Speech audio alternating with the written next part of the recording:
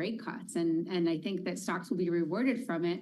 And then the second thing I'll say is I think we're going to see breadth expansion, right? When those rates actually lower and companies like small caps and mid caps can actually, have that show up in their bottom lines. I think you get some breadth expansion there. But the Mag 7, unless you think innovation and AI are dead, it's just a different, it's a tech heavy world. So I'm always going to buy those companies. And to your point, even if I'm totally wrong and the market pulls back, I want to have quality companies with huge balance sheets. And again, that takes me back to the Mag 7. So I don't think that story is over.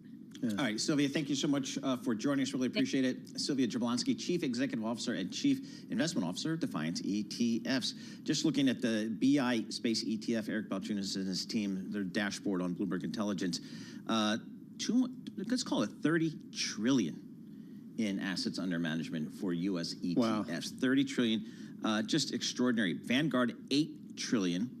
Then BlackRock at 3.4, Fidelity 3.1, Capital Group 2.3, State Street at 1.5, and then everybody else. And it's just those big five, led by Vanguard, they're just a huge part of it. So it's just interesting to see how that industry is kind of configured. But again, as Sylvia said, lots of opportunity for some of the smaller players. With our news in New York City, here's Michael Barr. Thank you very much, Paul, Mike, John. Vice President Harris and Minnesota Governor Tim Walz will embark on a campaign bus tour of Georgia today.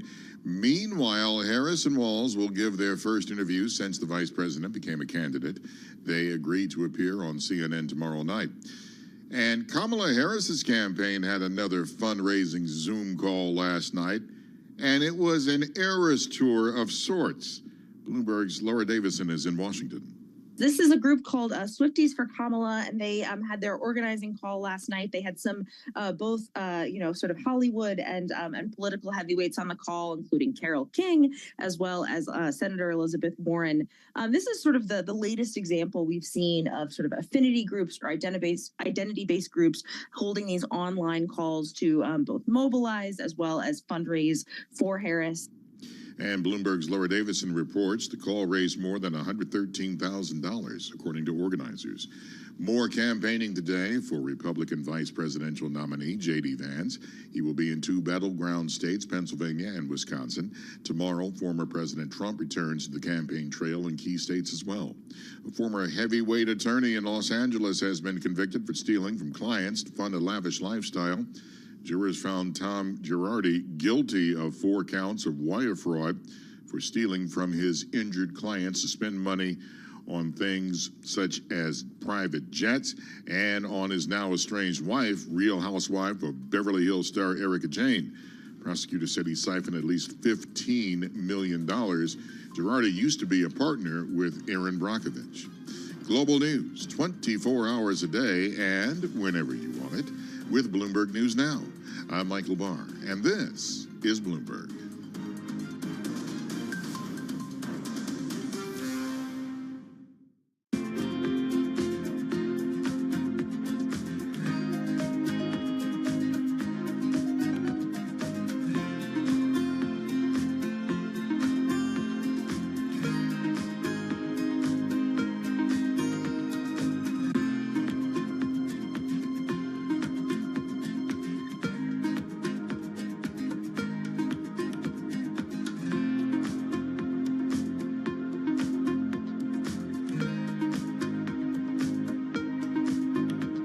I want a bank that shows me what I spend instantly. We're Monzo. Give us a go. See? I want a bank that can help me budget for the things I need.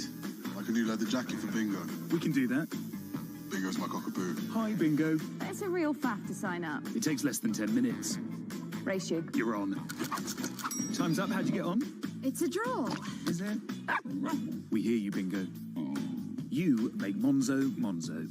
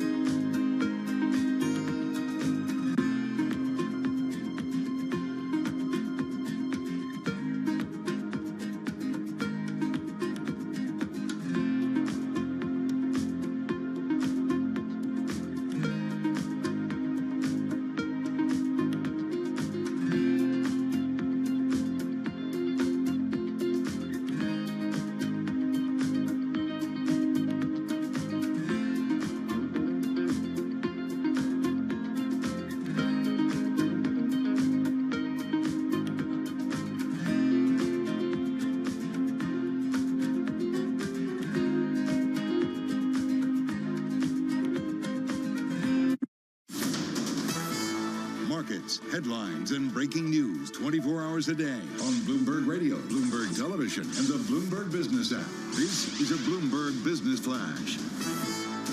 And I'm John Tucker in the Bloomberg Newsroom with this Bloomberg Business Flash. Stocks are falling with NVIDIA down 3.5%. Also the most actively traded stock ahead of the earnings report later today. Analysts on average seeing NVIDIA projecting revenue growth of more than 70% for the current quarter.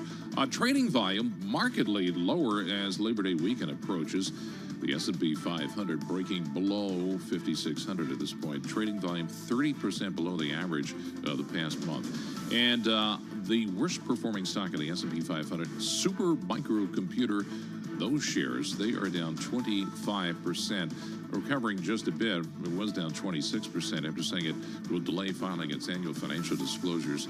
Warren Buffett's Berkshire Hathaway topping $1 trillion for the first time. Overall, the S&P 500 right now 34 points lower. That is down 0.6%, 55.91 on the index. The Dow Jones Industrial Average 82 points lower. That's down 0.2%. The Nasdaq 100 down 253 points. That is a decline of 1.3%. And we check the markets for you all day long right here on Bloomberg Radio. I'm John Tucker, and that's your Bloomberg Business Flash. Mike and Paul.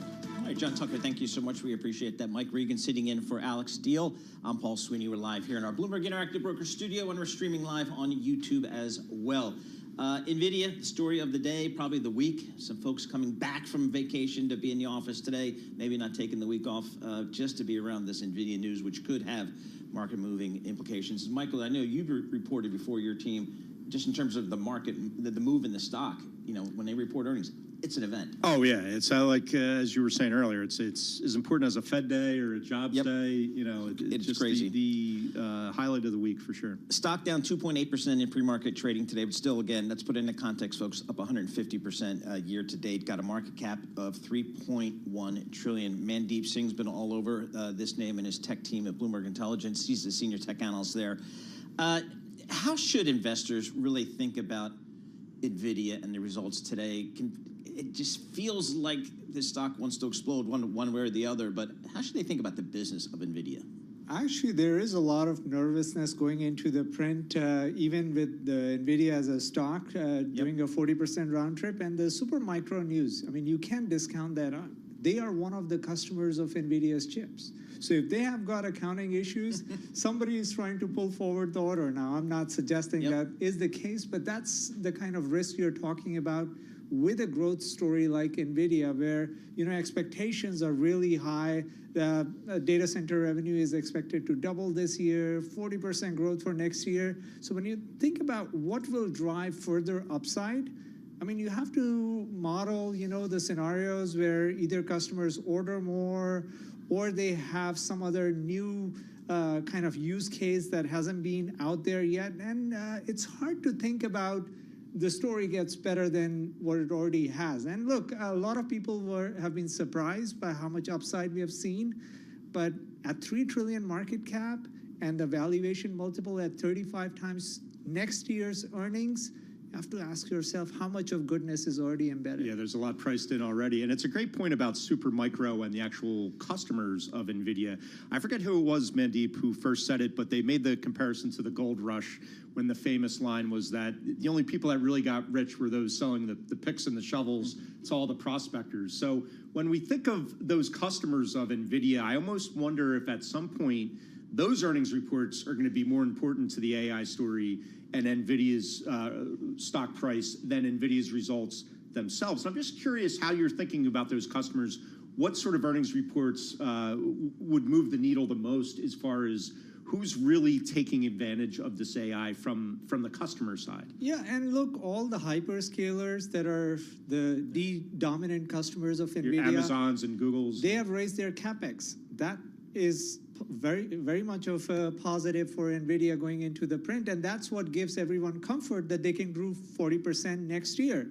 Question is, everyone is trying to figure out 26 and 27, and over there, it's not a certainty that, you know, CapEx budgets are going to grow, even though all the guidance that the hyperscalers said this quarter was like, this is a long tail cycle. Nobody is thinking about, ramping back on the CapEx. So all the data points I think we've gotten so far are positive. I mean, a lot of people question the use cases. I think the use cases are there. The ROI is evident on AI spend. But remember, chips is a cyclical industry. Things don't just go up and right all the time. And right now, everyone is modeling this is a story that is always up and right. Yeah. And I mean, the historical trends just don't, validate that. Well, how long do we have to wait to see that ROI start to show up? And, I just picture investors getting a little impatient for that to show up. Well, I mean, it may not be specific AI revenue, but when you look at Microsoft calling out GitHub Copilot on their earnings, Microsoft 365 Copilots, these are validation of what AI is able to do. And these are recurring revenue lines. So I think the proof points are there, but to my point about how chips are consumed, it's not just continue to spend. Like, even if the use cases are there, you may still have a digestion simply because you're not going to keep spending on your infrastructure. These servers have 10 years of useful life. So at some point, you have enough. I don't think we are there yet because the market is still supply constrained, but the market will look ahead. It will look 12 to 18 months ahead. And that's where you have to ask yourself how much positive revisions are still going to happen with NVIDIA. Exactly. I'm looking at the Bloomberg Terminal. One of the great functions that is really useful on earnings days is MODL. So you type in NVIDIA equity MODL, and it gives you the consensus forecast by quarter for these companies, and it breaks down where the revenue comes from: data center, gaming, professional visualization, automotive, OEM, and other. And that's the key number. That if the data center number in the consensus is 106.9 billion, they come in light on that, or maybe their guidance in that particular row or that particular business, that's where the risk is, isn't it? It is. And look, I think all the data points that we have aggregated so far suggest there will be upside to those numbers. So these are full year numbers. This quarter, I think 28 billion. And you will probably have upside. Annual to quarter. Thank you. I mean, look, even for next quarter, they will raise it by at least 2 billion. That's what everyone is modeling. And you can see how you get there because there's been a lot of pricing upside to the latest version of their chips. And I'm not even talking about Blackwell chip that everyone is suggesting will get delayed. But they have a lot of visibility to their current customers and how much they have ordered. The question still remains, what keeps this story going and what drives further upside? And that's where I think the magnitude of the upside will probably slow down because the base has become so much bigger. Now it's a $100 billion business. Last year it was 50 billion. Right. So with the bigger base, it takes more. That's math. I'm not worried about that. Oh, so on my MODL advice, go click on periods, go switch from annual to quarterly, and you'll see that the number for data centers is 25.1 billion. 33 analysts, we've got the data from 33 sell-side analysts. We bring it together right here for our users. That is like one of the coolest things on the Bloomberg Terminal. I wonder who kind of helped out in that. All right, so bottom line, what happened to this company today, SMCI? I don't know. What are they, Super Microcomputer? I'd never even heard of them before, like 6 or 9 months ago. Well, I mean, they've been around for over 25 years. So. Are they an AI play? Well, so they pivoted very quickly. They used to make servers, and when this AI wave came about, they pivoted quickly, and it worked out very well for them because some of the hyperscalers actually don't buy directly from NVIDIA. They buy the boxes which Supermicro is assembling. So even though it's a much lower margin business, they were able to send... All right, so not finding the 10K, I've seen this. This isn't the first time I've seen this, and it rarely, if ever, ends well. Usually there's something material there, so we'll have to see how that unwinds. But, I mean, that's definitely an issue. And again, I wonder to what extent NVIDIA will need to or feel the need to address that on today's call. I mean, it's not even a 2% customer for NVIDIA. Okay. So, think about it this way. All right, that's good. That's all I need to say. And I'd be like, next. Okay, Mandeep Singh, thank you so much. Mandeep Singh, he's a senior tech analyst, really one of the smartest voices out there on the street. He manages a team of technology analysts around the world for Bloomberg Intelligence. So we give you the global view because Technology is a global business. A lot of supply and demand coming out of Asia. They've got that covered. NVIDIA, after the close, I'll be paying attention from the beach. This is Bloomberg.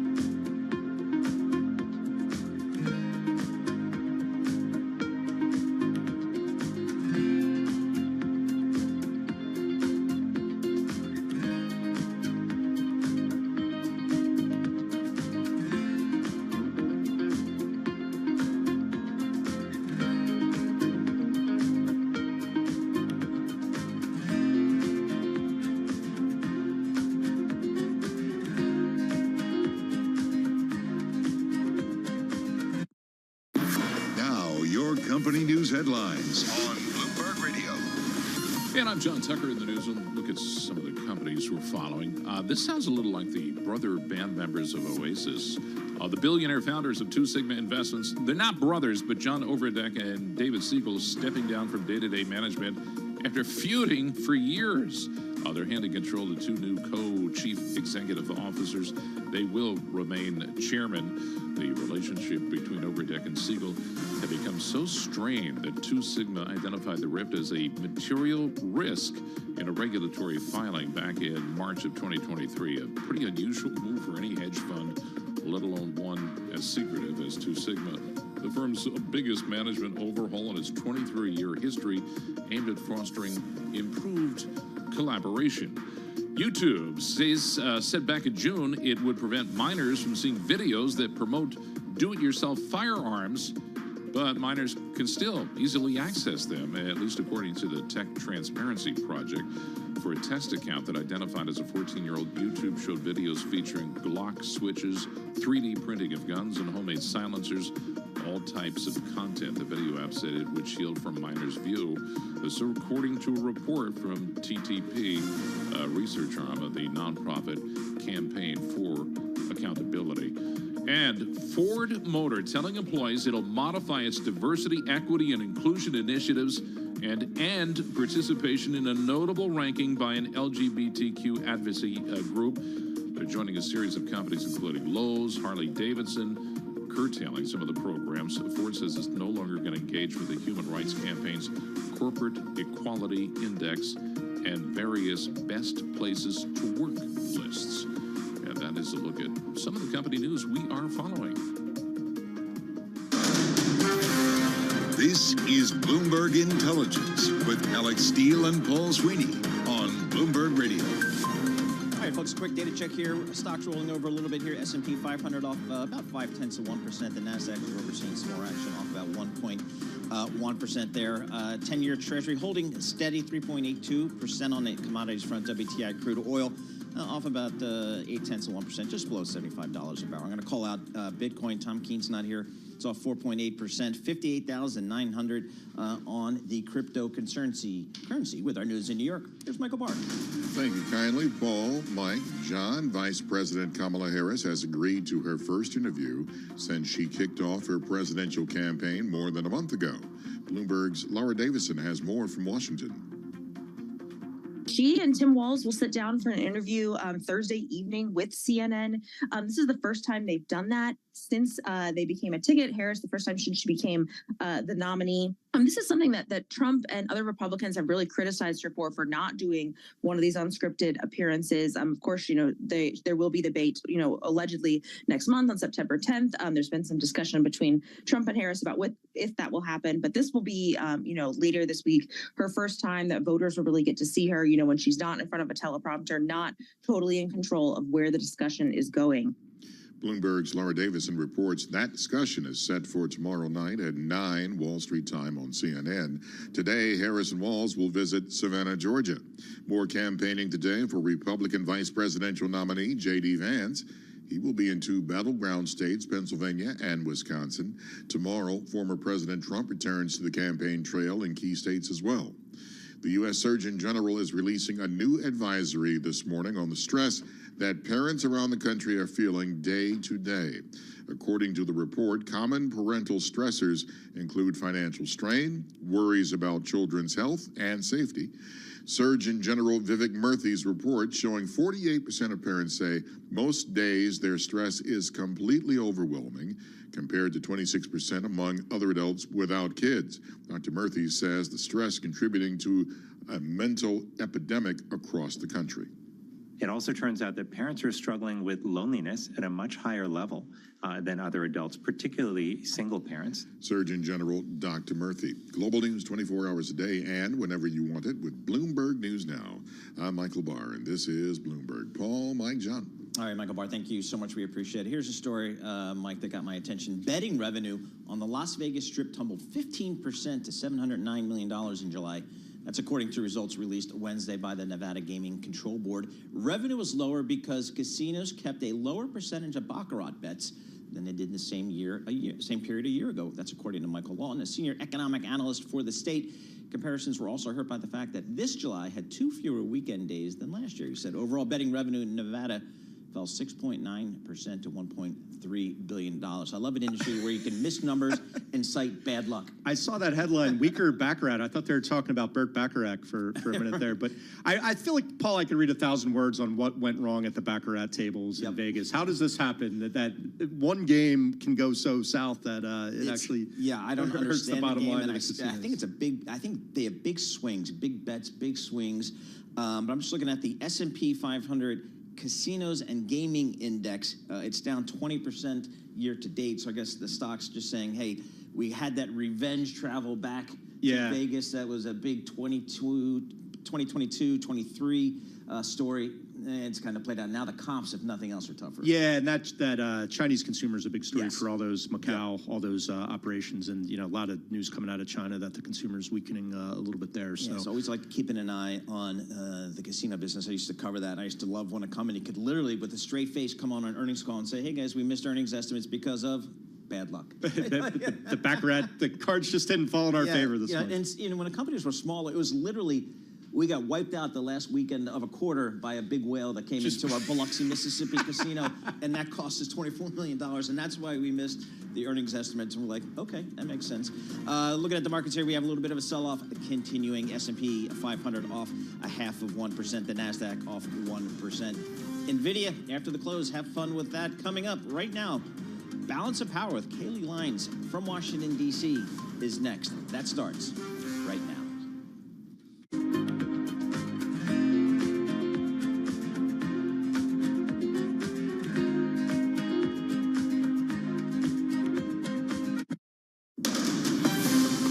From the world of politics to the world of business, this is Balance of Power.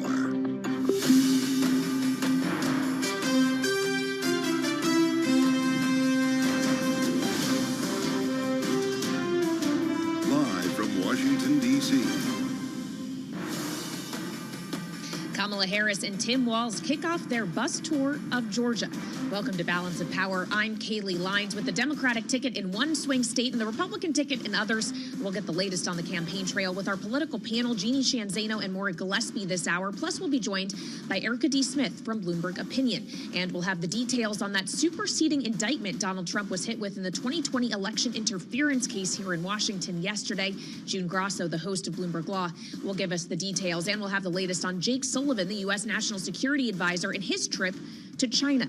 Mary Lovely of the Peterson Institute will also join us this hour. So it's a lot to get to. Let's get right to it. We begin, as always, with a check on the markets. Amy Morris has a look for us. Hey, Amy. All right. Thank you, Kaylee. The earnings report Wall Street's been waiting for weeks is now hours away. NVIDIA reporting after the closing bell. Analysts expect a more than 70% boost, 7-0, in revenue growth from the AI chip giant. Mandeep Singh is a senior tech analyst at Bloomberg Intelligence. Data center segment actually is going to grow faster than 70%. It's going to more than double. Every company right now is looking to build their AI infrastructure. This is a super cycle, probably the hottest growth segment for the next 5 to 10 years. Mandeep Singh is with Bloomberg Intelligence, and stay with Bloomberg Radio for an NVIDIA special featuring an exclusive interview with CEO Jensen Huang. He joins Ed Ludlow on a special edition of Bloomberg Technology this evening, 6:30 Wall Street time on Bloomberg Radio and television. Berkshire Hathaway is now the first U.S. company outside of the tech sector to surpass $1 trillion in market value. Shares of Warren Buffett's conglomerate rose as much as 0.8%, pushing its market capitalization above the $1 trillion mark for the very first time. The stock rallied this year on strong insurance results and economic optimism. Berkshire Hathaway joins the ranks of a small group to crack that milestone, including Alphabet, Meta, and NVIDIA. And Wall Street traders sent stocks down ahead of NVIDIA's results this afternoon. Checking the markets all day for you here at Bloomberg. The S&P 500 down 0.5%, NASDAQ down 1 full percent, and the Dow is down 0.25%. The 10-year Treasury yield at 3.83% and the 2-year at 3.86%. That is your Bloomberg Business Flash. Now back to Balance of Power with Kaylee Lines. All right, Amy Morris with the look on the markets. Thank you so much. I am indeed Kaylee Lines, flying solo without Joe Matthew, or really in his stead today as he takes a well-deserved week off. It is a rather sleepy week in Washington for the most part, but there's still some things that have flown at us that we didn't necessarily see coming, including yesterday, the dropping of a new superseding indictment of former President Donald Trump by special counsel Jack Smith in the grand jury in the 2020 election interference case here in Washington. It, of course, comes after the Supreme Court ruled in July that Donald Trump does have at least some immunity for official acts taken as president. And this new indictment essentially goes through pains of taking out anything that could be construed as an official act and making it clear that much of the activity Donald Trump and his affiliates conducted in the aftermath of the 2020 election was unofficial, done in his personal capacity. That said, some things did not change. It still charges him with the same 4 crimes, and he is still the sole defendant. So for more on what this actually means, what changes from here, June Grosso is joining me now. She is host of Bloomberg Law here on Bloomberg Radio. And June, obviously this was a bit of a surprise yesterday. And the first question we all asked is, how is this different when he still is facing the same 4 counts? But it's really the devil in the details here, right? Exactly. You explained it perfectly. What the special counsel has done is retain the 4 counts, but he's changed the way they're described. And for example, one of the most important changes was taking out any reference to Justice Department officials, because the Supreme Court had said that Donald Trump's communications with the Justice Department is within his official duties. That was a definite. So he took out the special counsel references to Jeffrey Clark, who was the Justice Department official official that Trump was in contact with to try to get him to do things that Jeffrey Rosen would not do. That came out. And that's really the most important. You have a lot of sort of subtle things like references to Trump as candidate Trump instead of the first paragraph initially said, 45th president of the United States, those things. Where there's a perhaps problematic is the references to Mike Pence, because the Chief Justice had said that his interactions with the Vice President as the Vice President were within official duties. But here what the special counsel is trying to do is paint him not so much in his role as the Vice President, but as the head of the Senate, and his ceremonial role in that respect. That may be a problem. Well, and I do wonder if ultimately it's going to go back to the very same justices who ruled on partial immunity to decide what is official and ceremonial. They obviously kicked it back down to the lower court in their decision back in July, June, but are they going to have to deal with this question all over again? And does that not raise the question of why they didn't just settle it the first time? Well, you're raising all the problems with the Chief Justice's opinion, which they issued this opinion that surprised almost everyone, that sort of changed what we thought the law was when the founders, were saying that the president is not a king, all right? So, but they issued this, and then they didn't give any guidelines, any real guidelines to how you decide whether it's official or unofficial. You even had Justice Amy Coney Barrett in a concurrence saying, well, I don't think that, fake electors, that doesn't seem to be official. That seems to be private. So they didn't give any real guidance. So the special counsel is walking around sort of blindly trying to figure out what is and what is not. And yes, I do think it's going to end up at the Supreme Court, because if there's one thing that Trump's lawyers have been good at, it is delaying. So on Friday, they're going to submit their papers as to how they think it should proceed. Next week, Judge Chutkan is going to have a conference. So they're going to oppose. They're going to say that this is not within, the defense will issue a motion saying this is not within what the Supreme Court said. Perhaps Judge Chutkan will rule then. And then I think that anything she does, they're going to try to appeal it. Whether the Supreme Court takes that appeal or not is another question, but at some point, they're going to have to decide these questions. Well, and I also wonder how their lack of deciding these questions may impact the case in which Donald Trump was already convicted. He was found guilty of 34 felony counts of falsifying business records in New York. Some of those checks, his defense team argued at the time, were signed in the Oval Office. They, of course, want this case thrown out for that reason. He still has not been sentenced. They're pushing for that not to happen until after the election. Does this have any bearing on that case, June? Should we expect the Alvin Bragg team, for example, to be resubmitting the charges without any official act questions? They've already submitted a brief saying how they could have the jury could have come to this decision and probably did without considering, for example, the testimony of Hope Hicks, who had a peripheral role in very short testimony.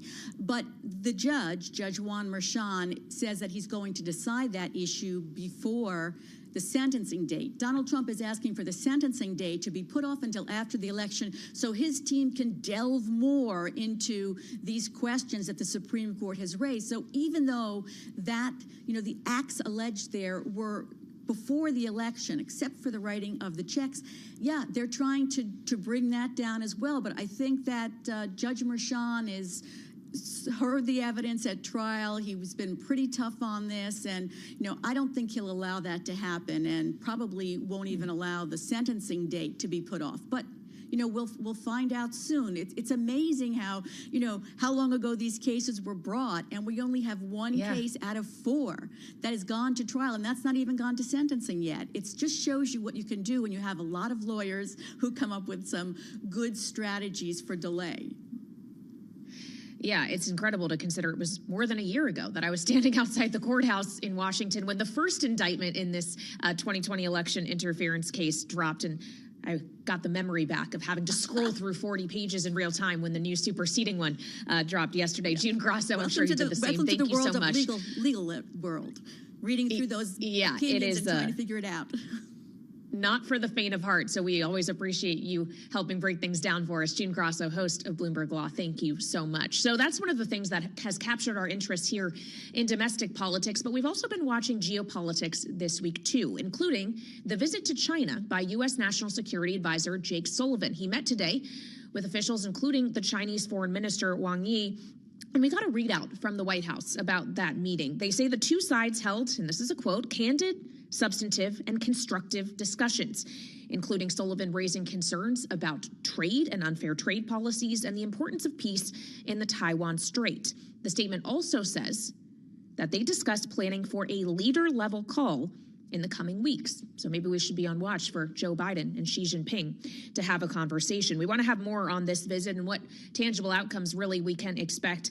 Mary Lovely is joining me now. She is Senior Fellow at the Peterson Institute for International Economics. Welcome back to Bloomberg, Mary. Always great to have you. So we know that they discussed these things that they've been discussing for some time, but even the statement itself alludes to the notion that they just are prioritizing the dialogue happening and maintaining communication. Is that really all this visit is about?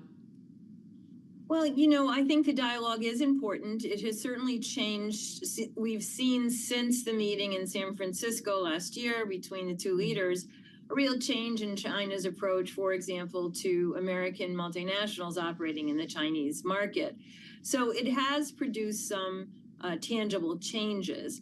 And of course, it's always good when the temperature is a bit reduced and when we think that the leaders are trying to solve problems. So I would say, yes, this is important. We're seeing some movement. We've had important dialogues between key U.S. Agencies and their counterparts in China.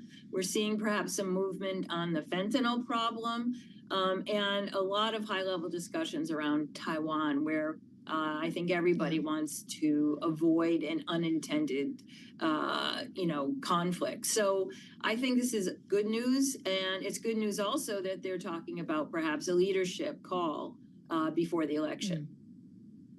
Well, of course, the leaders that will be speaking, it will include one leader who has made himself effectively a lame duck. Joe Biden will no longer be president of the United States come January. Mary, how does that change the nature of these discussions? Is China going to be making any commitments to an outgoing president?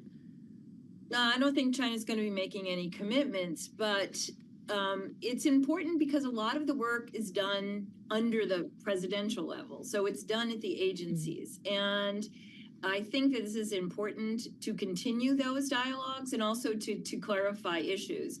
Now, obviously, we have two candidates for president who hold very different views on China, are likely to pursue very different policies. So the election is going to have a big impact on U.S.-China relations. And you're right, Kayleigh, that President Xi Jinping knows that and will not make commitments. But it's still an important meeting, I think. Yeah.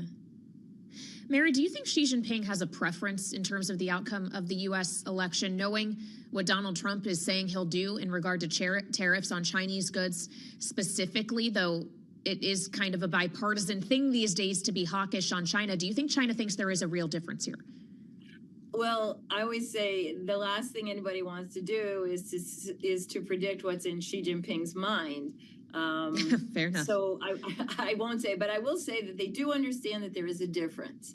And President Trump sometimes is viewed as someone that China might prefer because, they cut a deal with him on the phase one deal. And in some sense, that is viewed as something they can work with. I would say that President Biden has been more effective in terms of restricting the flow of technology to China and engaging our allies in terms of joining those sanctions. So there is some possibility that they would prefer a Trump administration. On the other hand, the Trump policies, at least from an economics perspective, are widely viewed as deeply destabilizing. And the last thing China needs, which as widely reported with its soft economy right now, is more global instability.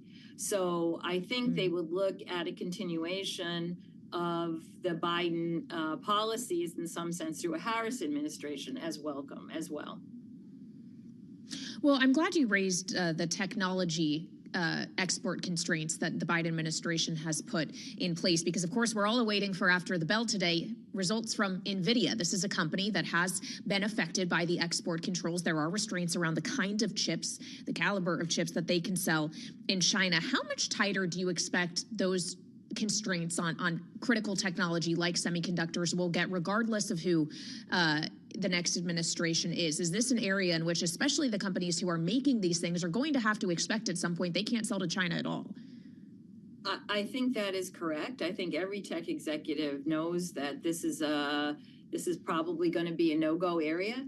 Interestingly, we've been doing new research, and the Trump administration, the Biden administration imposed export controls through the entity list, which restricts the types of things that you can sell to Chinese firms. They used it about as equally as often. About 400 firms were listed by each. So this is not something new. I think it's something that firms are going to have to deal with, but I think it's also something that we as Americans more generally have to deal with, because it has side effects. It looks like it's a cheap way to prevent technology flowing out or unwanted technology transfer to China. It's not on the budget, but it obviously has costs for these firms. As you noted, it affects their revenue and their stock price.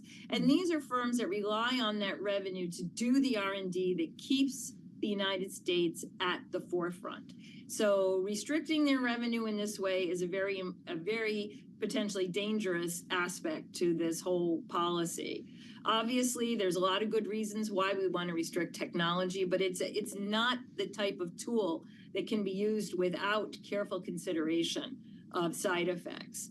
Other side effects, of course, are that these companies in China will just go to competitor firms. And the more we use them, the less our allies are willing to go along with us. And so those sales will just move from American firms to foreign firms. And lastly, of course, we have greatly incentivized Xi Jinping's desire and the flow of funds to technology firms inside China for indigenous innovation. And as we've always known with dual-use technology, there will be a catch-up. The U.S. is trying to stay way more than one generation ahead, but we are really fueling their catch-up process. So it's an important tool addressing important and imperative concerns for the United States, but it's something that has to be used very carefully. All right, Mary Lovely, it's always great to have you here on Balance of Power. Thank you so much for joining us, of course, coming to us from the Peterson Institute. It'll be interesting to see what kind of commentary around China we do get from NVIDIA when it reports after the bell. I would point out that this stock, which of course represents 7% of the S&P 500, right now is down about 2.6% on the day. A lot is riding on these results. Options are implying that we could see a swing of plus or minus 10% in this stock after the bell when those earnings come down. And of course, the broader market seems to be in a not super great feeling ahead of those results as everyone waits for it. We're down on all the major indices. We'll continue to keep track of that important market story for you, but we still have a lot of important political stories to cover this hour as well. I'll be joined next by our political panel. Jeannie Shanzano and Maura Gillespie will be with me as Tim Walz and Kamala Harris kick off their bus tour of Georgia. So don't go far. This is Bloomberg.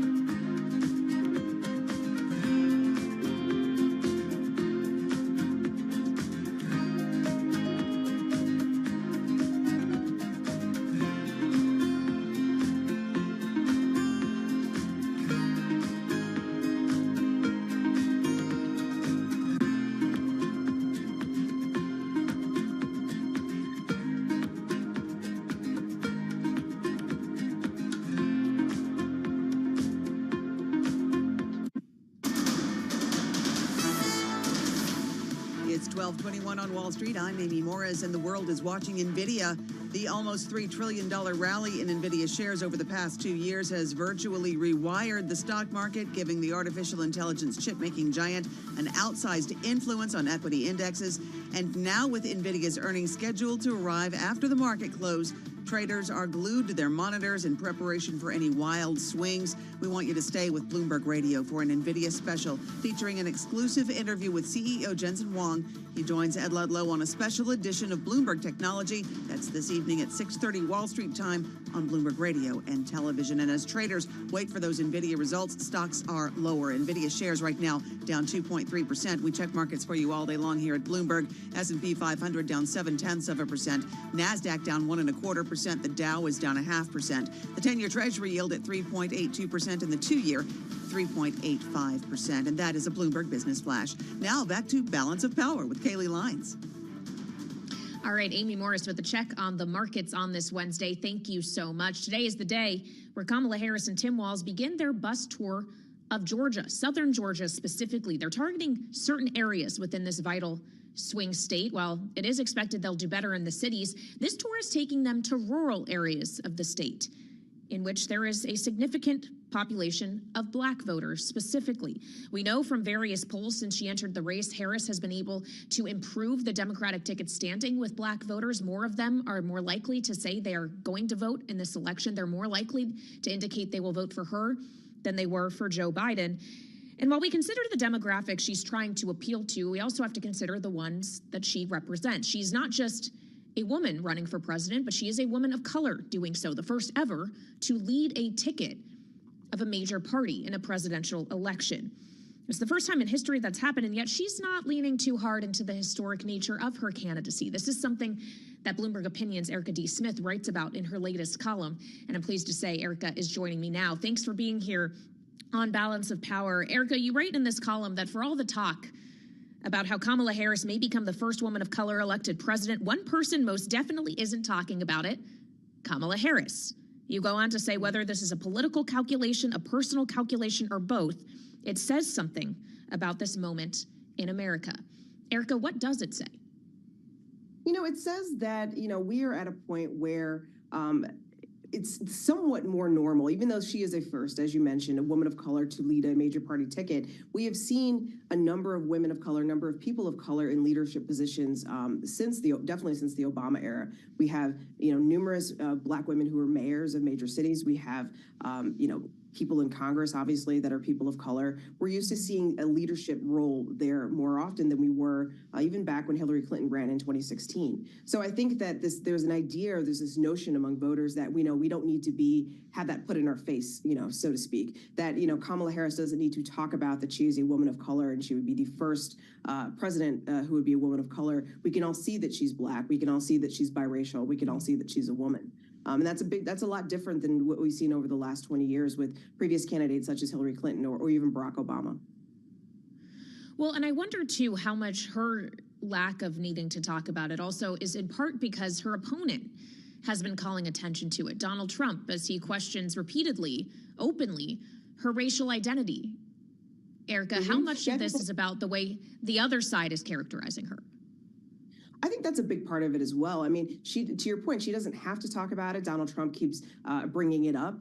She looks like she's just trying to be the best candidate, and Donald Trump looks like he's the one kind of out there pointing out things that would hurt her. That's really turning off, I think, voters of color. The more that he insults her based on her race, based on her gender, I can't imagine that that's going over well with voters of color, of women who are women, who see Kamala Harris as somebody who could represent them. And so I think that it's a two-part strategy. But I also think it's also somewhat personal. Kamala Harris has not always been super comfortable talking about herself in her background. She's done obviously had to do a lot more of that now as a candidate. But opening up and talking about that is something that she's never really done, openly and willingly, I think, as a candidate, even going back to her years in California. Well, as we think about her years in California, though, one aspect of her identity that she does seem quite comfortable talking about and is leaning on quite heavily so far in her campaign is that of a prosecutor, that she was Attorney General of California. She continually reiterates this notion that she's familiar with the likes of Donald Trump or knows his type, to use her words. How do you think about the parts of her background that she actually is putting emphasis on relative to the ones that she is not? You know, I think it's a lot, it's a lot more fitting with this moment that we're in 2024 than we were in 2020. If we remember going back to 2020, we were in this era of post-George Floyd in Minneapolis. People were calling for, police reform. People were talking about systemic racism. People were kind of, more anti-law enforcement than they are today. Today, there's more concern about public safety, about crime. Obviously, she's running against someone who's been convicted of multiple felonies. So the storyline in some ways kind of writes itself, where in 2020, that was not the case. And so I think she's always been comfortable leaning on her background as a prosecutor, but I think right now it probably resonates more with voters, and I think that's making her more comfortable on the campaign trail to do so. And I think we're going to continue to see that going forward. Well, one of the first places on the campaign trail we actually saw her once she became the presumptive Democratic nominee was at a black sorority event in Texas. She, of course, has made it known that she was, AKA, that she went to an HBCU at Howard University. So there are areas in which we have seen her recognizing those parts of her background. I also wonder to what extent, Erica, you think these groups don't actually need her to talk about it because they already can identify with her, recognize, to your point, who she is, what she represents, and they don't need it said because it is understood. I think that's a big part of it. I mean, as you mentioned, she's spoken to that sorority in Texas. She did another one. She talked to another historically black sorority in Indianapolis, Indiana as well. She, throughout her tenure as vice president, has definitely shown her blackness, so to speak, and also, her biracial background. She's never really shied away from that in the sense of showing it and showing up for these groups. Looking at policies that would address inequities based on race or based on other ethnicities, and seeing ways to talk about those. Maternal health care is one of the ones I think that she's talked about probably the most. And so I don't think that when women see her, and I definitely didn't experience this at the DNC, there was no sense that people were sad that she wasn't, getting on stage and declaring that she's a black woman and she's could be the first president of the United States as a woman of color. I think that people understand that, they see it, they've seen her policies, they see how she acts, they see how she moves through the world, and they understand that, and they're proud. And I think that's a very big difference from, the last 20 years, how we've seen candidates of color be able to address the United States as overall. Well, and of course, it's not just about addressing the United States as a nation as a whole. You got to take it state by state. And today she's taking that along with her running mate, Tim Walz, to the state of Georgia, specifically targeting these rural areas. What is the message that she can bring that will help her win a state like Georgia, where, yes, she is polling better than Joe Biden was when he dropped out of the race, but still suggests that it might be a state that's Donald Trump's to lose? I mean, I think she has to show that she sees the people that she's talking to. I mean, Democrats have, increasingly pulled away from rural areas in recent elections and have gone after more urban and suburban areas. And so going out into these more rural areas of the state, I mean, that's a switch. That's a challenge, I think, for Democrats. But I think she has an opportunity to reconnect with voters in a way that hasn't happened in a while. I think her running mate, Tim Walz, and his own background in Minnesota will probably help her as well. But I think in some ways she's kind of writing a new playbook on this for Democrats, and talking about ways that the Democratic Party can represent not just people in cities, but people in rural areas too, and address the problems that they have as well. And so that if she can convince these voters that she sees them and she sees their problems and she genuinely wants to help them, I think it'll go quite a long way. Well, and I wonder what the overlap is. The voters in some of these areas we're talking about are the group that we understand were Obama voters in 2008 and 2012, then became Donald Trump voters in 2016. Are those the people that she needs to target to try to bring them back to the Democratic side where they once were, and they now pretty consistently vote red? Yeah, I mean, I think that if you listen to her message, I mean, she's definitely and her running mate are going for this overall middle class message, right? They're saying that people don't have the opportunities to advance in society for various different reasons. And so if she can target or she can go after those voters, some of them who may vote for Donald Trump may flip back. I mean, I think should be happy to have them. But I do think that I think that it's going to be kind of seeing what you can get out there. I think there's obviously a lot of people in Georgia that are pretty entrenched on the right and they're going to vote for Donald Trump. There's some people that have maybe seen some stuff that's happened in the last few years that are not very happy about it and are open to somebody else. I think that that's really what her message is going to come in, and whether she can deliver that and say that, I am a candidate who is for everybody and I can help you advance in society and be part of the middle class.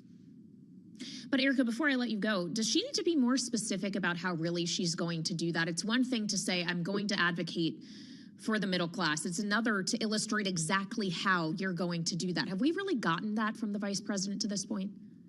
We really haven't. And I guess that goes back to that debate, are elections at this point about vibes or are they about policy? And I think the question is, can she put out enough policy, to kind of maybe not get so specific as like probably others might if this was a longer run up to election day, but can she get out enough signifiers to talk about that? I think housing is a big one. I think that talking about, her housing plan about building, 3 million more homes, helping first-time home buyers, that's not really specific. It doesn't talk about the fact that you need congressional approval for a lot of that, how that would work, how much it would cost.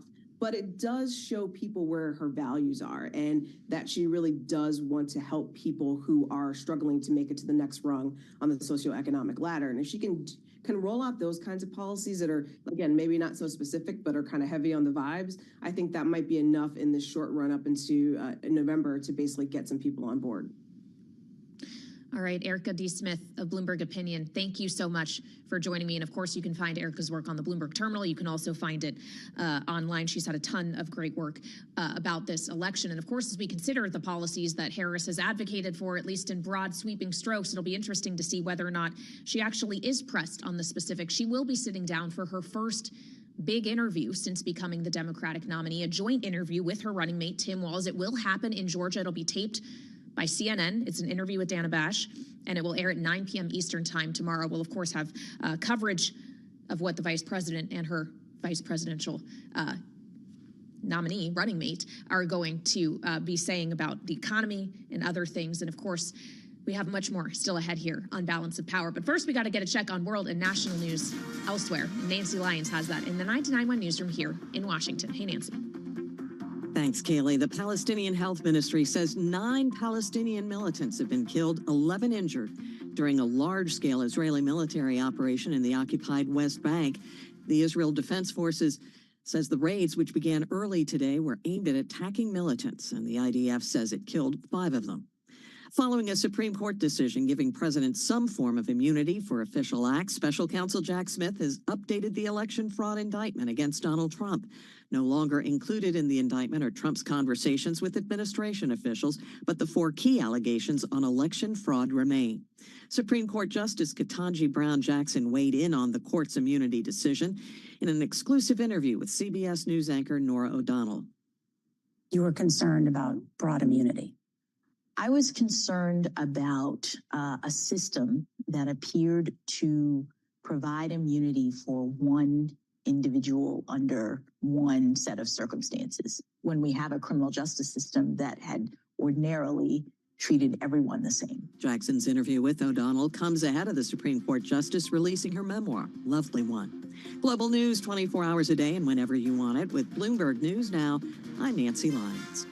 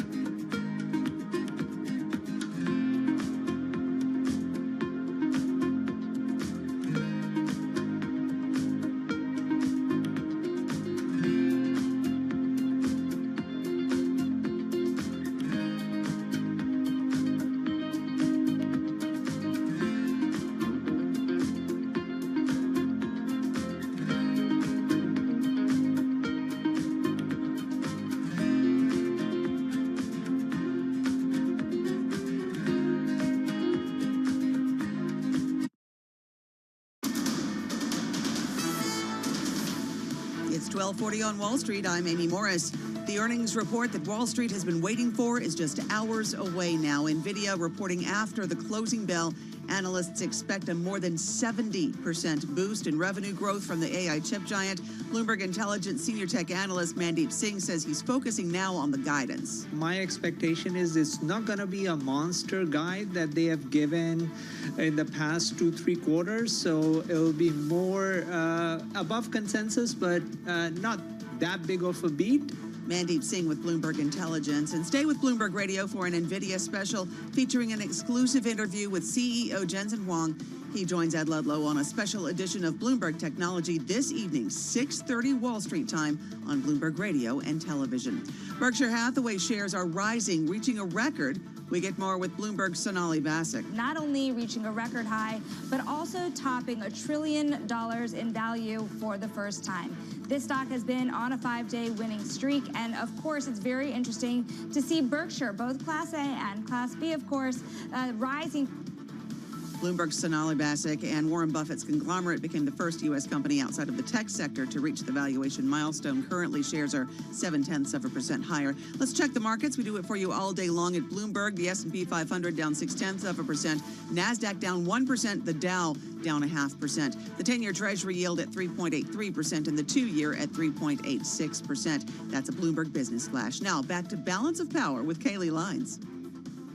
All right, Amy Morris, thank you so much. I am Kaylee Lines. Welcome back to Balance of Power, where we've spent a lot of time recently focused on the presidential race, and for good reason. It's been very exciting. There's been a lot of polls in that regard, but there's also the balance of the Senate and the House to consider, as Republicans especially are targeting a flip in the upper chamber. They want to turn it red, and they see a number of opportunities for them to do so. Of course, there's the West Virginia seat that's being vacated by independent Senator Joe Manchin, which is a pretty easy pickup for the Republicans. They also think their chances are good in Ohio and Montana. And even if Republican Senate leadership is to be believed, they think they might be able to pick up a blue seat in Maryland, where former Governor Larry Hogan is running against Democrat Angela Brooks. And we have a new poll on that race I want to spend a little bit of time on today. It's from AARP Maryland, out with a new poll that shows in the race for that Senate seat, former Governor Hogan and Angela Brooks are tied 46% to 46%. The race is also close among voters 50 and older, which AARP says are more likely to vote in elections. Hogan leading Brooks in that demographic, 47 to 45. So for more on this, our political panel is joining me now. Jeannie Shan Zeno, Senior Democracy Fellow at the Center for the Study of the Presidency and Congress, together today with Maura Gillespie, Republican strategist and founder and principal of Blue Stack Strategies. So Maura, I'll first come to you. Obviously, Republican leadership has talked a big game about Maryland. They wanted Larry Hogan as their candidate, considering he was a very popular governor when he left the governor's office in that state. Do you actually believe that he has a chance to win? I absolutely believe he has a chance to win. I think people really do like and respect him for standing by who he is and he really does. He's got his values in line. He got his principles straight.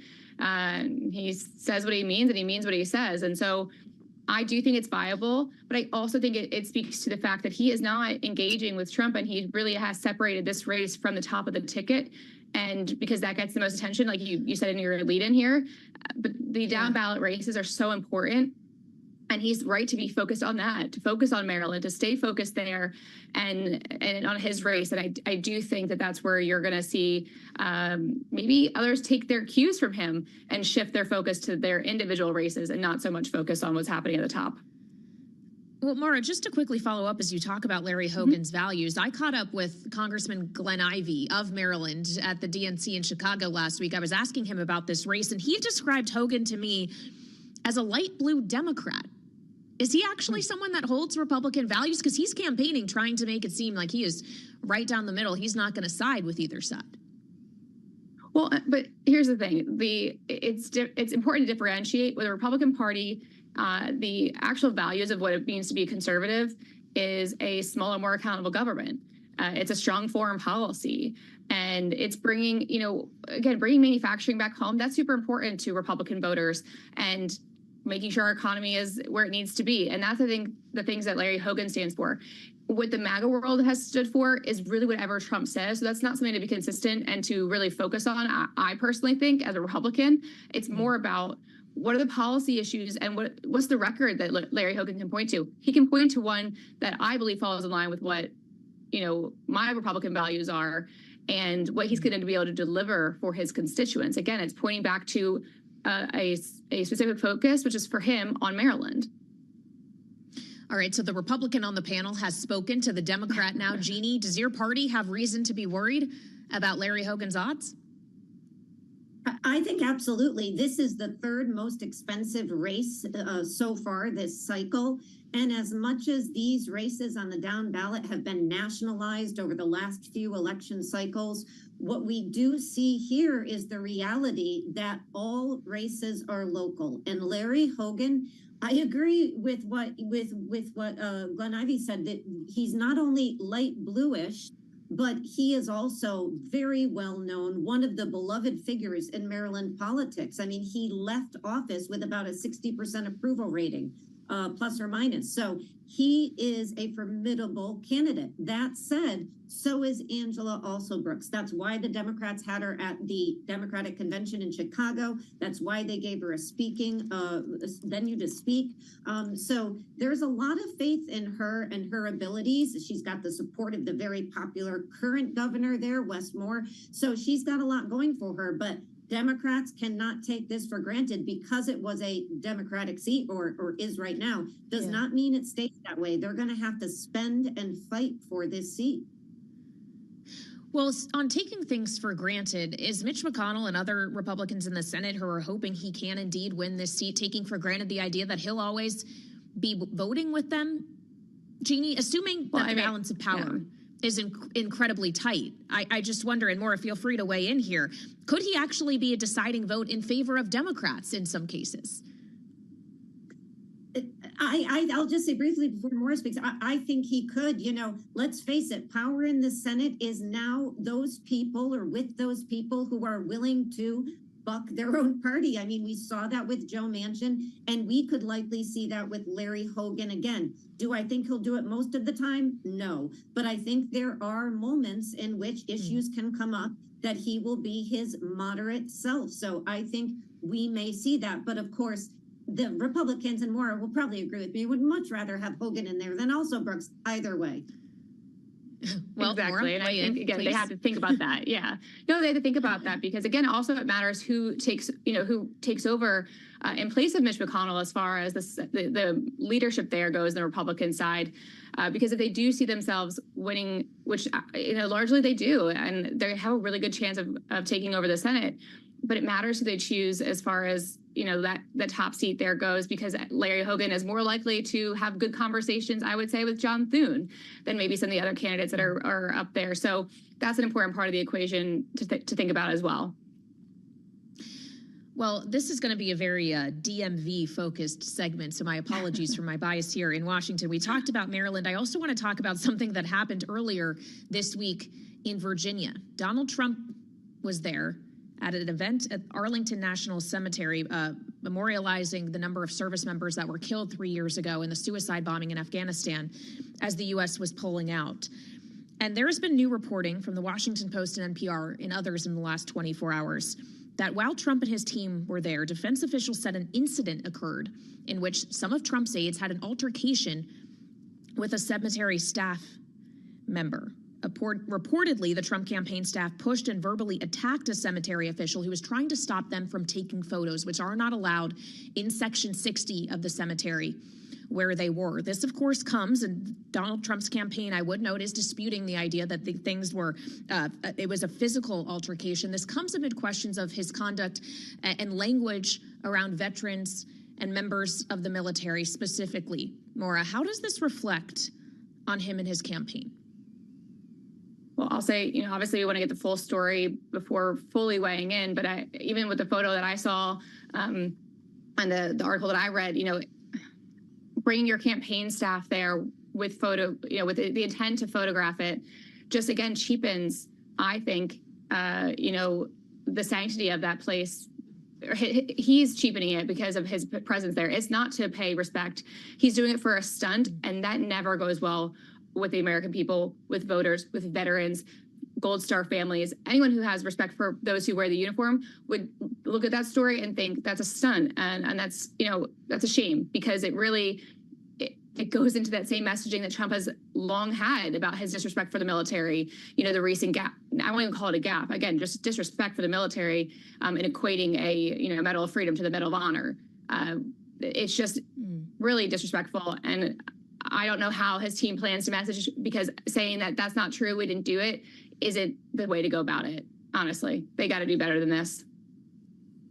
Well, and of course, it's not just Donald Trump, Jeannie, it's also J.D. Vance, who has accused the Democratic vice presidential nominee, Tim Walz, of stolen valor. And this has been an ongoing conversation for what feels like weeks now. It is worth noting we do have 2 veterans on each of these tickets. Senator Vance was a Marine. Tim Walz, of course, served for more than 20 years as well. How do you expect that this conversation around the military, around service, is going to play in this election? Just how big of a deal is it?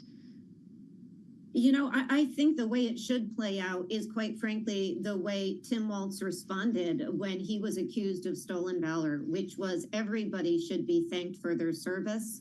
And of course, to Maura's point, we do have to wait to see. The Trump campaign said they had footage to release. I haven't seen that released yet. But the idea that you would go to a place like Arlington National Cemetery, where our heroes are laid to rest, and bring along people to film for campaign reasons, I just think speaks volumes about the respect and the honor the campaign is showing to our servicemen and women and their families.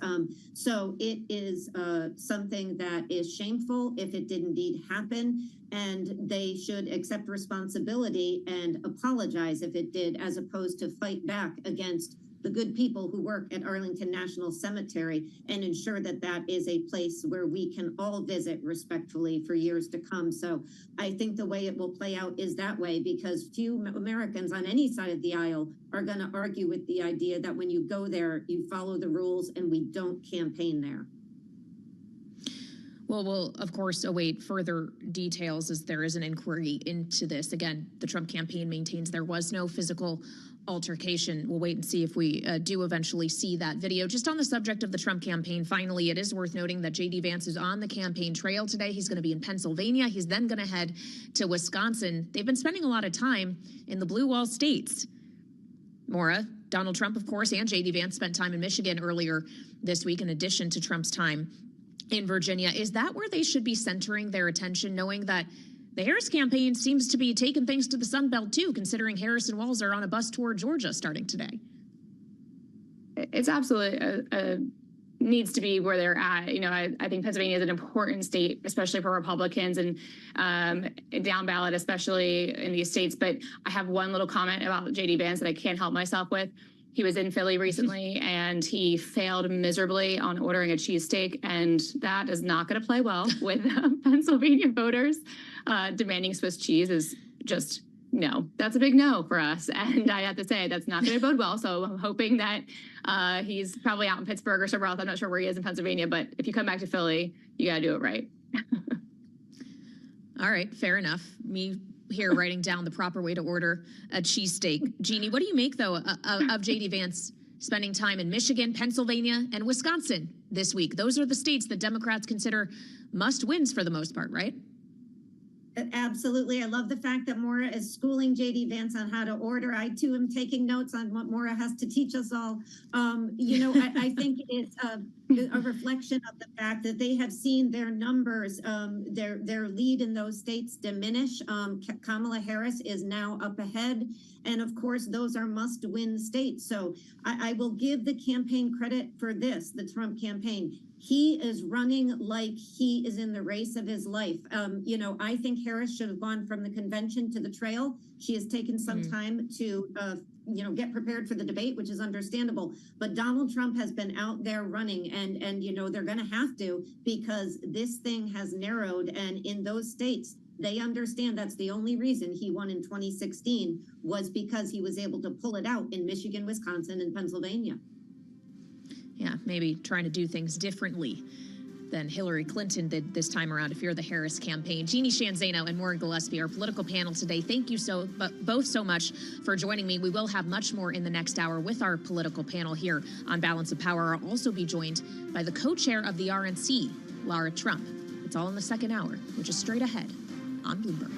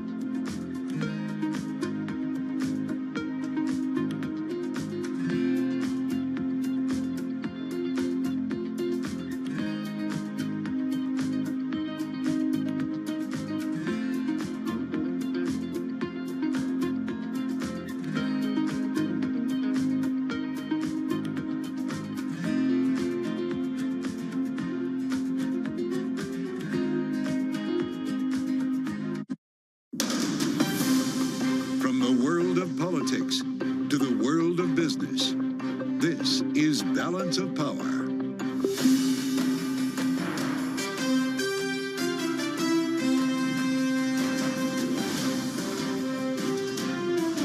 Live from Washington, D.C.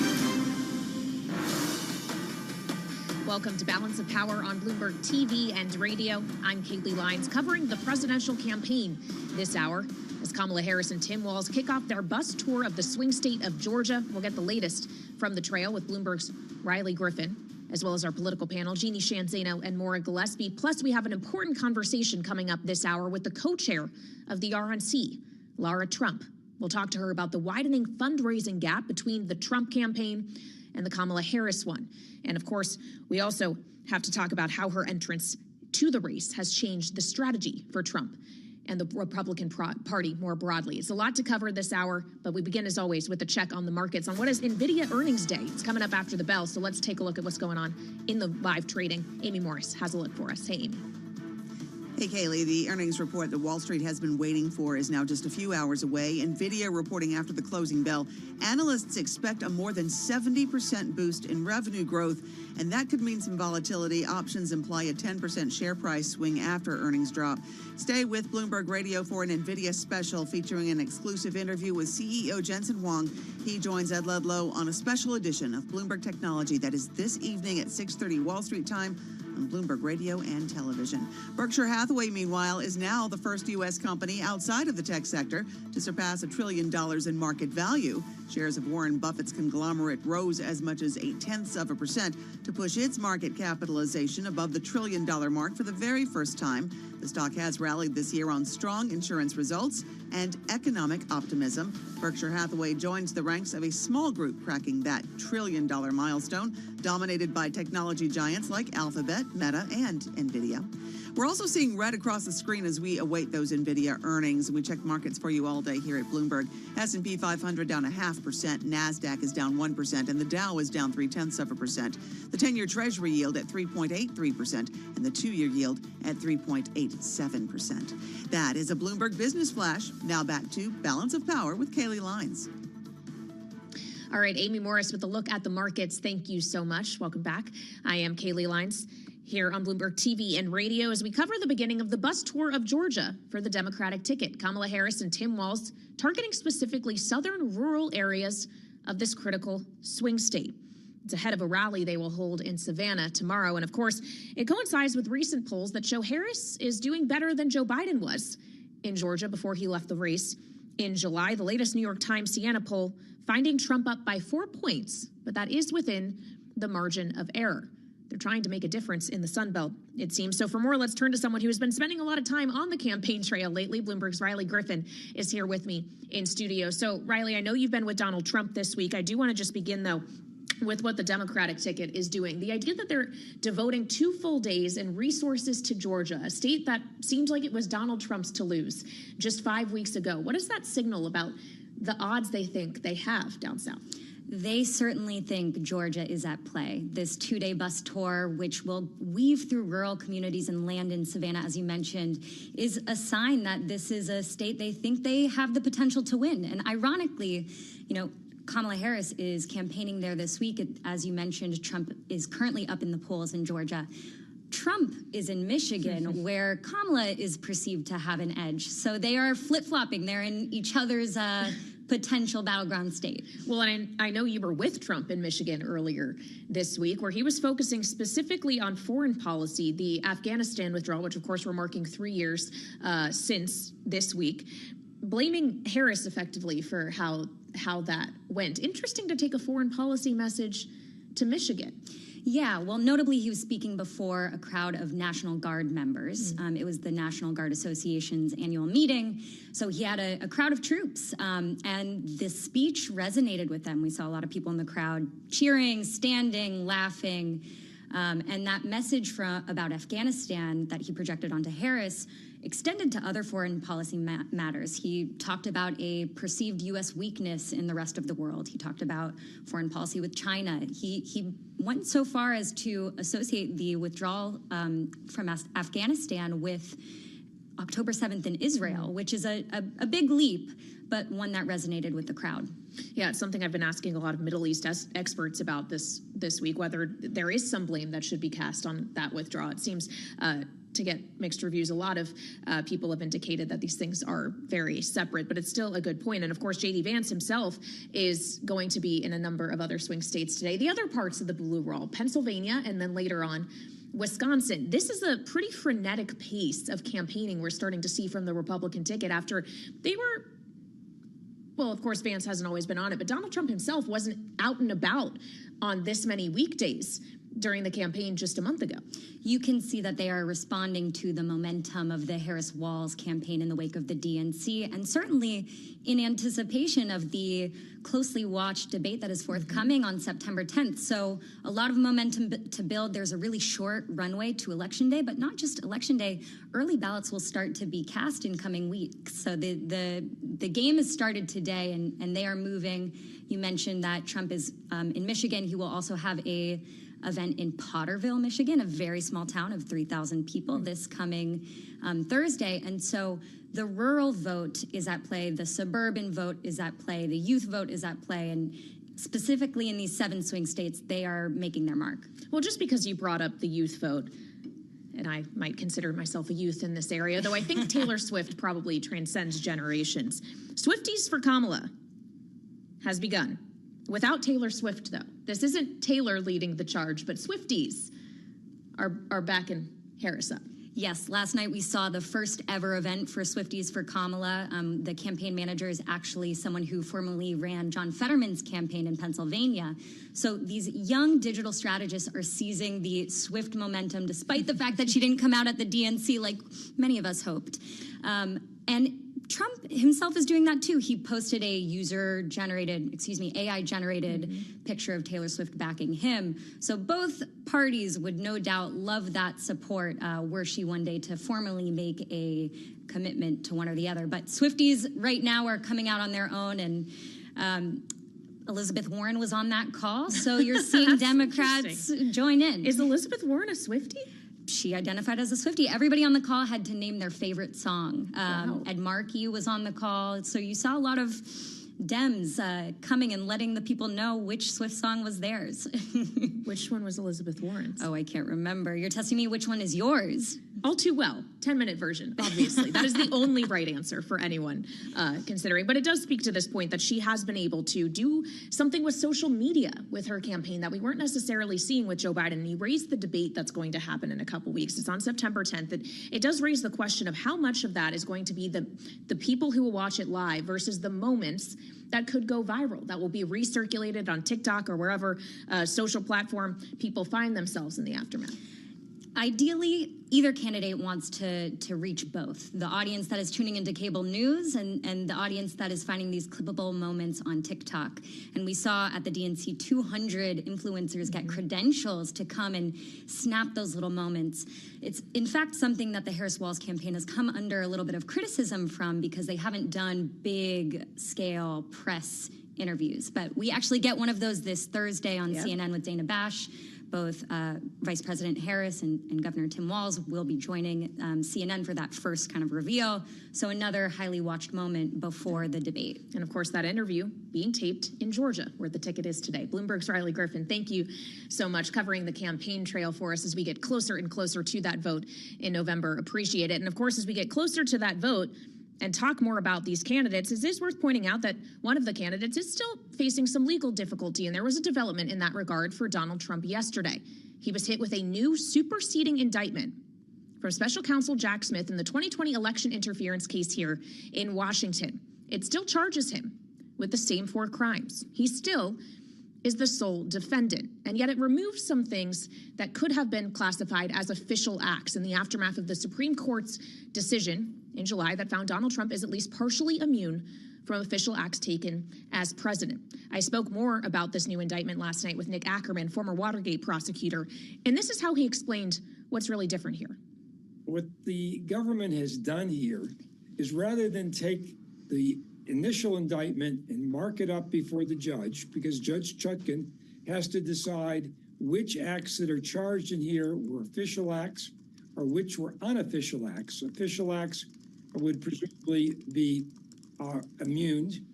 So what the government has done is they've basically redone the indictment, taken out that entire section on the Department of Justice and that Jeffrey Clark would be made the Attorney General because he was going to send a phony letter to the various state legislatures saying that there was fraud in the election when there was no such fraud. But what they've done is they've alleged everything else in terms of acts that were not official. That was Nick Ackerman last night. And we turn now to another legal expert, Dave Aaron Burke is with me. He is the state attorney in Palm Beach County. Welcome back to Bloomberg TV and Radio, Dave. It's been a while. We weren't necessarily thinking that there would be something new in Trump legal world necessarily yesterday, but this did drop in our laps. And I think the question all of us had immediately is, what really does this change about the likelihood that Donald Trump could actually be found guilty or innocent of these crimes, whether or not it goes to trial before the election? Does that all remain the same, even if it does try to bring this prosecution forward in some day? Does it not necessarily accelerate the way in which it does? Kaylee, good to be back with you. This means that the cases are going forward, but they're not going to happen before the election. There will be no trial of Donald Trump before the election, except there could be a mini trial in Washington, D.C. in the election interference case. It is possible that Jack Smith pushes for this hearing where Mike Pence testifies and you find out more details about Trump's involvement before and after January 6th, whether they were official acts or unofficial acts. It would be up to Judge Chutkan. There have been reports recently that Jack Smith and the Department of Justice did not want to go forward with the mini trial, but we haven't heard anything from Jack Smith yet.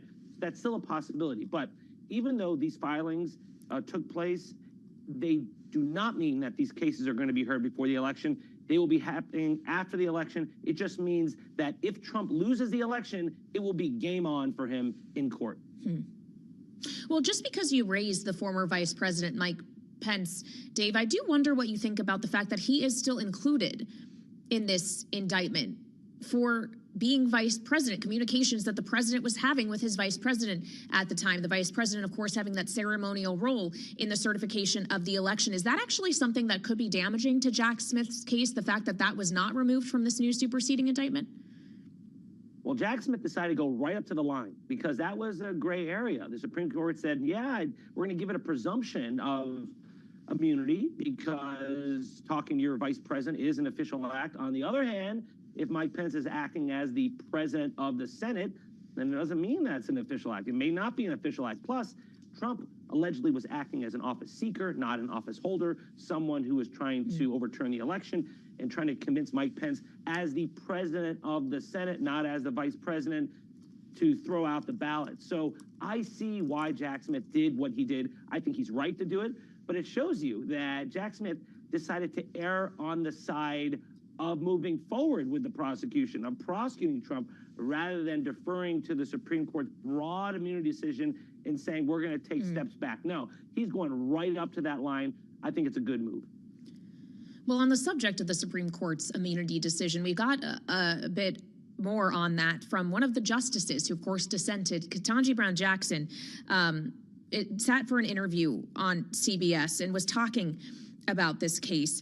And she basically just kind of talked about her concerns regarding immunity. Take a listen to what she said, Dave, and I'll have more for you. I was concerned about a system that appeared to provide immunity for one individual under one set of circumstances when we have a criminal justice system that had ordinarily treated everyone the same. I think there are legal issues that arise out of the political process, and so the Supreme Court has to be prepared to respond if that should be necessary. And I wonder, Dave, if you ultimately think this question is coming back to Justice Ketanji Brown Jackson and her other colleagues on the court. Is that ultimately where this goes? Could we see once again Trump appealing this new indictment and the court being put back in the position where it has to delineate what is an official and unofficial action in a way that it did not in its initial ruling in July? This is definitely heading back to the Supreme Court because the Supreme Court's decision was broad, but it was also vague. It was confusing. And you have these standards that need to be fleshed out. So what's going to happen is that Jack Smith refiled the indictment. He trimmed off the fat. You know, they're not going to go after the communications with the Department of Justice and Jeff Clark and the attempts to remove the acting attorney general, but everything else is a go. And then Trump is going to say, no, it should not be a go. You shouldn't be able to prosecute me for talking to Mike Pence, for example. It'll get appealed. It'll go all the way up to the Supreme Court, and they're going to have to give more meat on the bones of their decision. I thought the decision that Justice Roberts put out was way beyond the pale. It was being confusing. It was unprecedented. It gave the executive branch way more power than ever before in our country's history. So anything that provides a little more detail, a little more guidance is a good thing. And yes, it is headed back up to the Supreme Court at some point, which means more delays in this case. Well, on the subject of delays in the cases relating to former President Donald Trump, we of course saw the case that's in your neck of the woods, Dave, the documents case in Florida, delayed until ultimately it was outright dismissed earlier this summer by Judge Eileen Cannon, who of course was a Trump appointee. We did hear from Jack Smith also this week in essentially trying to get that case to be revived and to move forward, filing essentially an appeal that says, hey, I was constitutionally appointed. That's obviously not what Judge Cannon found in this case. Do you expect he will be successful? Will this be a case that is able to move forward? Yes, the 11th Circuit Court of Appeal, a conservative circuit, will overturn Judge Cannon. I feel very confident in that because Judge Cannon's ruling flies in the face of all legal precedent. There have been other courts repeatedly that have allowed the special counsel to continue. That now, this is the first time a judge has ever said that the special counsel was unconstitutional because he has too much independence, which ironically is the opposite of what Donald Trump has been saying on the campaign trail, saying Jack Smith is just a tool for Merrick Garland and Joe Biden and the politicization of the DOJ. It's the opposite argument that his lawyers made in court. And in the end, Judge Cannon went along in a decision that I think certainly will be reversed by the 11th Circuit. I then think the Supreme Court may weigh in. Now, I can't say what the Supreme Court's going to do because they seem to find new ways to bring out extremist opinions. And so we'll see if they then create new rules. But I think for sure she will be overturned by the 11th Circuit. Then the question is, will she be removed from the case? Jack Smith did not ask for her to be removed from the case. I think it's unlikely, but the 11th Circuit could on its own say enough. You have been reversed on the special master in this case twice, and now you're reversed here. Let's find a new judge. It's possible, but probably unlikely. And what's the timeline for all of this to play out? Dave, I'm guessing this also not likely to be something resolved prior to November. Yeah, Jack Smith seems to have taken his foot off the gas, knowing that this is never going to be tried before the election. And I think the 11th Circuit also realizes that there's no urgency in having to do this. So this will be months, and then they'll come out with a ruling, and then it will be appealed to the Supreme Court. So the one thing that Trump is successful at is delay. Win or lose, the delays are going to happen. And if he is elected president again, then it will pay off for him because his new attorney general will certainly drop every federal case against him. He'll be left with the New York and the Georgia cases, but then it'll be a constitutional crisis as to what happens when you have a president facing a criminal trial in Georgia in a state case while he's sitting in the White House. We've never been down this road before. Yeah, it's incredible to consider the possibility. Dave Ehrenberg, always great to have you here on Balance of Power. Appreciate your time. Dave Ehrenberg, of course, is Palm Beach County's state attorney. We'll have much more still ahead on the program. We'll assemble our political panel, Jeannie Shanzano and Morgan Gillespie, next on Bloomberg TV and radio.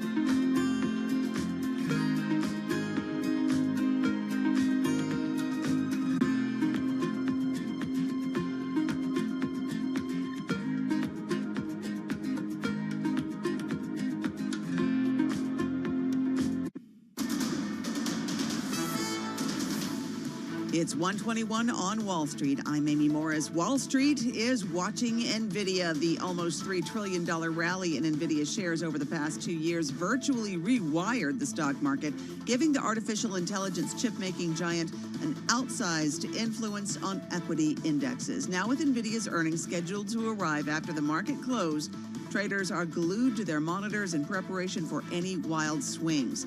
Want you to stay with Bloomberg Radio for an NVIDIA special featuring an exclusive interview with CEO Jensen Huang. He joins Ed Ludlow on a special edition of Bloomberg Technology. That's this evening, 6:30 Wall Street time on Bloomberg Radio and television. We check markets for you all day long at Bloomberg. The S&P 500 is down 0.7%, NASDAQ down 1%, and the Dow down 0.5%. 10-year Treasury yield at 3.83% and the 2-year yield at 3.86%. That's your Bloomberg Business Flash. Now back to Balance of Power with Kaylee Lyons. All right, Amy Morris with a look at the markets here on Bloomberg TV and radio. Thank you so much. I'm Kaylee Lyons with a look at the campaign trail. As we've told you, Kamala Harris and Tim Walz begin today a 2-day bus tour of Georgia, targeting specifically rural areas of the states. The strategy here, or this state in particular, the strategy may be trying to drive out voters in these areas that they don't necessarily think they could win, but in where they could potentially reduce the margins, take their total vote count statewide a bit higher, and potentially get the 16 electoral college votes that come with it. So for more on this strategy, our political panel is with me. Jeannie Shanzano, Senior Democracy Fellow at the Center for the Study of the Presidency and Congress, and Maura Gillespie, Founder and Principal at Blue Stack Strategies, our Republican and Democratic panelists today, respectively.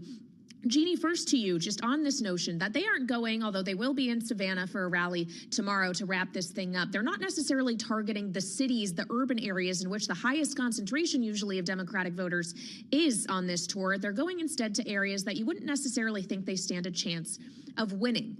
Is this a winning strategy, though? Try to get the vote count at least higher in some of these other parts of the state? It is. And you know, I think it's a strategy that Democrats have finally learned. Joe Biden was the first Democrat to win Georgia in 28 years. And Raphael Warnock, John Ossoff, when they won the state as Democrats, they showed how to do it, which was not act as if Atlanta is Georgia. There are Democrats in those rural areas. And to your point, while they may not win them, they win the entire county, they can cut down on the Republicans' lead in those areas and make up for votes in other parts of the state. So that's what they're hoping to do. It's the same thing they're trying to do in Pennsylvania as well. Philadelphia is not Pennsylvania. We've got to hit those rural areas. So it's a very, very smart strategy. They're also going to force Donald Trump to keep going back there because Georgia is something of a must win for Republicans to reach 270. Well, so Maura, that's the other side of this coin, right? The more places where Harris and Walz try to compete, the more places they force Trump and Vance to do the same, right? Absolutely. And to that point, Georgia being so important for Republicans, it's also worth noting that the, kind of beef that's been happening largely because of Donald Trump lashing out against Governor Brian Kemp, who is pretty popular, that doesn't bode well for Donald Trump and J.D. Vance. But I think that the relationship that down ballot Republicans have with Governor Brian Kemp and their favorable, respect for him, that they need to focus on that. Trump should be really trying to repair that relationship because he needs Governor Kemp to do well in Georgia. But I think what we are seeing with Harris and Walz and this tactic that Jeannie, referred to, it's meeting the voters where they are, understanding the long game, the big picture, and trying to meet them where they are and not necessarily just focusing on the cities. That's an important strategy and one that Republicans, shouldn't take for granted a state like Georgia, that it needs to be sought after. Well, so should Republicans also then be spending time in cities they don't necessarily think they can win outright, Maura? Does this not go both ways? Absolutely. And you saw that already this year. You saw Donald Trump campaigning places where, especially like in New York and places out in California and places where, you wouldn't necessarily think that Republicans even stood a chance. But he did a similar tactic where he was meeting the voters where they were and seeing, if there was a group of voters to talk to that were receptive to his message or receptive to in a case of Trump, receptive to, kind of the fear that he is reminding them that stands to be real if at the time Biden-Harris administration were to win again. But now with Harris at the top of the ticket, he's going to continue that messaging and reminding folks who maybe aren't doing so well in this current economy and are worried about their safety and security. He can reach voters in urban areas and talk about safety and security. I think that's a message that Republicans, again, as a party, will continue to echo.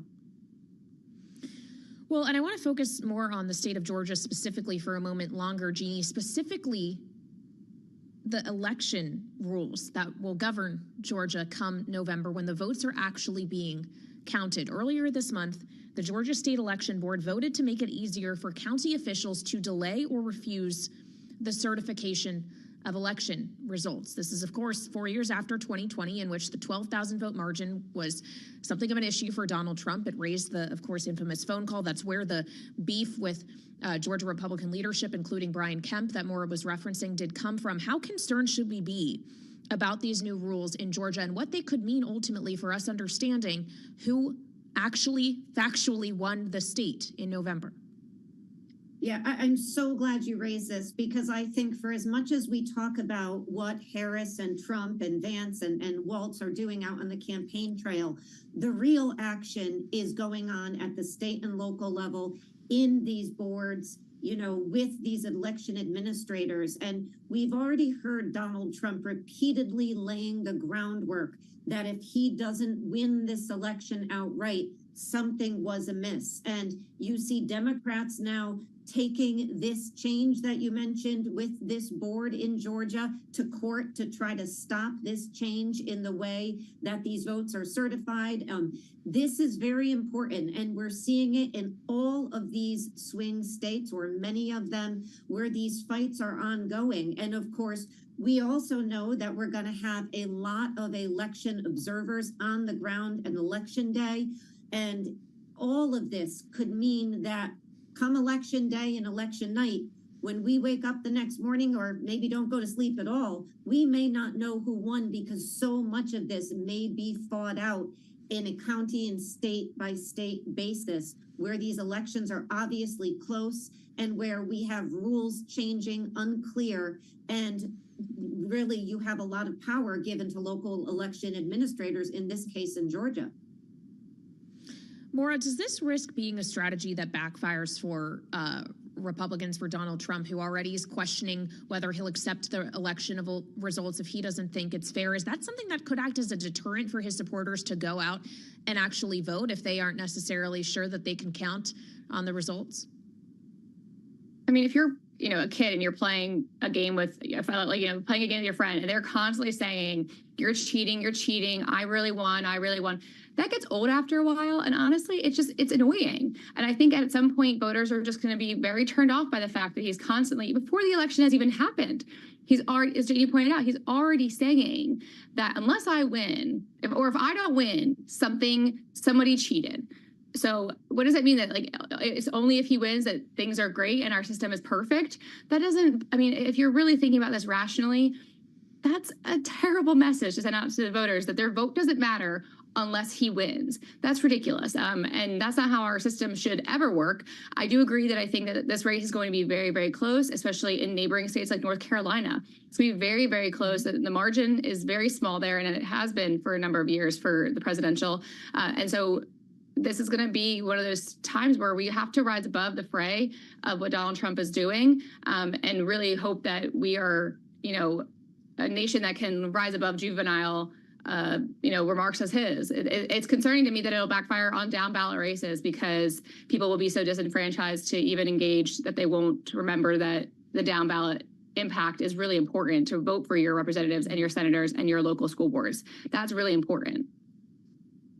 Well, Maura, I'm glad you brought up North Carolina, because Jeannie, after last week, while we were in Chicago, we saw the crystal ball, Sabato's crystal ball, move North Carolina into the toss-up column. We now have just seen Cook Political Report do the same, North Carolina to toss-up. What does that mean for how both campaigns need to consider that state in particular, knowing that The governor of North Carolina, Roy Cooper, a Democrat, was once on Harris's short list. He could potentially be mobilized in this state. What does Harris need to do, and how do you expect Trump to try to counter her?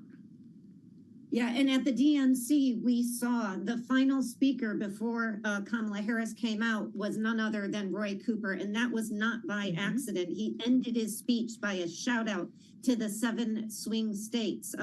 So Democrats know, you mentioned that this had moved over in another forecasting model, and now it is moved over in Cook.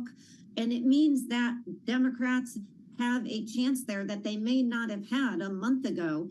And that means that once again, this is going to come down to money and time and organization. And Democrats have the benefit of having a very popular governor, Roy Cooper, at the top of that state. And of course, a rather controversial and unpopular Republican vying to be governor. So that may dampen turnout amongst Republicans or get more Democrats out. So, you know, this was a very fascinating turn of events because there was a time not that long ago, like Republicans thought they had North Carolina in the bag, so to speak. Not so much anymore, which means more money and more time for Republicans in a state they would like to have tied up and moved on to other more important states. Well, it raises the question of whether Republicans, Donald Trump specifically, is going to have the kind of time and resources to dedicate to each one of these states. Maura, he is losing the fundraising game to Kamala Harris, at least at this point. It's Harris that has the cash advantage. How does that need to change how his campaign thinks about targeting these states if they aren't necessarily going to have the same kind of dollars to spend that the opponent will? Right, and you mentioned earlier that Donald Trump is out there on the campaign trail, that he has moved, you know, he's doing these rallies. But the problem is that during these rallies, he espouses the things about election and the big lie and things of that nature, and spewing off things that, you know, it would take forever just to fact check everything he says.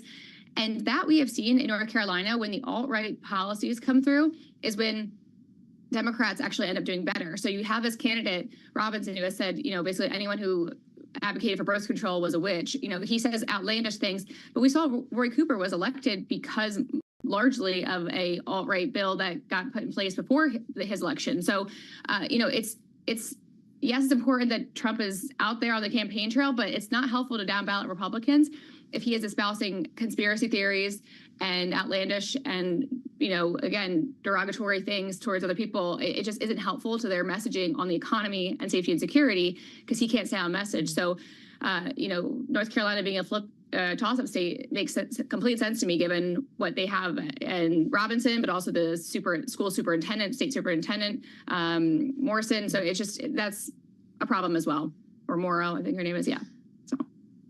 All right. Maura Gillespie of Blue Stack Strategies and Bloomberg Politics contributor Jeannie Shanzano, our political panel today. Thank you so much for joining me. And we're going to continue this conversation on the fundraising game and the way in which resources are being deployed by Republicans across these crucial swing states. The co-chair of the RNC, Lara Trump, yes, Donald Trump's daughter-in-law, will be joining me next here on Balance of Power. So stay tuned for that conversation on Bloomberg TV and radio.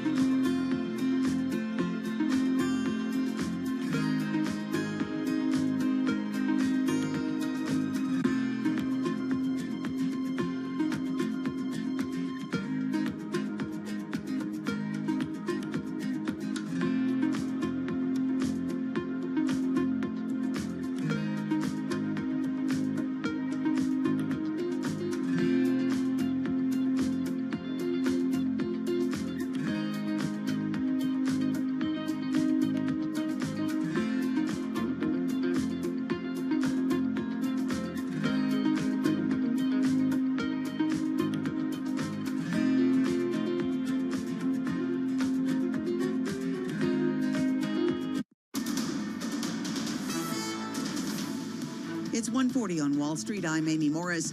All eyes on NVIDIA today. Earnings come out after the closing bell, a test of the S&P's $4 trillion recovery. Now with the company's earnings scheduled to arrive after the market close, traders are glued to their monitors in preparation for any wild swings. Going by the options market, NVIDIA's results are expected to send its shares careening nearly 10% in either direction. That is a move that would shuffle some $300 million in market cap. NVIDIA shares right now down 2.2%. Super Microcomputer said it would delay filing its annual financial disclosures. That set off the stock's largest intraday decline in more than 4 years.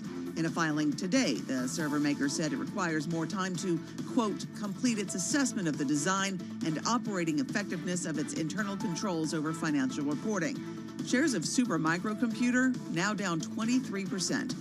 We check the markets for you all day long at Bloomberg. The S&P 500 down 0.6%, NASDAQ down 1%, and the Dow down 0.5%. The 10-year Treasury yield at 3.84%, and the 2-year at 3.87%. And the billionaire founders of Two Sigma Investments, John Overdeck and David Siegel, are stepping down from their day-to-day management after feuding for years, handing control now to two new co-chief executive officers.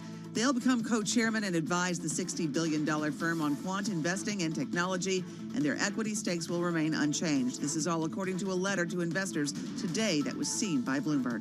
That is a Bloomberg Business Flash. Now back to Balance of Power with Kaylee Lines.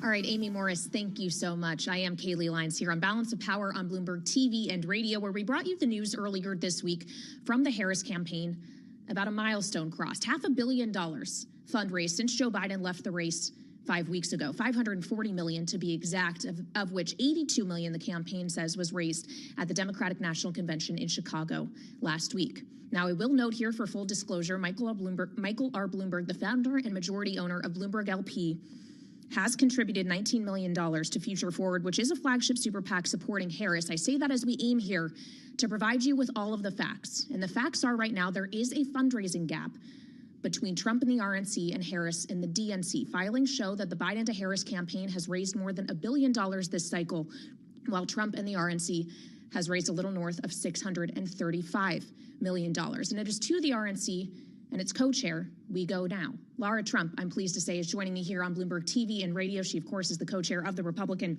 National Committee. Great to have you, Laura. Welcome back to Bloomberg. As we consider this fundraising gap, how do you aim to close it? Who do you go to?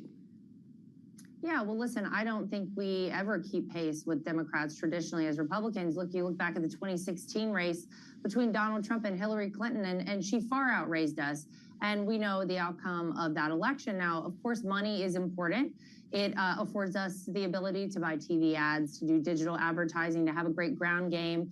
And we're really proud of the number that we've raised so far. I think our most proud number may be our small dollar digital online fundraising. We are approaching our 50th day of over $1 million raised in small dollar donations. These are donations under like $40 on average.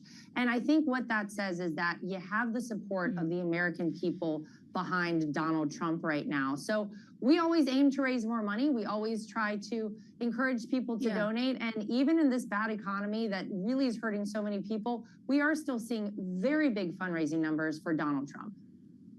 Well, as you talk about the small dollar donors specifically, is that where you think more of the money you can raise will come from the grassroots, or are there other big ticket donors that you think you can pull in who may not have yet contributed to the campaign? Oh, we do have our eye on some donors who we're bringing back into the fold, or maybe some new donors. I won't give any names today, but some new donors as well. Look, you've seen Donald Trump really resonate with Silicon Valley over the past 6 months or so, and I think he's really shaken a lot of people awake, and a lot of people are now realizing how much better off their life, their businesses, and the trajectory of this country were when he was in office. And so you're seeing a lot of new donors and first-time donors as well come in a very big way. I do a lot of fundraising calls. I go to a lot of fundraising events, and oftentimes there are people coming up to me saying, I have never been to any political fundraiser in my life. I'm here maxing out to the RNC and the Trump campaign because they want Donald Trump back in office.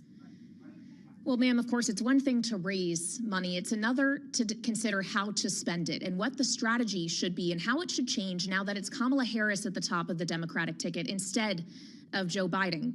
polling is consistently showing us that it does seem the map may be wider for her than it was for Biden in terms of states she could win. She, of course, is spending time in Georgia today. There's indications she's polling better in North Carolina. Do you have to rethink your allocation to some of those states, like in the Sun Belt, now that it is the Harris campaign, not the Biden one?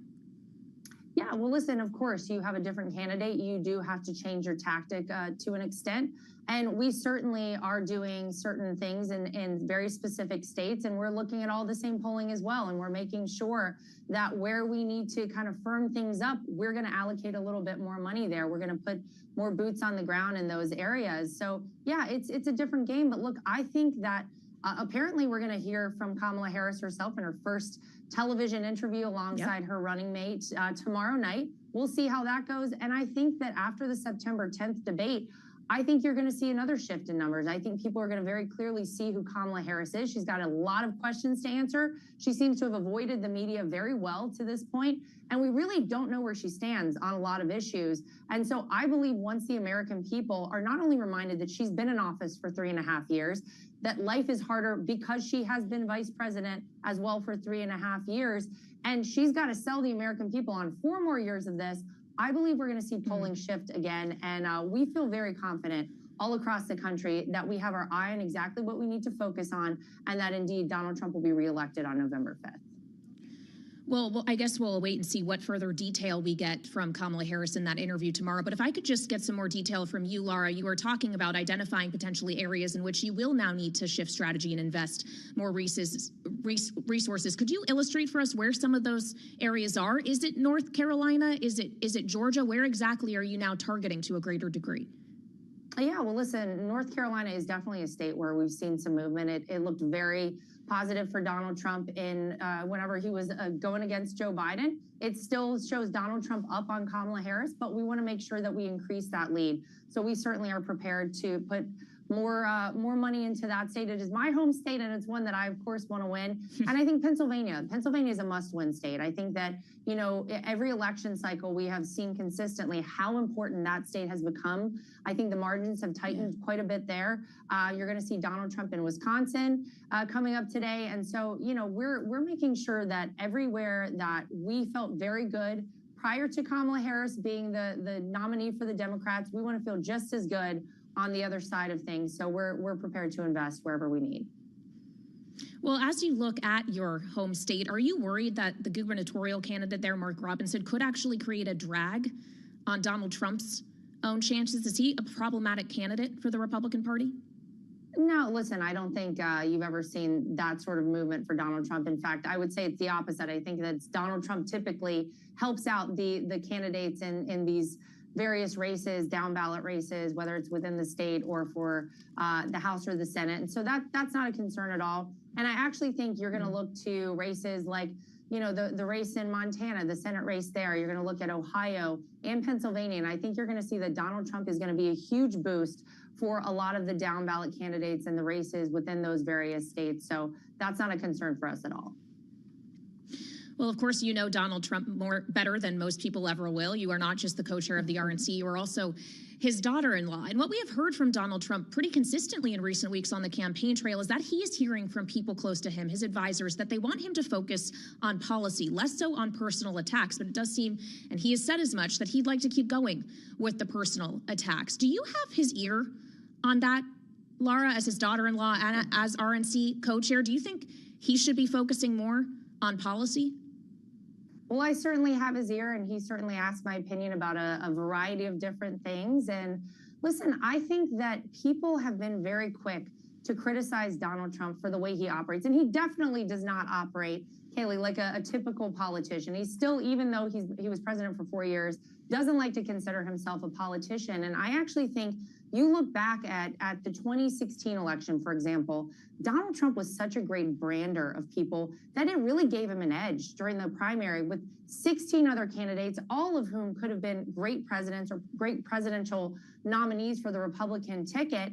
And you look at the way that he branded Hillary Clinton. You look at the way that even in the early primaries in 2024, you saw him do the same thing with people like Ron DeSantis and Nikki Haley. It's Donald Trump who was left standing at the end. So sometimes people don't agree with the way he operates in the beginning, but I actually think that people down the line start to realize maybe he had the right idea to begin with. Well, something else that many may disagree with Donald Trump about is whether or not he should be willing to say now, I will accept the results of the election, whatever they are. Instead, what we have heard from him is suggestions that as long as he thinks it was free and fair, that's when he will decide. Some have read that as if he wins, he'll accept those results, especially considering that at the RNC, Laura, you are not just charged with getting a Republican elected to the presidency. It's about the Republican Party as a whole and the balance of power in Washington. Are you concerned that that kind of rhetoric around election integrity may actually harm the Senate and congressional candidates who are trying to keep hold of the House and turn the Senate blue? What if they're able to do that and your father-in-law does not win? Is he still going to claim that this election was not valid? Look, I think that what you've heard from Donald Trump is if this is a fair election, which is something that I'm working on day and night at the RNC, it's the #1 focus of the RNC right now. We have a huge election integrity operation because let's be honest, half the country had a lot of questions, maybe more about 2020. Those questions were never answered. People were just supposed to forget about them. And it's paramount that in the United States of America, we trust our electoral process. This is integral to who we are as a country. And so we are trying to reestablish that trust every day. We are doing everything we possibly can, making sure that people are confident that no matter if you're voting for a Republican, a Democrat, or a third-party candidate, in this country, your vote matters and your vote counts. And unfortunately, we've gotten a lot of pushback from Democrat-run states, and it's been very challenging to get transparency in an issue where we really need transparency. But I believe that what we are doing right now at the RNC is going to further the notion that we do indeed have free, fair, and transparent elections. And so I think Donald Trump saying if this is a free election and a fair election and there's no funny business here is a perfectly legitimate thing to say because, again, you go ask half the country, they don't feel like everything was completely fair in 2020.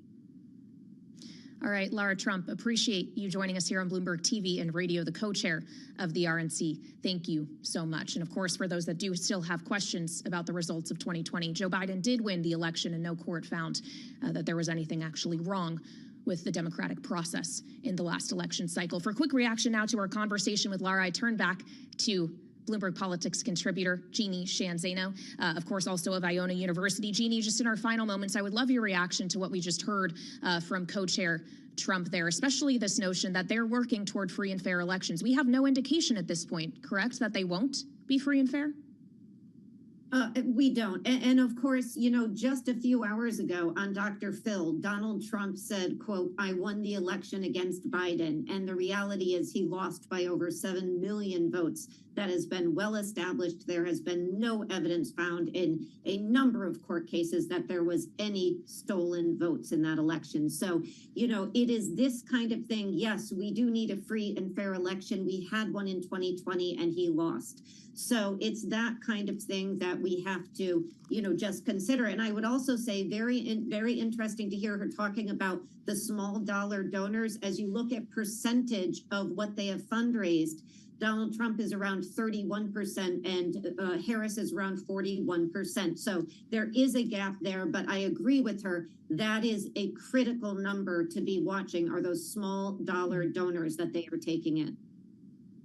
Well, and the other thing to consider here is not just whether or not the Trump and the RNC have the ability to keep tapping that base, but whether Kamala Harris still can. We have a minute left, Jeannie. She obviously has seen a frenetic pace of fundraising, and she's enjoyed that since launching her candidacy. But is that really sustainable? Are these people who are likely to give to her more than once? Yeah, you know, she has done very well. The wind has been at her back, certainly. They are going to try as hard as they can to keep it up. And I think it's noteworthy that Laura Trump was talking about Silicon Valley. They have been supportive of Trump, but unlike with Biden, they have also been supportive of Kamala Harris, of course, herself from California. So that is also an area to be watching. How much is the split from Silicon Valley between a Trump and a Harris? But she's going to try to keep up this pace. But it has been a stunning pace at over $500 million at this point.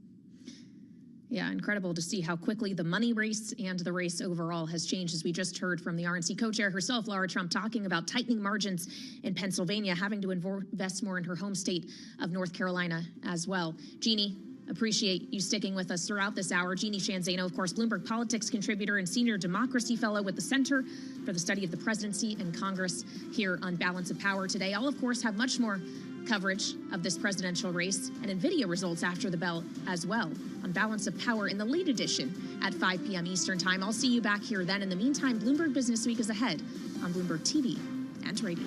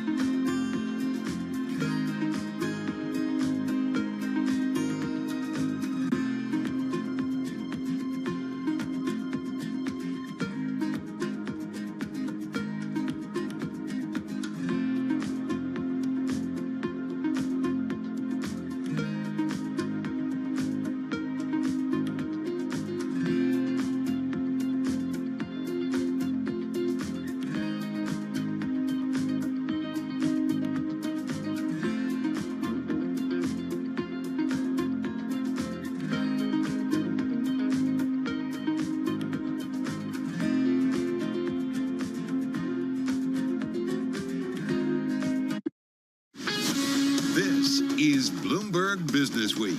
Insight from the reporters and editors who bring you America's most trusted business magazine, plus global business, finance, and tech news as it happens. Bloomberg Business Week with Carol Masser and Tim Stenivek on Bloomberg Radio. And a very good afternoon, everybody, live on radio, TV, YouTube, Bloomberg Originals. This is Bloomberg Business Week. I'm Carol Masser along with Tim Stenivek. It is Wednesday, August 28th, and to be fair, there's really kind of one thing we care about. Yeah, that is NVIDIA earnings. That crossing after the bell. We will, of course, bring you the latest on Bloomberg Television and at Bloomberg Radio when those numbers do cross. But, Carol, ahead of those numbers, we got a lot to talk about. Yeah, and I do want to point out, you and I just noticed coming in and kicking off our broadcast that you've got stocks taking a leg down. They are near their lows of the session. So all of a sudden, you see a drop off in the trade. Shares of NVIDIA, folks, they're down about 3.3% ahead of those results. So watching the trade, maybe some nervousness ahead of NVIDIA's earnings. Having said that, we're going to get into the expectations, the hype, the trade, what to watch out for when NVIDIA reports after the closing bell. Plus, we're going to be joined in just a few minutes by Mark Gurman on everything you need to know about the latest when it comes to Apple. Yeah, I feel like it's all big mega cap tech companies today. Also, this one isn't a big mega cap tech, but you know what it is? It's gotten a $1 trillion market cap. We're talking about Berkshire Hathaway. I was going to say, do we tell them what it is now? Also, Sorry, one more give it thing. away. Speaking of appreciation, 401k millionaires hitting an all-time high. Thank you, Gen X. Yeah, exactly. All right, lots to come in the next 60 minutes, folks. Let's get going with a check on that trade and the sell-off that we're seeing near our lows. Here is Amy Morris. All right, thank you, Carol. And you are absolutely right. We've got red across the screen as traders are waiting for those NVIDIA earnings. We check markets for you all day here at Bloomberg. S&P 500 down 1.1%, NASDAQ down 1.7%, and the Dow is down about 1%. The 10-year Treasury yield at 3.83%, the 2-year at 3.86%. That earnings report that Wall Street has been waiting for weeks is now just a couple hours away. NVIDIA reports after the closing bell. Analysts are expecting a more than 70% boost in revenue growth. There could be some volatility as options imply a 10% share price swing after earnings drop. Stay with Bloomberg Radio for an NVIDIA special featuring an exclusive interview with CEO Jensen Huang. He joins Ed Ludlow on a special edition of Bloomberg Technology this evening at 6:30 Wall Street time on Bloomberg Radio and television. And other big story today, Berkshire Hathaway, now the first U.S. company outside of the tech sector to surpass $1 trillion in market value. Shares of Warren Buffett's conglomerate rose as much as 0.1%. That pushed its market capitalization above the $1 trillion mark for the very first time. The stock has rallied this year on strong insurance results and economic optimism. Berkshire Hathaway now joins the ranks of a small group cracking that $1 trillion milestone, dominated by technology giants Alphabet, Meta, and NVIDIA. And that is a Bloomberg Business Flash. Now back to Bloomberg Business Week with Carol Masser and Tim Stenovic. All right, so appreciate it, Amy Morris. Right, speaking of those $1 trillion market cap companies, I mean, right, NVIDIA, it's over $3 trillion. Stock's up 151% so far this year.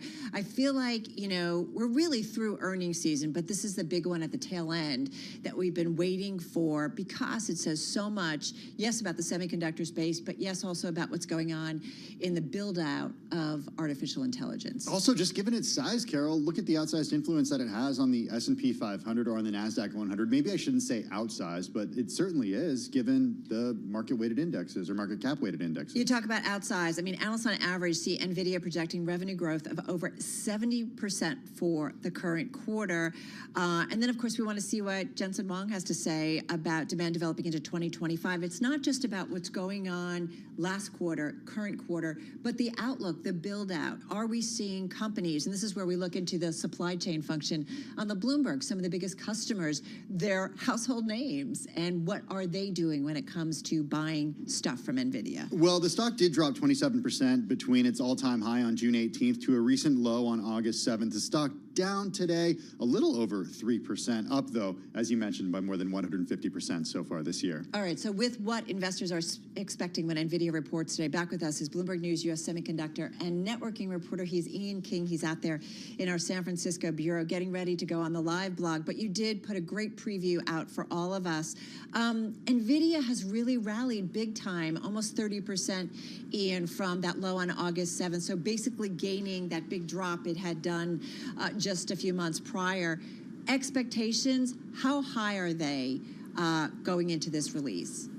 Yeah, I mean, that's absolutely the word.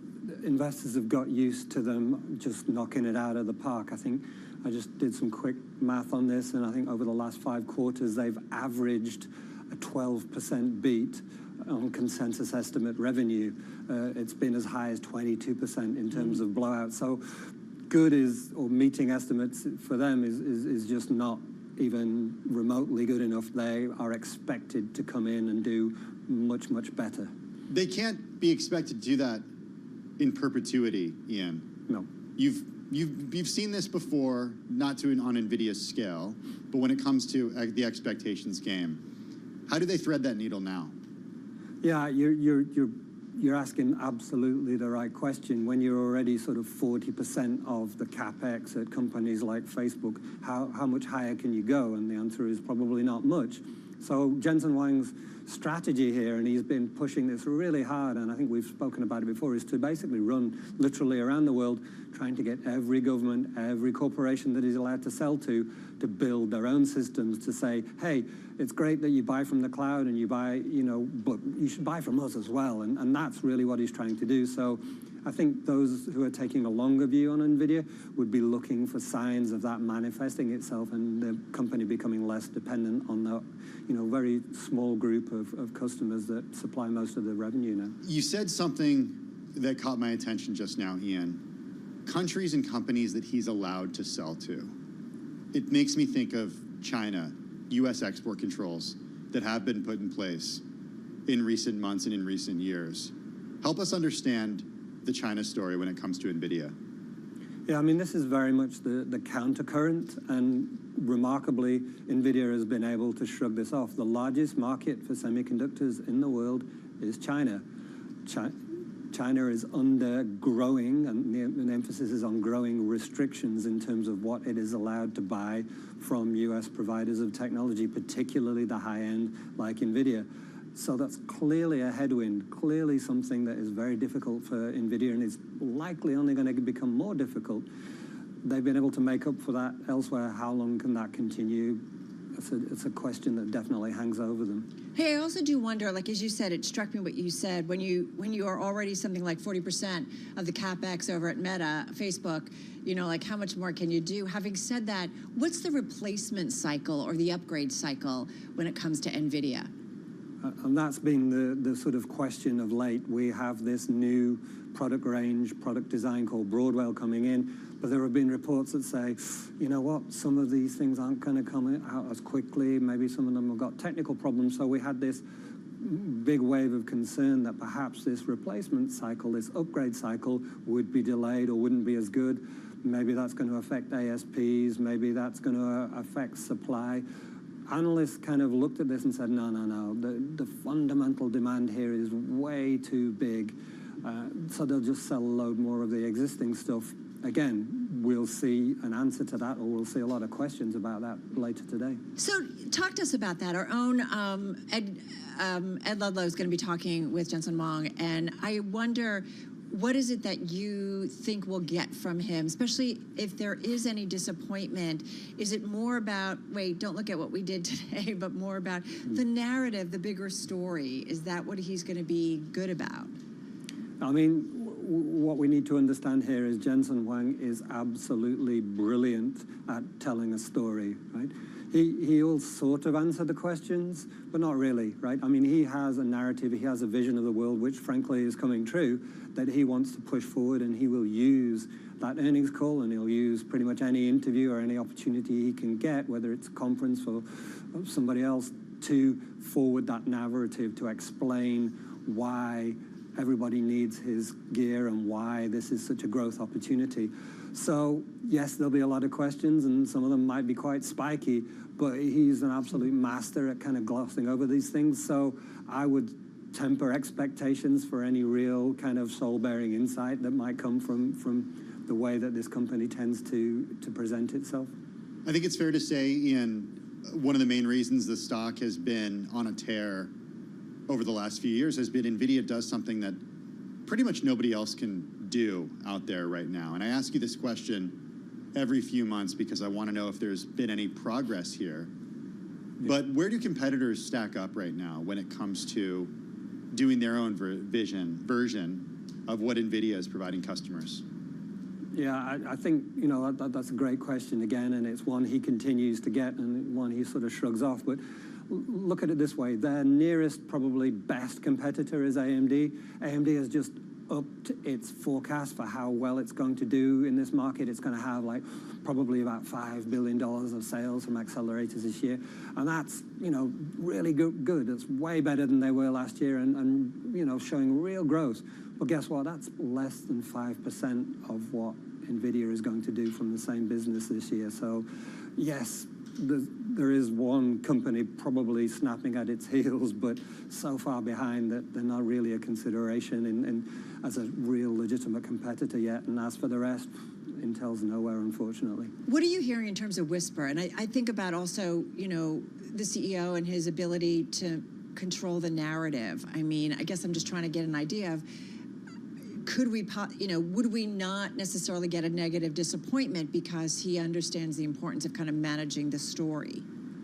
I mean, what he tends to do in, you know, if, for example, we have a quarter where they do well, which is likely the case this time, but don't quite meet the highest levels of expectations, he just shrugs that off. He doesn't really care too much about the minutiae of expectations from quarter to quarter. He'll very much focus on, look, we see this continuing to grow. We see this continuing to expand into, you know, over multiple years. And he'll talk about $1 trillion market for data center equipment, and all of that needs to get rolled. So you won't get a very direct focus on the minutiae that some of our audience will definitely want to hear about. Hey, Ian, what should our audience hear about in terms of understanding where those next customers come from? You mentioned that if you already take up such a large portion of Meta's CapEx spend or Microsoft's CapEx spend, where are those other customers going to come from? Yeah, you want to see, for example, pharmaceutical companies shifting their research to R&D based on computers, to be basically designing drugs on a computer rather than through an experimental basis. You want to see it taking over factories. You want to see AI systems being deployed in shipbuilding. Those are the kind of applications that NVIDIA's been pushing, and you want to see real sales associated with that. Is that a realistic expectation, Ian, given that perhaps some of these, like a pharmaceutical company, for example, could use compute power from someone else and not have to buy their own chips? Well, again, you know, the argument here is data sovereignty. Do you, as a big drug discovery company with all of the secrets and all of the data that is essentially your crown jewels, want to put that in the public cloud, or do you want to keep the most important part of it in-house and work on it there? The argument is perhaps you're going to pursue a mixture of the two, and therefore they're going to start to deploy their own systems as well. We need to see that happen. We need to see that manifest itself at scale, though. Yeah, hence all the hardware guys talking about on-premise, right, and bringing it back home. Hey, one last question. So, Ian, 2 metrics that you say our audience, when those numbers cross, that we've got to make sure we're focused on, or if there's more, but what's kind of top of mind for you? Is it the revenue, or what is it? It's absolutely the revenue forecast, and the consensus there is about $32 billion, as we know. But you've got to bear in mind that the high forecast is almost $38 billion, right? Yeah. So if they come in at 33 or 34, maybe that's not good enough. It'll really depend on you know, how much credence investors are putting on those high-level expectations. Okay, well, we know they're really high.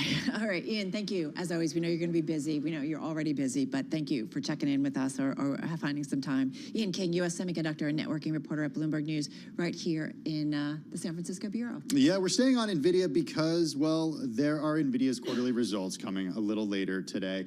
4:20 is when we do expect them at Wall Street time.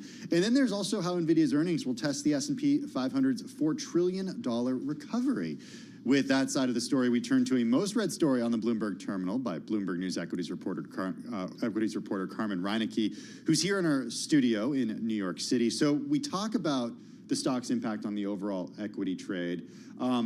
There were some estimates late last week that upside or downside surprise could move NVIDIA stock 9 to 10% in either direction. What about its effect on the overall market, though? Yeah, I mean, this would have a huge impact on the overall market. I mean, a 10% move in NVIDIA, the market cap is north of $3 trillion. So that's $300 billion that you could see swing in either direction. So this is substantial not only for NVIDIA, but for the rest of the market. So NVIDIA is one of the biggest stocks on the S&P index. I believe it has the second highest weighting right now. And similarly is important on the NASDAQ 100. I think it's also second or third highest weighting on that index. So whatever NVIDIA does, it can and often does move the entire market. In the rally that we've seen over these last few weeks, NVIDIA has been at the forefront of that coming back up. And it really was also at the forefront of the decline that we saw into the beginning of August. You know, it was really striking, Carmen, like Tim and I were noticing when we were getting ready to talk with Ian specifically and just looking at what the stock did, because it dropped 27% between that all-time high back in June to that recent low on August 7th. And then it rallied again by that much coming off the low. So it's really tremendous. And you realize, okay, how much of the market sentiment or the actual market demise and then rally is connected. The correlation is really pretty high. Having said that, is there anything we're seeing in the options market ahead of these earnings that's kind of interesting? I mean, really, it's this expectation of a swing in either direction. Either direction. Either direction. Yep. So 10% up, nearly 10% up, or 10% down. That's important. I think to is that to typical remember. when they are reporting? Is that the same kind of options trade that we've seen in the past? We have seen big swings from NVIDIA reports in the past, especially since that one, the big report. That really put it on the map about almost 2 years ago, I think.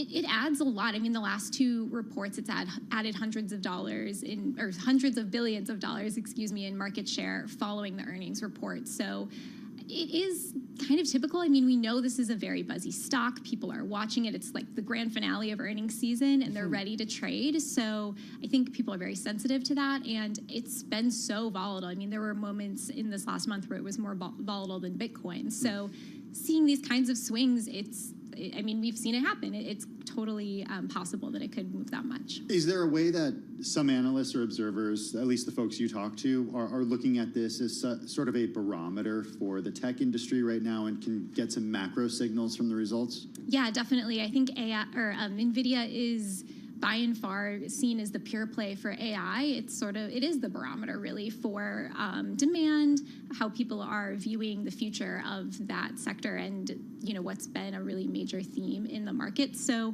yeah, I think what NVIDIA reports and what Jensen Huang says on the earnings call is very important for the overall AI trade. It will definitely move other stocks that are like in the SOX, the semiconductor index, as well as the broader market. So yeah, it really is all eyes on NVIDIA. Yeah, it is really kind of interesting to see. One last thing, we were just talking with Ian King and, looking at the supply chain function on the Bloomberg and looking at some of the top customers of NVIDIA, whether it's Microsoft, Meta, Supermicro, Alphabet, and it's so cool because it tells you how much that they are spending in terms of CapEx, their own CapEx, NVIDIA's CapEx. Just got about 20 seconds. Is it anything important to watch in terms of how they are spending? Definitely. I mean, I think where they're putting their own focus is paramount. I mean, we want to know what the next leg of the AI story is going to be. I think development is always important, and investors, when they're thinking about the replacement cycle or how NVIDIA is going to continue to put up these huge revenue numbers, that's something that they're going to be looking at. So it's definitely a number that people will be watching. They're scaling back. You wonder if then they're like kind of slowing their roll on all things AI. Carmen, thank you so much. Carmen Reinecke, she's Bloomberg News equities reporter. Coming up next, another big tech mega cap on our radar, making some job cuts as its priority shift. I think we'll know their name, right? Yeah, it's a food company. Nice tease.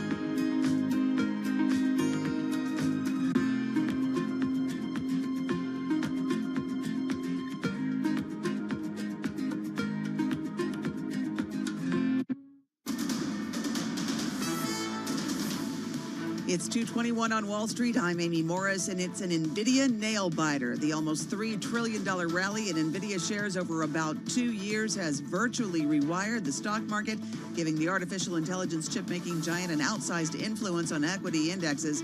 Now with NVIDIA's earnings scheduled to arrive after the market closed, traders are glued to their monitors, preparing for any possible wild swings. Stay with Bloomberg Radio for an NVIDIA special featuring an exclusive interview with CEO Jensen Huang. He joins Ed Ludlow on a special edition of Bloomberg Technology this evening, 6:30 Wall Street time on Bloomberg Radio and television. Stocks are lower as traders wait for those earnings, and we check the markets all day long at Bloomberg. S&P 500 down 1% or 54 points. NASDAQ down 1.5% or 268 points. And the Dow was down 0.8%. That's about 345 points. The 10-year Treasury yield at 3.84% and the 2-year at 3.87%. That's a Bloomberg Business Flash. Now back to Bloomberg Business Week with Carol Masser and Tim Stenovec. All right, so appreciate it. Amy Morris there in D.C. Hey, Apple shares a little bit lower in today's trade. This, as one of the world's largest market cap companies, as you know, took the rare step of cutting about 100 jobs. It happened in its digital services group. It's part of a shift in priorities for the critical division. At least that's according to people with knowledge of the matter. Well, reporting this out, as he does all things Apple, back with us is Bloomberg News Chief Technology Correspondent Mark Gurman. He joins us from Los Angeles. Mark, when we talk about Apple, we talk about a company that, as of its latest filing, has about 100,000 employees around the world. A cut of 100 people, it's not huge, but as you write, it's pretty rare for Apple to do layoffs. What's going on? Job cut is too much. We're talking about people here, so let's just start with that. But 100 in context of how big Apple is, and in context of the size of the layoffs that some of Apple's peer group have done, is very minimal. But layoffs at Apple, no matter how many people are involved, have an outsized influence, right? It's an outsized understanding of what's going on here. Apple simply does not do this. They've done it 4 times this year. 4 times, right? They've probably done 4 rounds of layoffs in the 20 years prior to this year. Wow. So this is notable. At the beginning of this year, you had 121 people at an AI Siri-related operations group in San Diego, California. At the end of February, you had several hundred people across 2 projects that were shut down. One, the self-driving car initiative, the other, a micro LED project, right? And if you really look at it, both of those have to do with cost cutting. Even the San Diego one has some cost cutting involved there.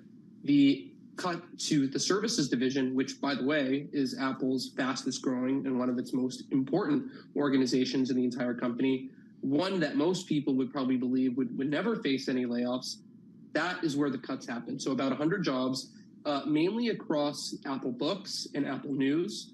We're talking about engineers. We're talking about design. We're talking about software quality assurance and testing. These people worked across many different platforms within Apple services. Some of them probably touched the App Store. Some of them probably touched Apple Music and Apple TV to some extent. So that's 100 resources there. And if it wasn't purely a cost-cutting move, Apple probably could have relocated those people to other teams from the get-go. To be fair, they're getting 60 days notice here. They have 60 days to find another job within Apple. I would venture to guess that far fewer than half of the 100 people will find a new job within Apple in the next 2 months. So most of those people probably will be leaving the company in 60 days from yesterday when this was announced internally.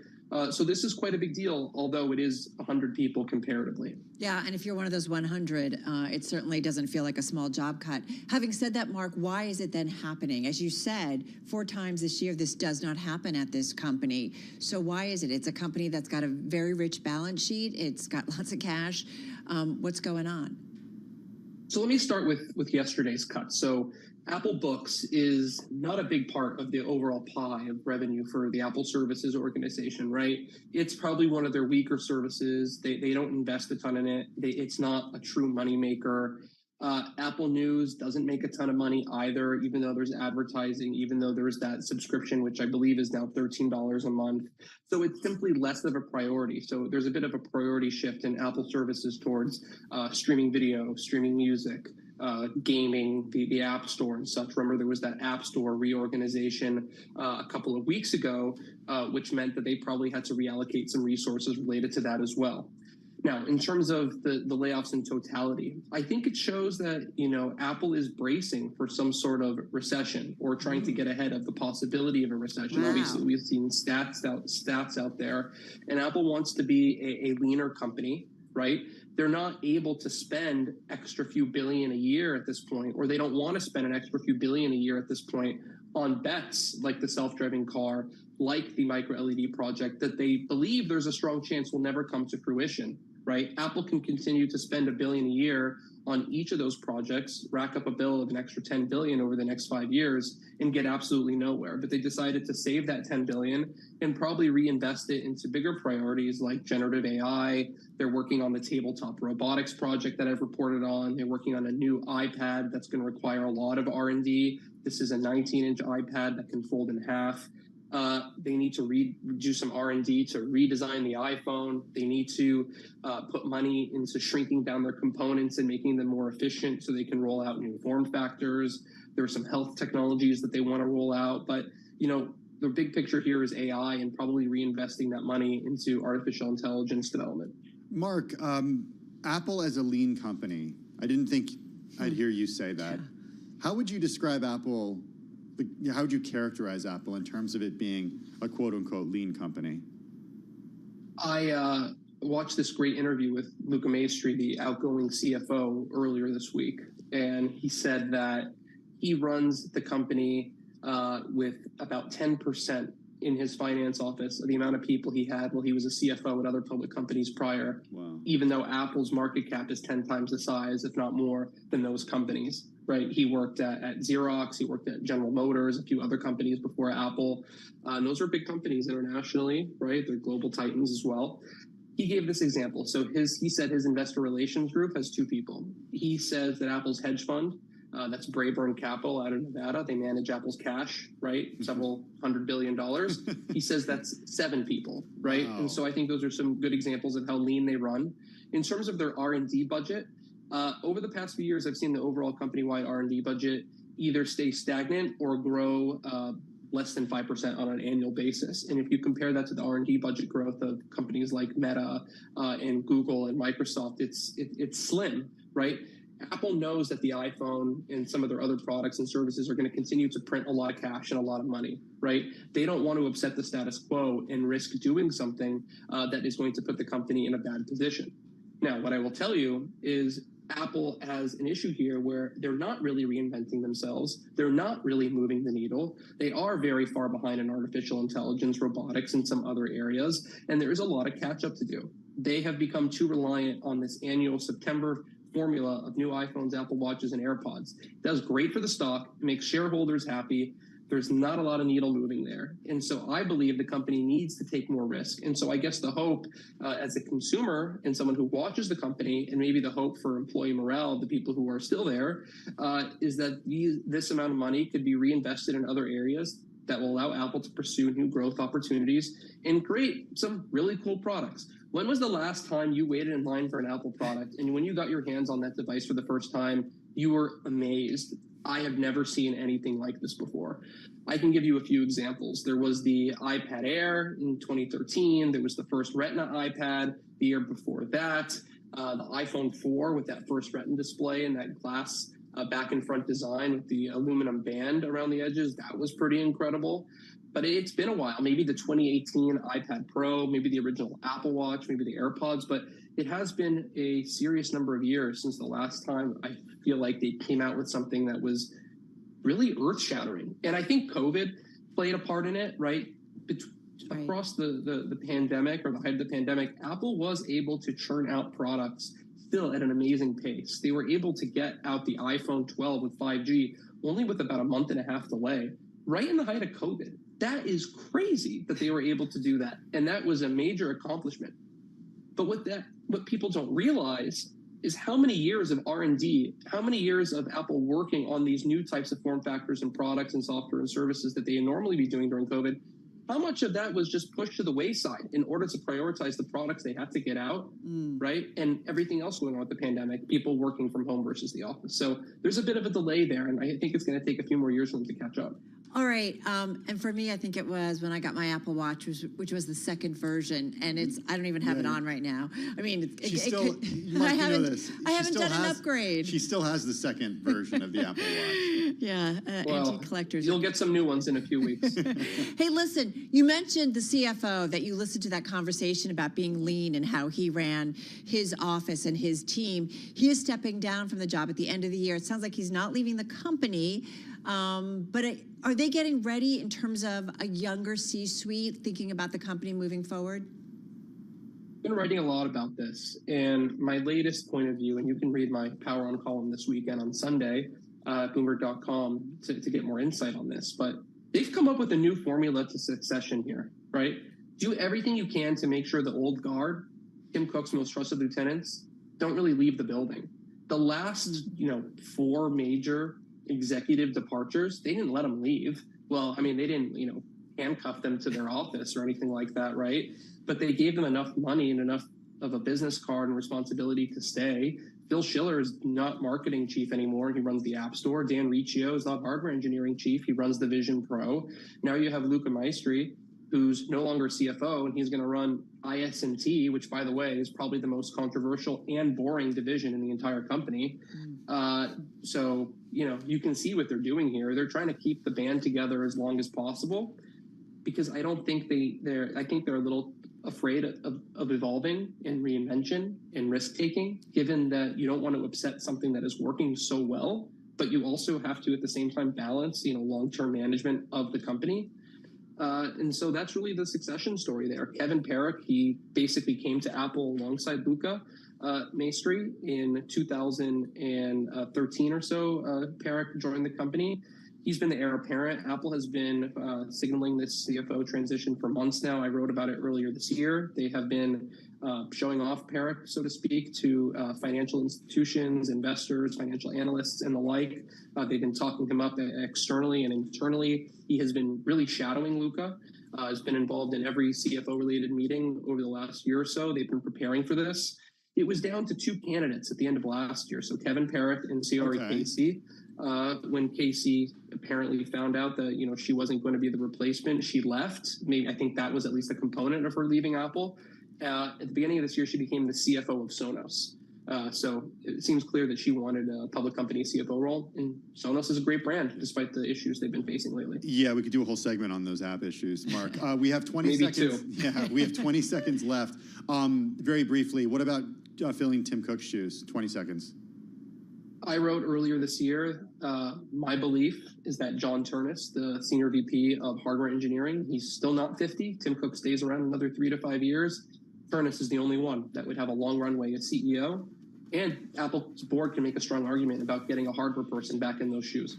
All right, around the world in Apple in about, 7, 8 minutes, 9 minutes? You did it, as you always do. Mark Gurman, thank you. He is Bloomberg News Chief Technology Correspondent, Mark Gurman. Apple's hedge fund, Rayburn. It's a type of apple. Lean Apple. That's like sticking with me. Hey, coming up next, we're going to stay with Talking Tech, YouTube specifically. This is Bloomberg.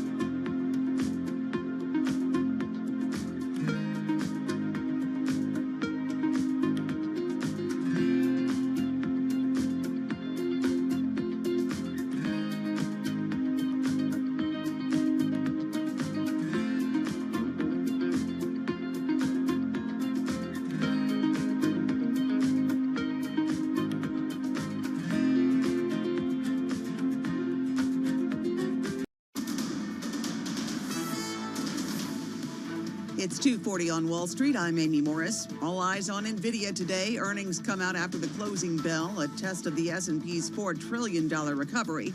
Now with the company's earnings scheduled to arrive after the market closed today, traders are glued to their monitors, just watching for any wild swings. Going by the options market, NVIDIA's results are expected to send its shares careening nearly 10% in either direction.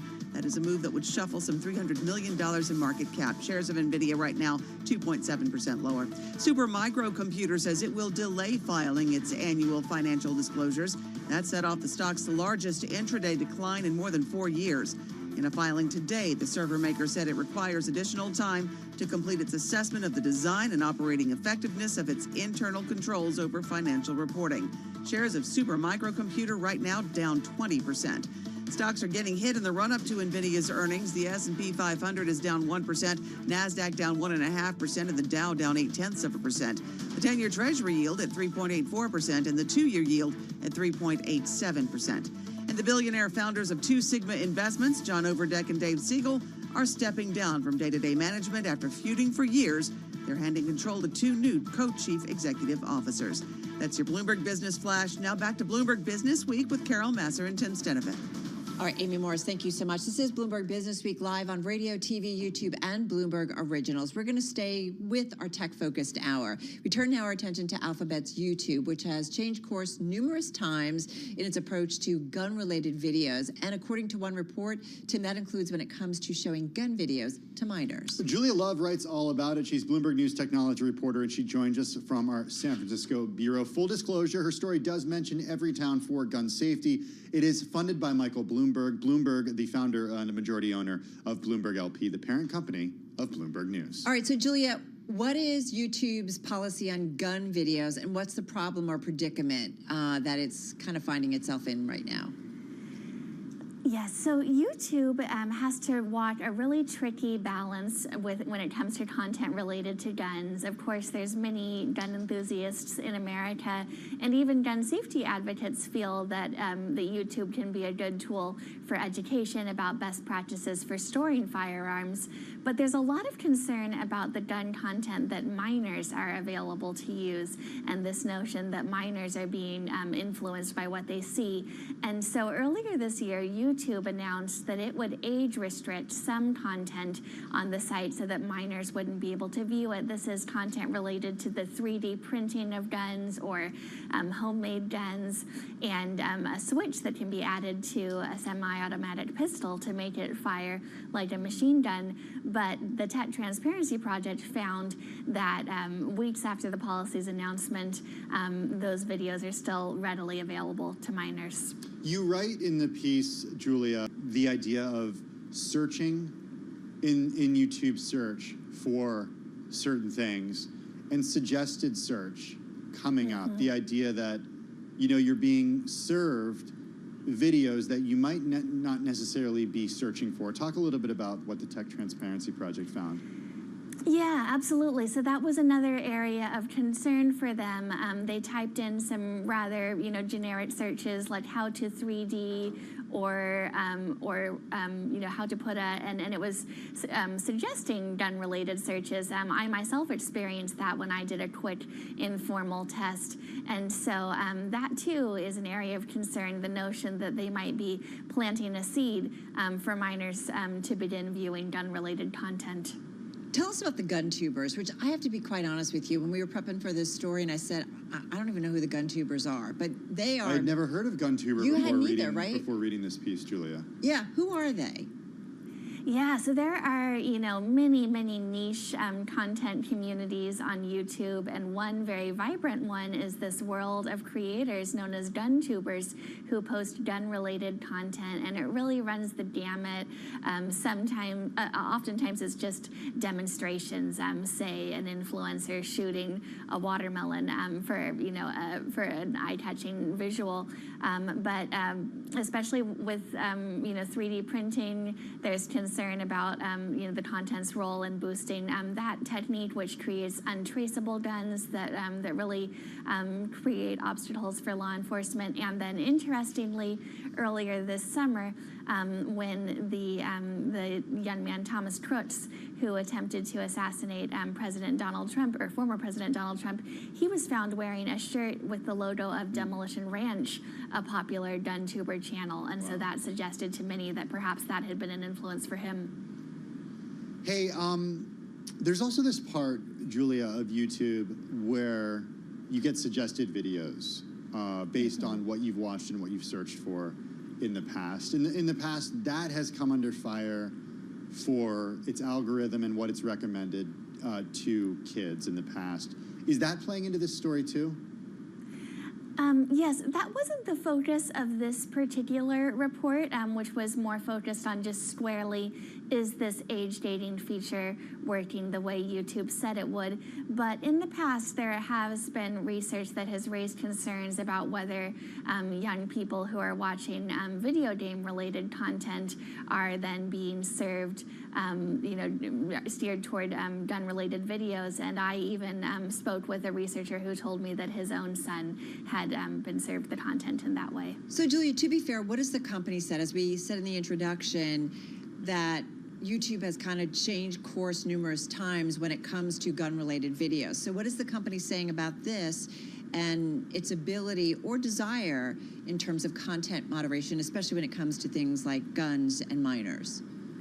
Yes, so YouTube is stressing that it developed this policy in consultation with experts. They say that it was in the works for several months, and they emphasize that it takes time for their enforcement to ramp up and that their enforcement will get better as its systems get better at identifying which content violates the policy and which doesn't.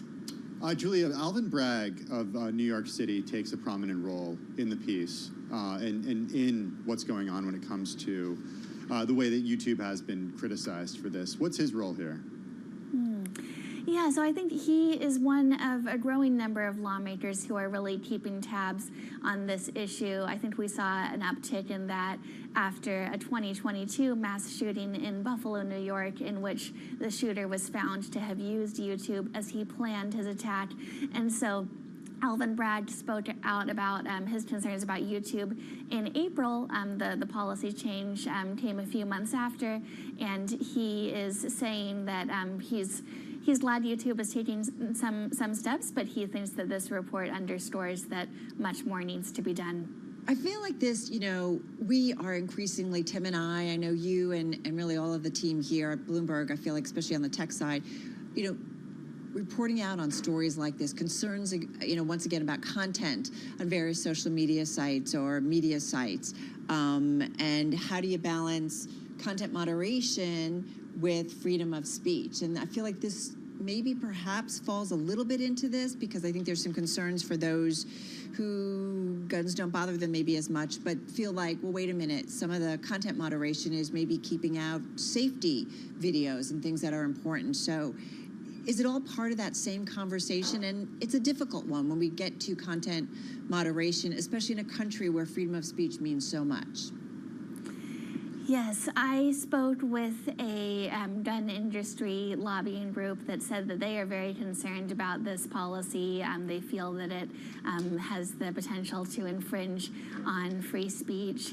And of course, as I said before, even gun safety advocates would like videos about the proper storage of firearms to be available on the site. So it's a really tricky balance for YouTube to strike. And in general, in Silicon Valley, content moderation teams have been hit by layoffs. So there may be fewer people doing this important work. All right, going to leave it on that note. Hey, listen, thank you so much. Really appreciate getting some time to talk about this story. Julia Love is technology reporter at Bloomberg News, joining us from our San Francisco bureau. Hey, coming up next on Bloomberg Business Week, Carol, it's one more thing. It's kind of a fun story that we like to talk about at the end of this hour each and every day, and it's about the growing number of 401k millionaires. There's some new data out there. We're going to give you all the details. Well, I think it's kind of interesting on a day when we're talking so much about some of the big mega cap tech names, whether it's NVIDIA or some of the other players. They've definitely beefed up the portfolios for many investors. We'll see what happens after earnings today. I know. We heard, right? We'll 10% swing could potentially Who knows? Either way. Who knows? All right, everybody. You are listening and watching Bloomberg Business Week. Carol Master, Tim Stanovic, and we are Bloomberg.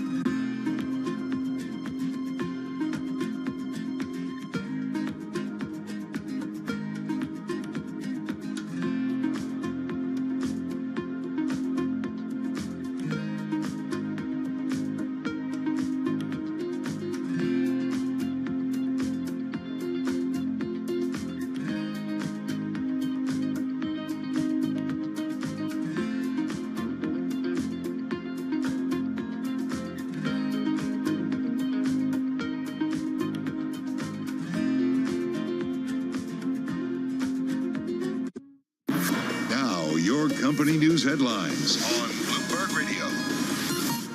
From Bloomberg in Washington, I'm Amy Morris. The world's watching NVIDIA. The almost $3 trillion rally in NVIDIA shares over about 2 years has virtually rewired the stock market, giving the artificial intelligence chip-making giant an outsized influence on equity indexes. Now, with NVIDIA's earnings scheduled to arrive after the market closed, traders are glued to their monitors, waiting for any wild swings just in case. Stay with Bloomberg Radio for an NVIDIA special featuring an exclusive interview with CEO Jensen Huang. He joins Ed Ludlow on a special edition of Bloomberg Tech Street Time on Bloomberg Radio and Television. Berkshire Hathaway is now the first U.S. company outside of the tech sector to surpass $1 trillion in market value. Shares of Warren Buffett's conglomerate rose as much as 0.8% to push its market capitalization above the $1 trillion mark for the first time. The stock has rallied this year on strong insurance results and economic optimism. Berkshire Hathaway now joining the ranks of a small group to crack the $1 trillion milestone, dominated by Alphabet, Meta, and NVIDIA. Abercrombie & Fitch beat analysts' sales expectations for the 6th consecutive quarter. It just wasn't enough to impress investors who've grown accustomed to the 90s fashion comeback. The retailer said comparable sales rose 18% in the second quarter, exceeding the 15% growth that analysts had projected. And the billionaire founders of Two Sigma Investments, John Overdeck and David Siegel, are stepping down from day-to-day management after they've been feuding for years, handing control over now to two new co-chief executive officers. They'll become co-chairmen and advise the $60 billion firm on quant investing and technology, and their equity stakes will remain unchanged. That, according to a letter to investors seen by Bloomberg. And those are the company stories that we're following this hour. I'm Amy Morris, and this is Bloomberg. This is Bloomberg Business Week with Carol Masser and Tim Stenivek on Bloomberg Radio and Television. It is Bloomberg Business Week, and attention New England viewers and listeners. Bloomberg 106.1 and 1330 are moving to 92.9 FM starting September 3rd. Listen to Bloomberg Radio in and around Boston on 92.9 FM. It is your news source for business news from the financial center of New England. Bloomberg Radio, moving to 92.9 FM the day after Labor Day. And if you're there with us the day after Labor Day, you're going to hear stories like this because, you know, this is top of mind for us. Berkshire Hathaway, I got to say, hitting a $1 trillion market value earlier in today's trading session. It is the first non-tech company to do so. I will say it's dipped below it, so it's no longer $1 trillion right now, about $998 billion. So we'll see where it ends up by the close of trading, but still significant. Yeah, the stock has rallied on strong insurance results and economic optimism. Typically, the milestone is dominated by tech giants like Alphabet, Meta, NVIDIA. Heard of them, right? Yeah, you've heard of them. NVIDIA is a big one. Wait, today. early earnings? Yeah, happening today. Yeah, we'll be all over it. Having said that, while we're on the topic of appreciation or growing value, not like I appreciate you, but I mean like appreciation and value.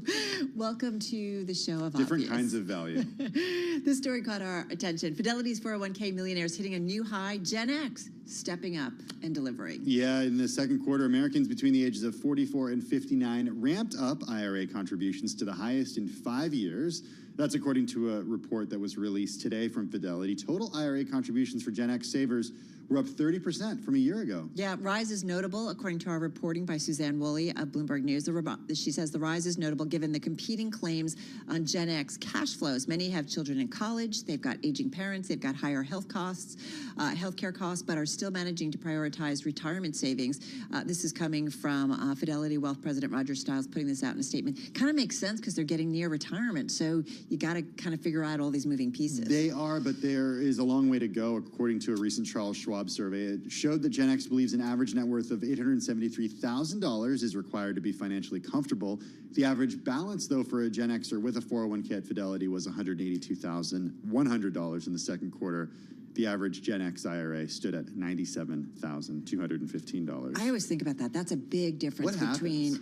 Well, that's what I think about. What happens when people retire? Yeah. And we talk about Social Security. I mean, that certainly isn't a way to support yourself, and so you do wonder. This is conversations we have a lot. There's another piece of interesting information in this story about how savers increasingly are taking out loans from their 401ks as well. The percentage of workers with a loan outstanding in the second quarter stood at 18%. 19.3%. It's up from the first quarter, but it's still below pre-pandemic levels. That was at 20.1%. And just give you an idea of how many were surveyed, the analysis from Fidelity covered more than 48 million IRA, 401k, and 403b retirement accounts. That was as of the end of June. So sounds like a pretty big sample. What if you have multiple accounts, though? That's a good point. So I think a lot of people who How many switch people jobs. do? Do you know what percentage? I guess probably a lot. I mean, I just speaking about it from my own experience. Like You if didn't I've roll left them a all job, into one? I haven't done that yet. I know I should, but you don't really need to. No, you don't. Right. There's So- like nothing to do. I don't know. That's a good question. That's a fair question. So you do wonder how that distorts some of the data. Speaking of data, we're going to get a lot from NVIDIA after the closing bell. So we're going to be all over it. We're going to talk in just a moment right here on Bloomberg Business Week a little bit with our Abigail Doolittle in terms of the significance of NVIDIA to the market trade. We're also talking about private equity and the NFL because the news broke late yesterday that NFL teams can now sell a portion to private equity firms. We get all the details a little later on our program. And they can buy into a few different teams, which is interesting. And we're also going to check in with the CEO of Babbel. Learning a new language. You can do it. September, special month because of that. All right, for those on TV, the close is coming your way. Tim and I continue on radio.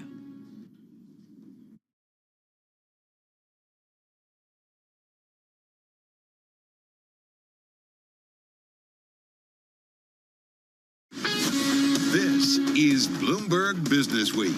Insight from the reporters and editors who bring you America's most trusted business magazine. Plus, global business, finance, and tech news as it happens. Bloomberg Business Week with Carol Masser and Tim Stenivek on Bloomberg Radio. It is Bloomberg Business Week on this NVIDIA earnings day. It's Wednesday, August 28th, 2024. That is Carol Masser. I'm Tim Stenivek, and we got a full house here in the Bloomberg Interactive Brokers studio. Abigail Doolittle over there. We're going to talk about the markets, NVIDIA specifically, that trade, how important it's been over the last couple of months, or really the last year or two, and then what we could get in terms of earnings and how it might impact the trade. Then we're going to also talk about private equity,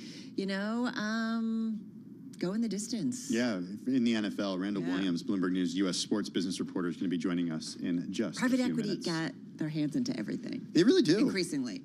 Jason Kelly should write a book about that. He's written two already. Oh, he has. Okay. Yeah. And then we're going to get into the business of learning a new language. CEO of Babbel is back with us, and we've got a few other things to do. And we should point out, we're going to be all in on NVIDIA, especially in our last hour as those numbers come out. Yeah, we kind of got every angle. We got our team of reporters and analysts joining us here at Bloomberg. They're going to be talking all about it. We got a great external group of folks, analysts, portfolio managers, folks from Bloomberg Opinion joining as well. So looking forward to that. We're dicing and slicing NVIDIA. NVIDIA shares, by the way, down about 2% ahead of their earnings. Let's get, though, a look at the overall trade. Let's head back to Amy Moore. She's in our DC studio. Hey, Amy. Hey, Carol. As the sell-off in big tech continues to drive the S&P 500 toward its worst session since that August 5th meltdown. Remember that? We check markets for you all day long. S&P 500 now down 0.6%, NASDAQ down 1%, and the Dow down about 0.5%. The 10-year Treasury yield at 3.83% and the 2-year at 3.87%. The earnings report Wall Street has been waiting for is now just a little more than an hour away.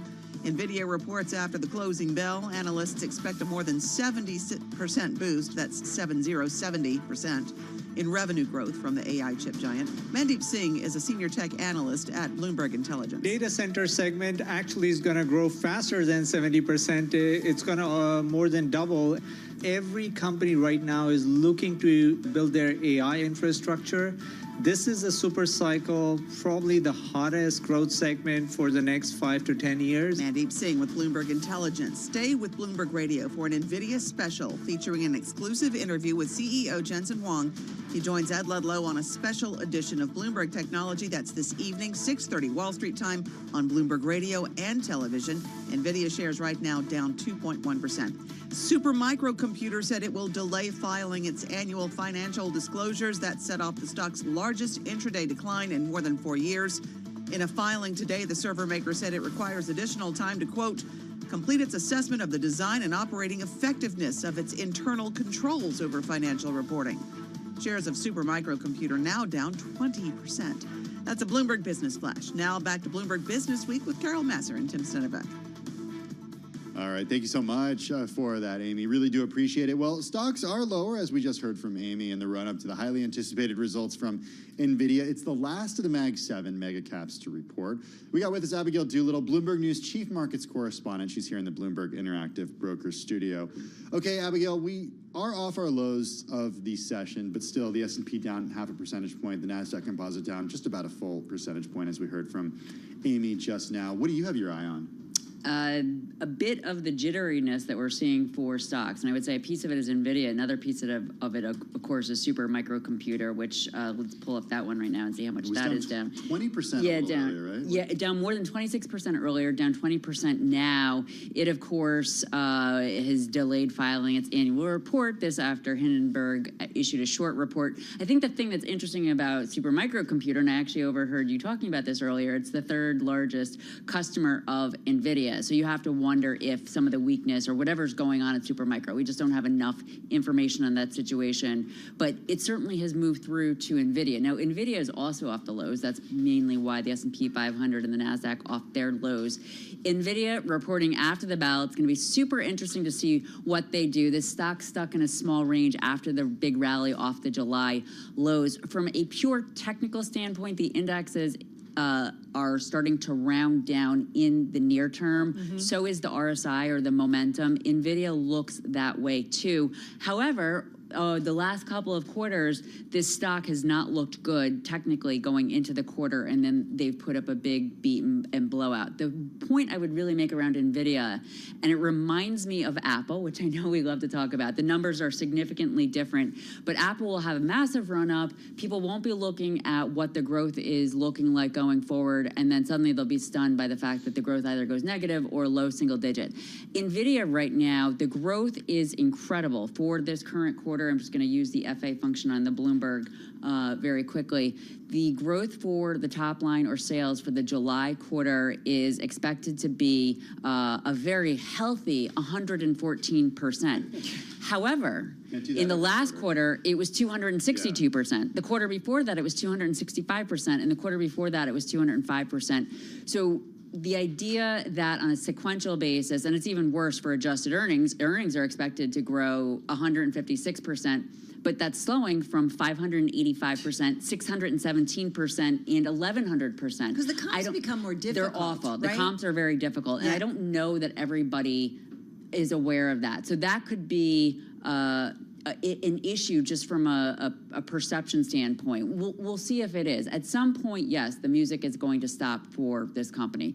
That growth is tremendous. I mean, if you look ahead, though, to the end of, this is something else to think about. For the end of, if I do an annual, the growth slows. So their year end is at the end of January. So last year it was 208%. It's slowing to 100%. You're talking revenue growth? That's revenue growth for the fiscal year ending January 2025. For bottom line, it slows to 126% from 700%. So there's just a big, even though the growth is huge on a year-over-year basis because of the AI contribution, it's slowing. At some point, that's going to weigh. Will that happen this quarter? We don't know. But the stock's acting, I would say, a little bit funky. I am curious, like, especially like you look at the market today, like it went down, now we bounced off. I mean, are we seeing, whether it's super micro or whether it's NVIDIA, when we do see a pullback, that investors do come in because they think, okay, it's a little bit cheaper? Or, I don't know, can we tell? Well, I mean, somebody's buying only because NVIDIA is off the lows. It's hard to know, though. Are they traders? Are they buying? Do they see this as an opportunity for a next leg higher? I think that it's hard for... It depends on what somebody's time frame is, but if you were buying for, say, the next month, I think it'd be very hard for any investor to buy any of these charts right now, just because there is... You know, this is a little bit wonky, but there's a technical pattern called a double top. So that if you were to pull up the S&P 500, we had this beautiful, beautiful rally out of the October 2023 lows. And then in the middle of July, you can see a high. That's the record high for the S&P 500 right now, above 5,600. Just a couple days ago, the S&P 500 put in a high that was almost as high, but just slightly below. That is called a classic double top because it means that on that second run up off of the August bottom, that those buyers were less enthusiastic than they were before. The RSI, the momentum is rolling down. Does it matter that it was in the summer when I feel like people go away? Does you don't care about seasonal things like that? Or? No, I mean, if anything, people are taking advantage of it. Okay.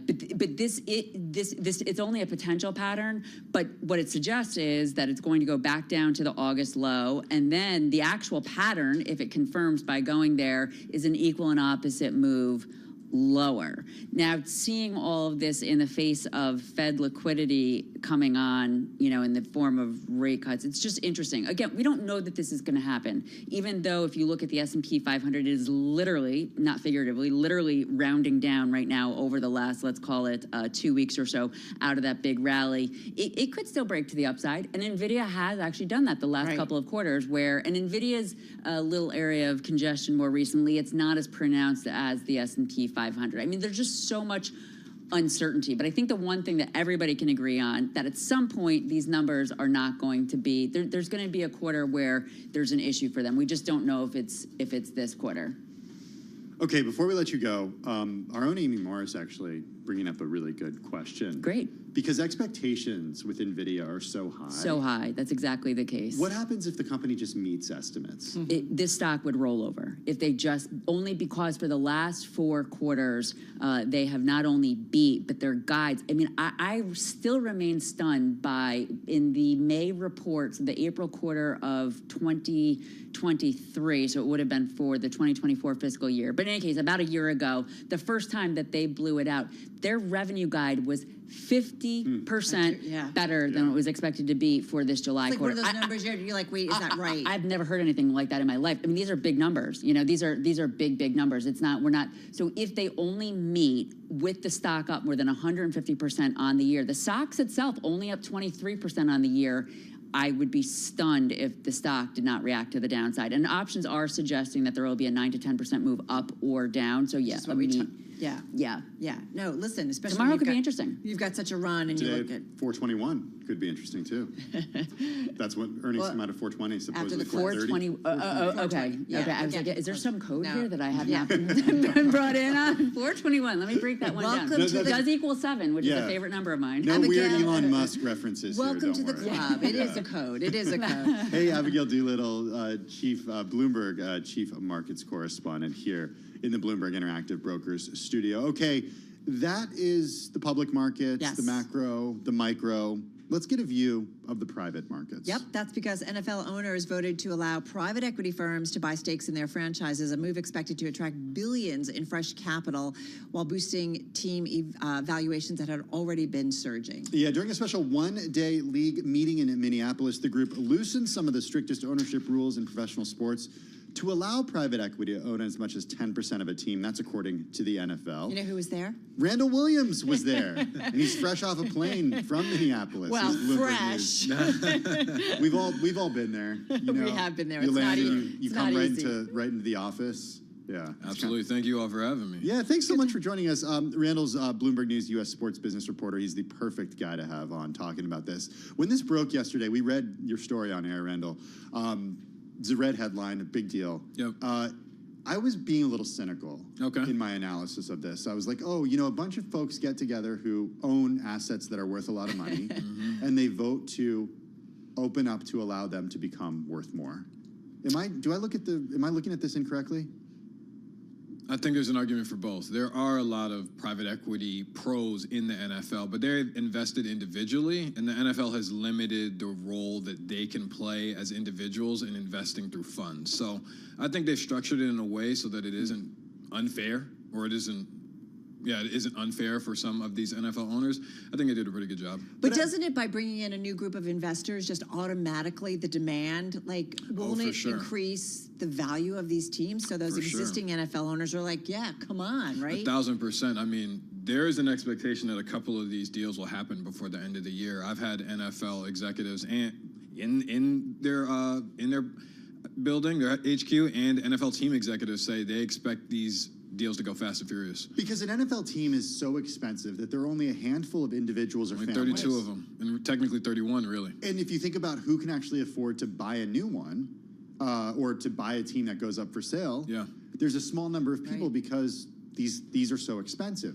So if now you're allowed to sell 10% to private equity, you're opening up the available pool of purchases to so many more people. Doesn't that just automatically increase the value? For sure, but there's only 4 groups: Arctos, Ares, Sixth Street, and a consortium that consists of Dynasty, and Curtis Martin led this other group. It's Dynasty. It is, I'll have to pull up the names. It's fine, he's off of Dynasty, CVC, Blackstone, and Carlyle all together at the same time. And so those 4 will get the first right, and then eventually they may open it up to more firms, but they'll have to be pre-approved, and the NFL will do its due diligence there. What's the due diligence? Like, it's kind of, it sounds like accredited investors. You know, you can. First of all, you have to have the money. You have to have the money. If you don't have the money, there's no way. So it starts with the funds, and then I think it depends on how you're going to invest. One of the things that the NFL CFO was saying was that each of these funds have a different strategy for how they're investing in sports teams. And so that for a team perspective, what you're going to expect is a team may not want to do a deal with one fund. They may want to do something with somebody else. So they have enough capital for them to have a wide variety of choices. How much say will private equity investors, though, have in the Zero. team? How do you know that? I mean, if you're anteing up, I mean, what are the limitations on how much a private equity firm can put in a team? Is there a limitation? 10%. 10%. 10%. So 10% the reason that this is happening is because when Josh Harris raised money last year, he had, I would say, significant difficulty doing it. It was a $6 billion team, and he has to put up a lot of money by himself. I believe his ownership group is 20 plus. The cap for an ownership group is 25. That raised concerns. If you have private equity who can offer 10%, let's say an average NFL valuation by Sportico is $5.93 billion. That's $500 million right away. They have to hold the team for 6 years. So then you have a little bit more leeway. Other leagues having done this, what have we learned? Well, the NBA, MLS, all of the other leagues allow this. The NFL's rules are the strictest. They also have the highest valuations. The NBA's are the most expansive. The Arctos specifically is a pioneer in this private equity sports space. I expect them to be one of the first just because they've been the most active. Hey, what was this meeting like? You were there. Take us into it. Did you actually get to go into the meeting? Oh, of course not. Of course not. But a lot of the NFL owners meetings are watching the owners come in, saying, hi, hello, how you doing? Watching the NFL's employees come in, hi, hello, how you doing? And then they go, they'll walk past, they'll speak.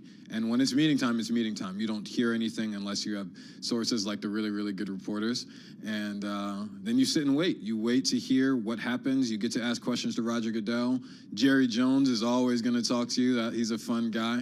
But it's quite the interesting meeting because I'll say at the March and May League meetings, it's a lot more free-flowing.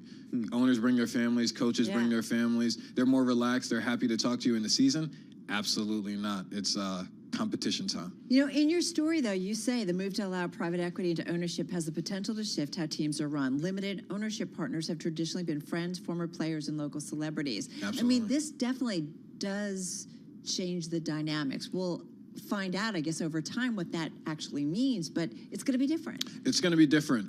There's an example in the story where I talk about how the Atlanta Falcons welcome some new limited partners, but they won't be able to sell to private equity. The only people that can sell are family limited partners and controlling owners. So if you just happen to have a piece of the team, but you are not a member of the family that owns the team, you're out of luck. But if you own a piece of the team and you're a member of the family, it's a good time for you. So we'll still have family ownership. Of course. That's going to be still you got to the main protect the model. family ownership. That's really that's kind of interesting. Yeah, but the family ownership will get diluted a little bit.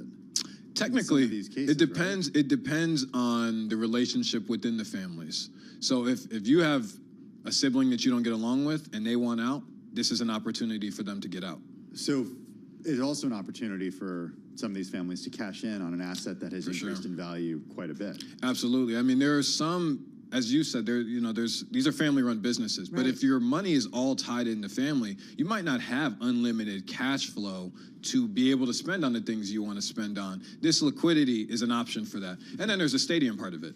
Some of these NFL owners and teams want to host a Super Bowl. They want to host an NFL draft, an NFL combine. Without a stadium or facility that can show off, that can really be a state-of-the-art arena, it's not going to happen. So if you have private equity coming in paying for some of these renovations or new stadiums, it helps. 10 seconds. So the next thing you watch now is for the deals to start happening. Of course. The green light is officially lit. Maybe get some sleep too if you. I'm gonna try. He's got a lot of work ahead of him. Got a lot of work. It's just getting doing started. a lot of work on this. Thank you all for having me. Thank you, Randall Williams, Bloomberg News U.S. sports business reporter. Check out all his work at the Bloomberg Terminal and of course at Bloomberg.com. All right, coming up next, the CEO of Babbel.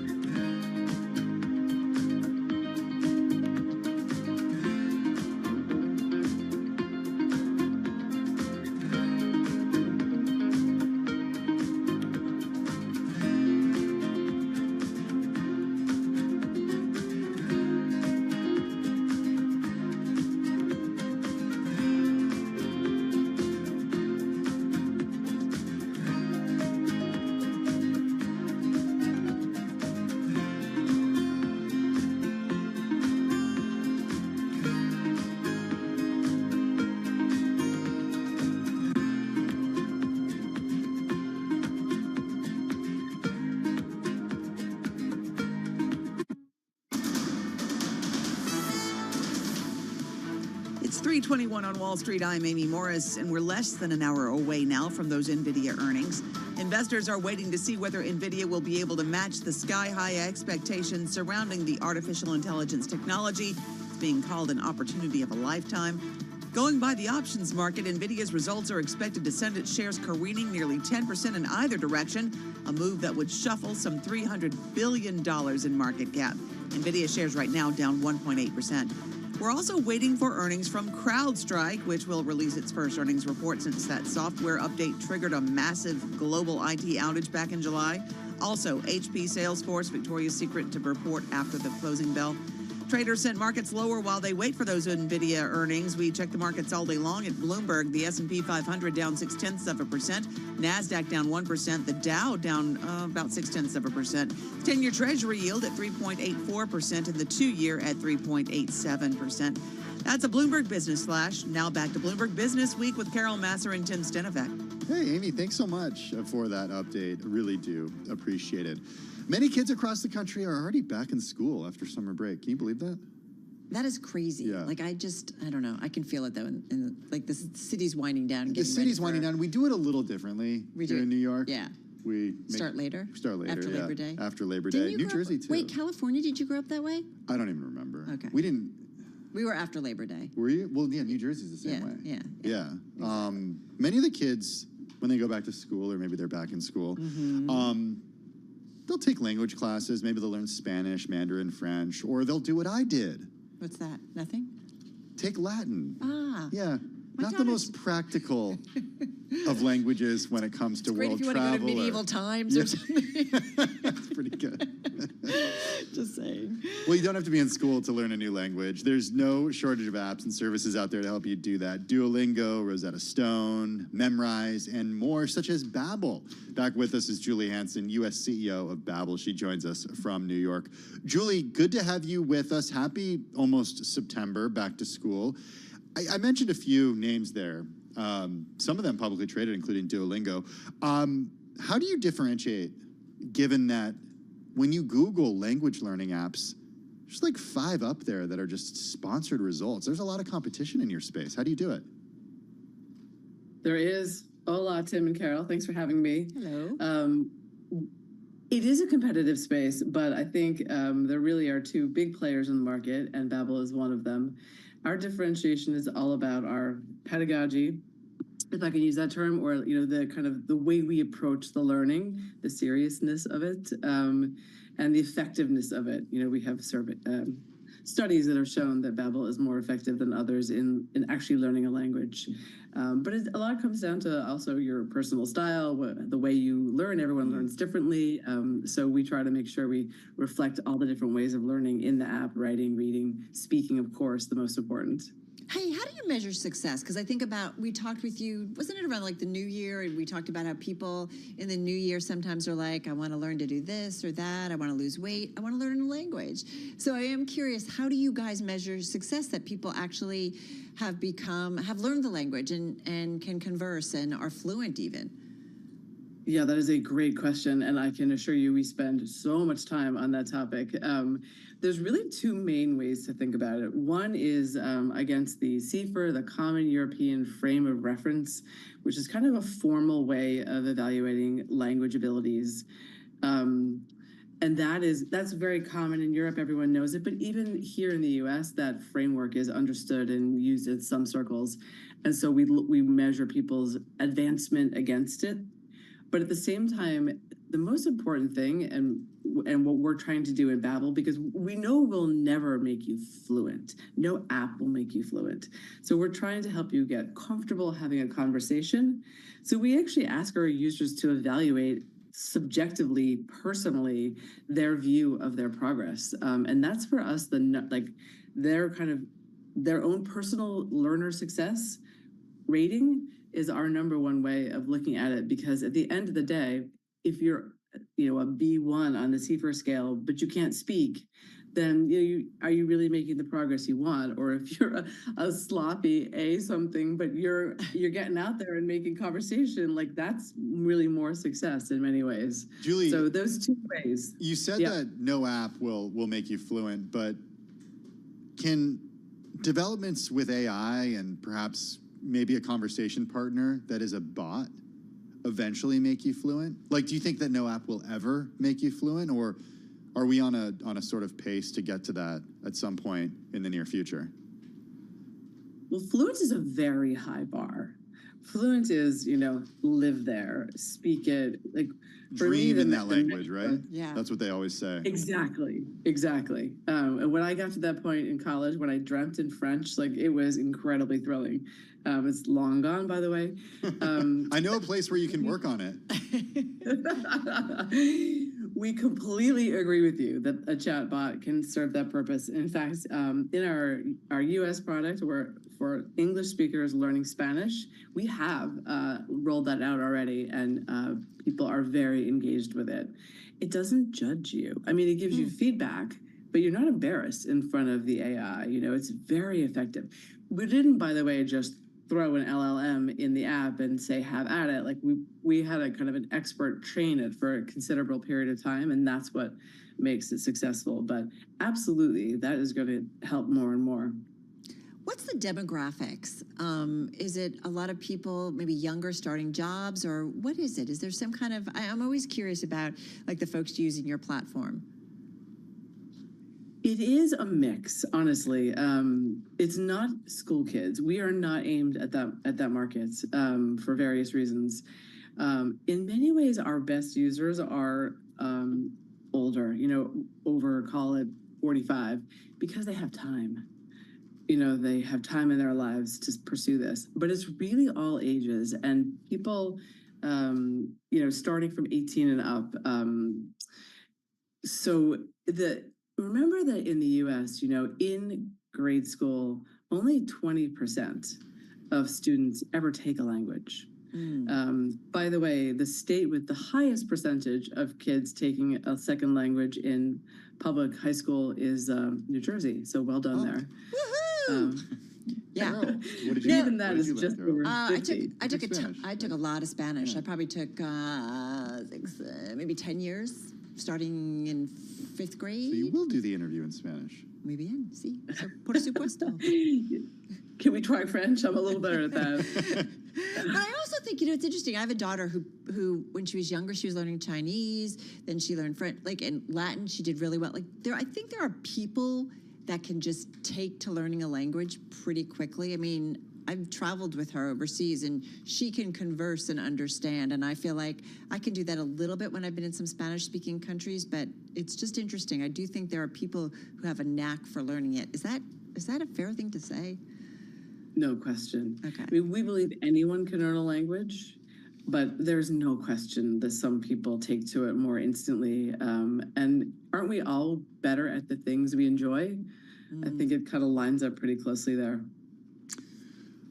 I'm thinking about what you've talked to us. Language? Or is it Yeah, Latin? I took Spanish. Well, Latin was what I took in high school, and then when I got into college, there's this very strange program. They said, this is true. Or you'd go overseas. I had to go overseas for my first semester freshman year. So I frantically worked on Spanish, but I'll tell you what, Julie, it didn't stick for me until I got there and moved in with a family that only spoke Spanish, and I had to be speaking Spanish completely immersed. I mean, there's no substitute for that, Julie, as you mentioned. 100%. This summer, our family went on a vacation in France, and I went back to the town in which I was an au pair back in college. And I was reminded, you know, kids are the best language teachers. A, their vocabulary is a little simpler, but B, they have no mercy. So that's just really a great way to learn. So I am curious about, you know, I always think about someone who's listening. So to start, you just dive in, right? You just start from the beginning and just start going with it. Don't get discouraged. Like, what is your advice for someone who's learning a language, a second language, or first language? Yeah, that's exactly right. Everything you said, just start, and also be consistent. You know, binge learners, those people who do an hour one day and then nothing for the next 6, you're not going to learn as fast. You're not going to retain it as well as if you do 10, 15 minutes every day. And we've shortened our lessons over time so that, you know, hey, if you've got 5 minutes, that works too.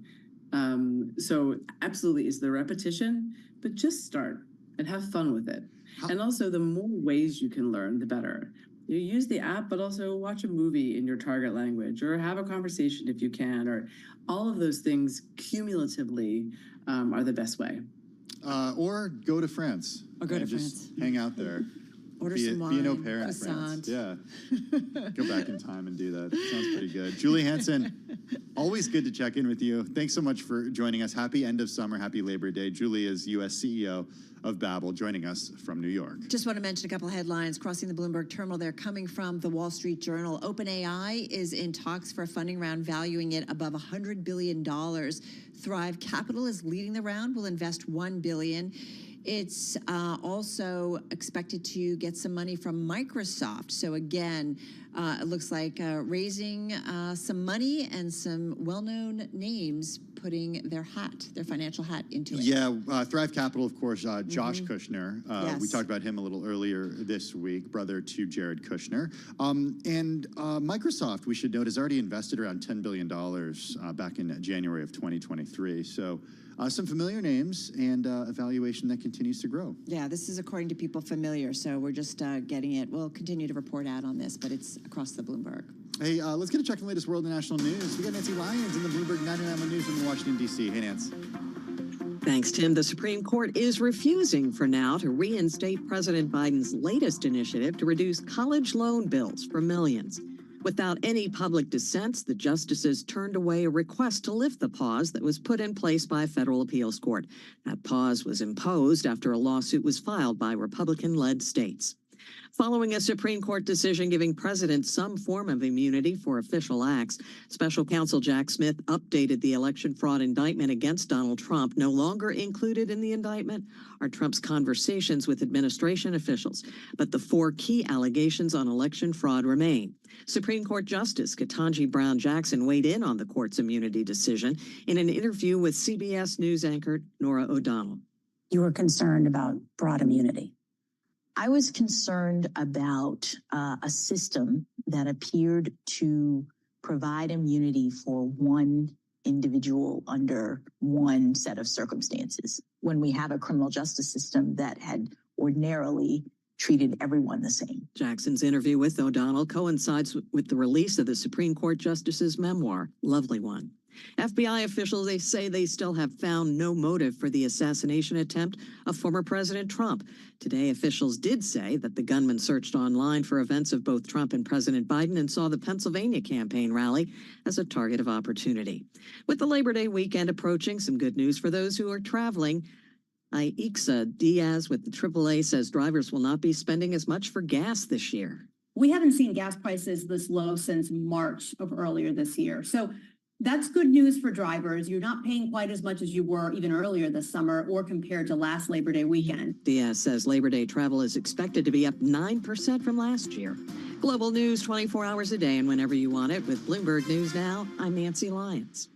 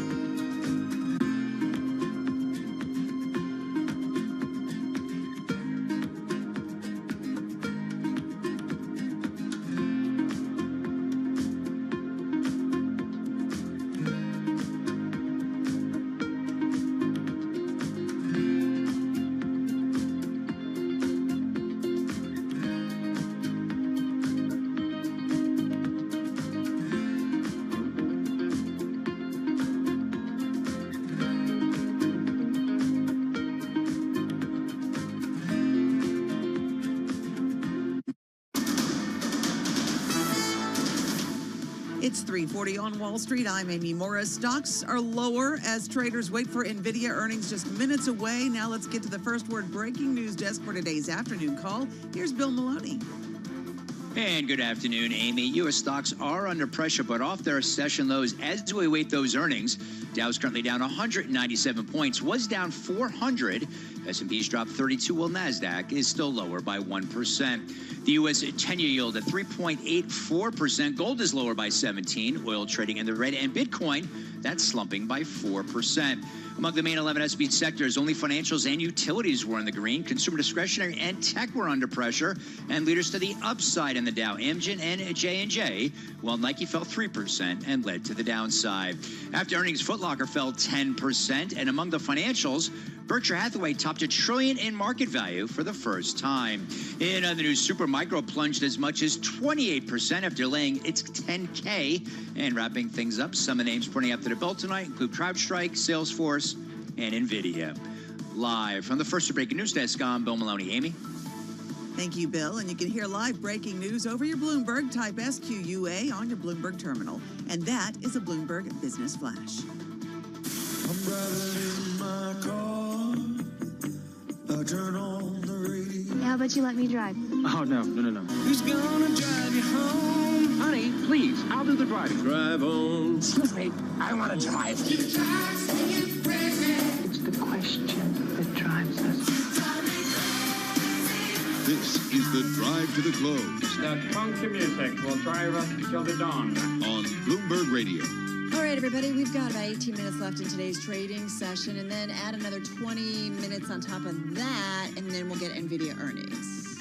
I'm just trying to put it all together. This is your Super Bowl. So roughly 40 minutes. More or less. That could change narrative, 38 tone, minutes. sentiment. If the countdown is on. If the countdown is on. And as a reminder, we are going all in on NVIDIA in our 4 o'clock Wall Street time hour. As we should, like we talk about, it's been kind of, it's been kind of quiet. We keep, ticking off things. Yeah. Our next guest has some thoughts on NVIDIA. Yeah, Jeff McClain, managing partner at Solidarity Capital, is with us, joining us from Utah. Jeff, happy NVIDIA earnings day. How are you? I'm doing great. Everyone's edge of their seat over here for the big day. Yeah, what are you guys doing to celebrate? Popping open some Dr. Peppers, and just waiting to hear Jensen preach the good word. Okay, well, let's talk a little bit about that. The doctor is in. That would be Dr. Pepper, not That's the doctor. What do you think about NVIDIA? Look, I mean, they are a massive driver to the economy and to the market right now. And I don't think there's a single company that's more tied to how the S&P is going to do tomorrow than NVIDIA. And so I think they're going to come out really strong today. The question for NVIDIA long-term is how do they keep it up? I mean, the numbers are just astronomical at a company their size to continue to set the standard on beating earnings by insane amounts and growing at this incredible pace. How do they keep it up is really the big question long-term. And does someone try to steal their lunch? Like, does someone come in and what are their threats? That's the big question. But I think today is going to be a big day for them. All right. So this is obviously a company that's on your radar. Do you suggest to your clients, to investors, to own it? Do you own it? Great question. And so we like it if you're already in it. If you got in early, NVIDIA is a great spot.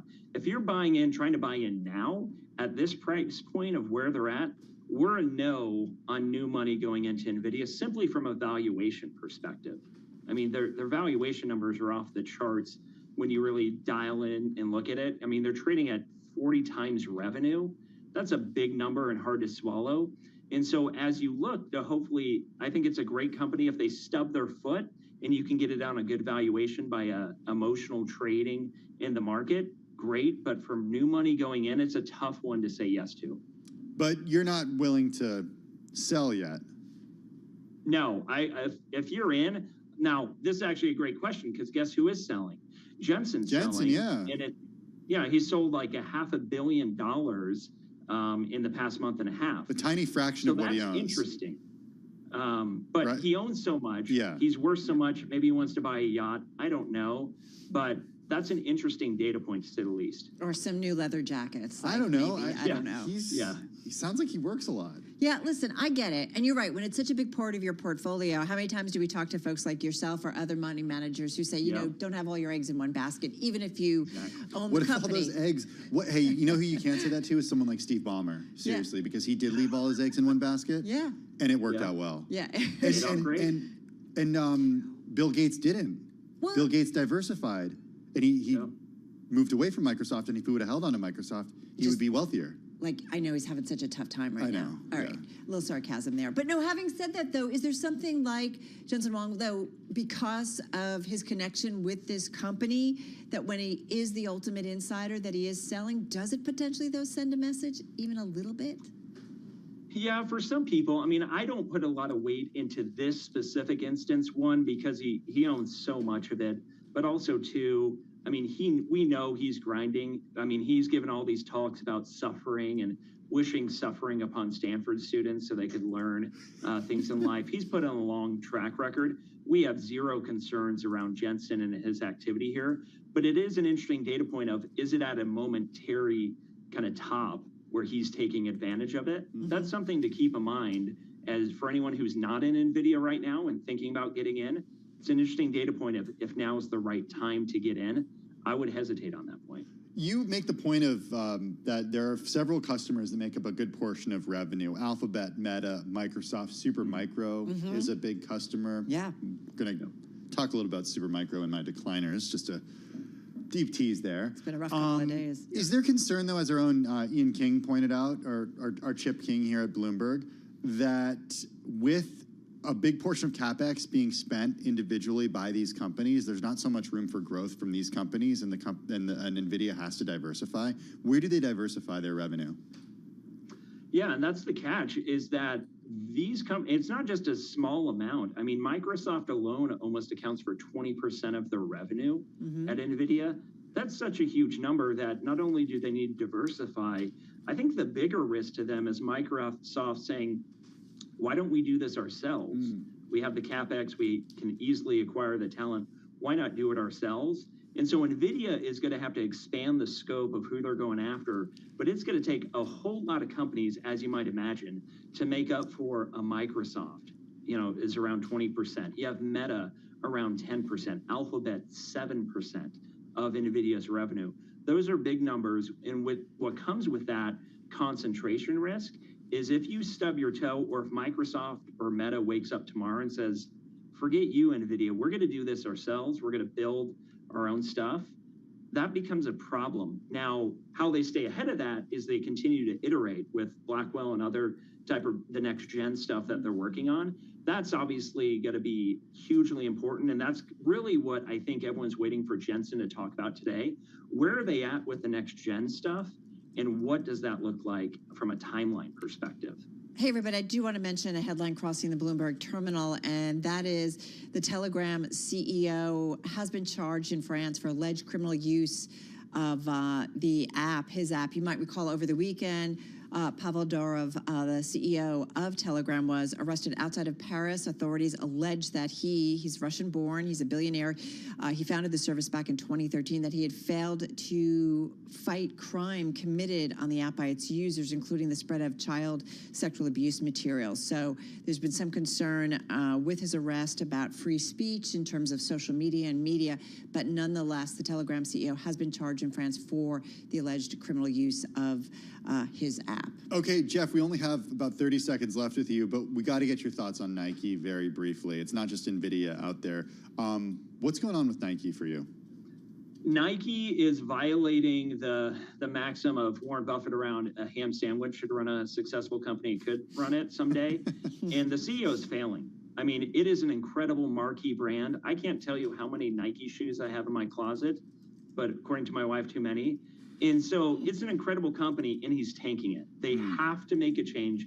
Bill Ackman got involved with Nike, and I hope he makes the move. I'm a big Nike fan from a long-term investor perspective. I think it has a massive moat around its business, but they have a management consultant guy screwing it up, and they need a product guy in there.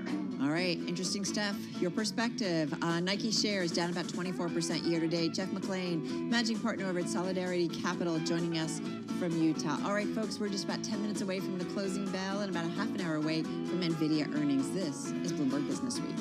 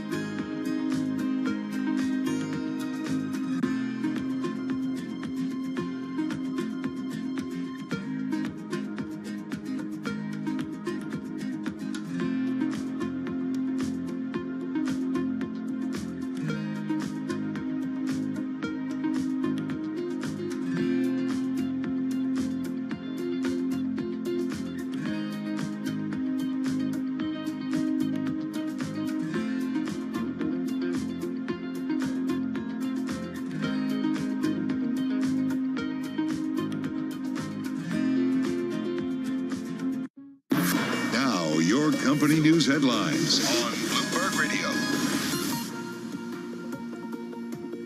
From Bloomberg in Washington, I'm Amy Morris. The earnings report Wall Street's been waiting for is now just a few hours, not even an hour away. NVIDIA reporting after the closing bell. Analysts expect a more than 70% boost in revenue growth from the AI chip giant. Bloomberg Intelligence senior tech analyst Mandeep Singh says he's going to focus on the guidance. My expectation is it's not going to be a monster guide that they have given in the past 2-3 quarters, so it'll be more above consensus, but not that big of a beat.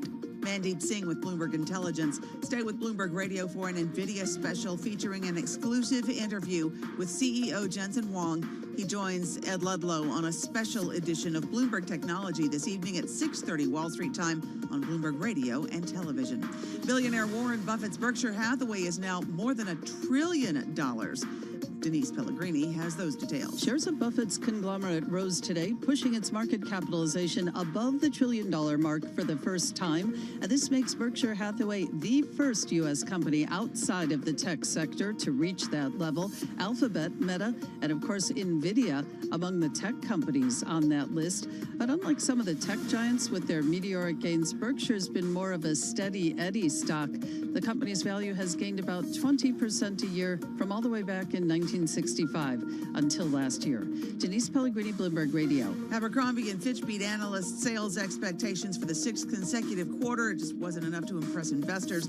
The retailer said comparable sales rose 18% in the second quarter, exceeding the 15% growth that analysts projected. Expectations were high, though, ahead of the results, as the stock had almost doubled this year through yesterday's close. Shares are down 17%, and those are the company news we're following at this hour. I'm Amy Morris on Bloomberg. You're listening to Bloomberg Business Week with Carol Massar and Tim Stenivek on Bloomberg Radio and Television. If you are listening to us or watching us right now in Boston, I got some news for you. Anywhere, actually, in New England. Yes. Bloomberg 106.1 and 1330 are moving to 92.9 FM starting September 3rd. That's next week, everyone. Listen to Bloomberg Radio in and around Boston on 92.9 FM. It is your news source for business news from the financial center of New England. Bloomberg Radio moving to 92.9 FM the day after Labor Day. Are you going to be on vacation next week? I'm going to be on vacation, so I'll have to remember that we're You're going to flipping around. sail to Boston? Not this time around. Have you done that? No, we haven't. Oh. Farthest we've ever gone, I think north is like the Vineyard. And That's pretty cool. yeah, it's pretty cool. So that's actually Yeah. on its way to Boston. It's You on could its get way to there. Boston, so we might be able to pick it up. Yeah. We'll have to test it out. Okay, test it out. Hey, I'll text you. Hey, Tim, guess what? I'll be sure. I'll have to be sure to say. I won't be texting whoever's you. filling No. in for I Carol do text Massar. you In for occasionally. Carol Massar. In for Carol Yeah, Massar. that's what I'll be sure to say. I Do you know ever do you'll be that? listening. Do you ever check? It's like, is Master saying, hey, do I ever so-and-so check? in for Tim Stenivek? Yes, when I go on vacation, all I do is listen and watch Bloomberg. Again, that would be a no. As Okay. much as you love. Everybody needs a break. It's a healthy Everyone needs thing. a break. But Sometimes I was away for the sell-off, and I listened nonstop. I know. Because Don't you get FOMO? I get some FOMO. I'm the worst. Yeah. When there's news, I'm like, wait a minute, I want to be hearing this. Someone who might get a little bit of FOMO, maybe he wants to be a part of government, is none other than Elon Musk. Yeah, great piece by Teddy Schleifer in the New York Times about how Elon Musk has hired a Republican operative with expertise in field organizing to help steer his political work. It's a move that suggests, as Teddy writes in the New York Times, that Mr. Musk is preparing to become even more involved in Republican politics and get out the vote efforts specifically. This doesn't surprise me after the platform or the conversation that he did with Donald Trump on X. Was it Spaces? Was it in Spaces? I don't know. What are they? X Spaces. Yeah, X the Spaces. one that I tried to listen to, and it was like You couldn't get on? for like a half hour. Oh, I yeah, couldn't yeah. get We on. both listened, like, for a while you couldn't get on. But Yeah. anyway, but he talked about kind of like wanting to be an efficiency role or something, like helping in government. Anyway, it looks like he's taken a step because he's hired a political advisor. Yeah, he hired Chris Young, who's formerly of PhRMA, the trade association for the pharmaceutical industry. So we'll see what Mr. Musk The does. election season just gets more interesting. Markets are about to get really interesting. We've got a bunch of earnings, including NVIDIA. So over to our TV colleagues, the closing bell starting now.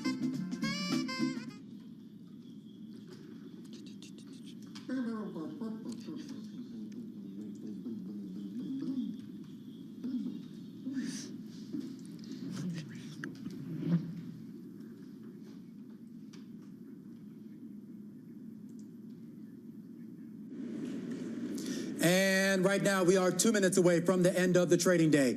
Romaine Bostic alongside Scarlett Fu, taking you through the closing bell, a global simulcast. It starts right now. Carol Massar and Tim Stenivek joining us in the radio booth. Alex Steele, she was just too afraid of those NVIDIA earnings, decided to take the day off. She's not here. afraid of But we welcome all of our audiences across all of our platforms here, including our partnership with YouTube, on what I'm told, Carol Massar, could be the most consequential day in the history of America. Oh, man.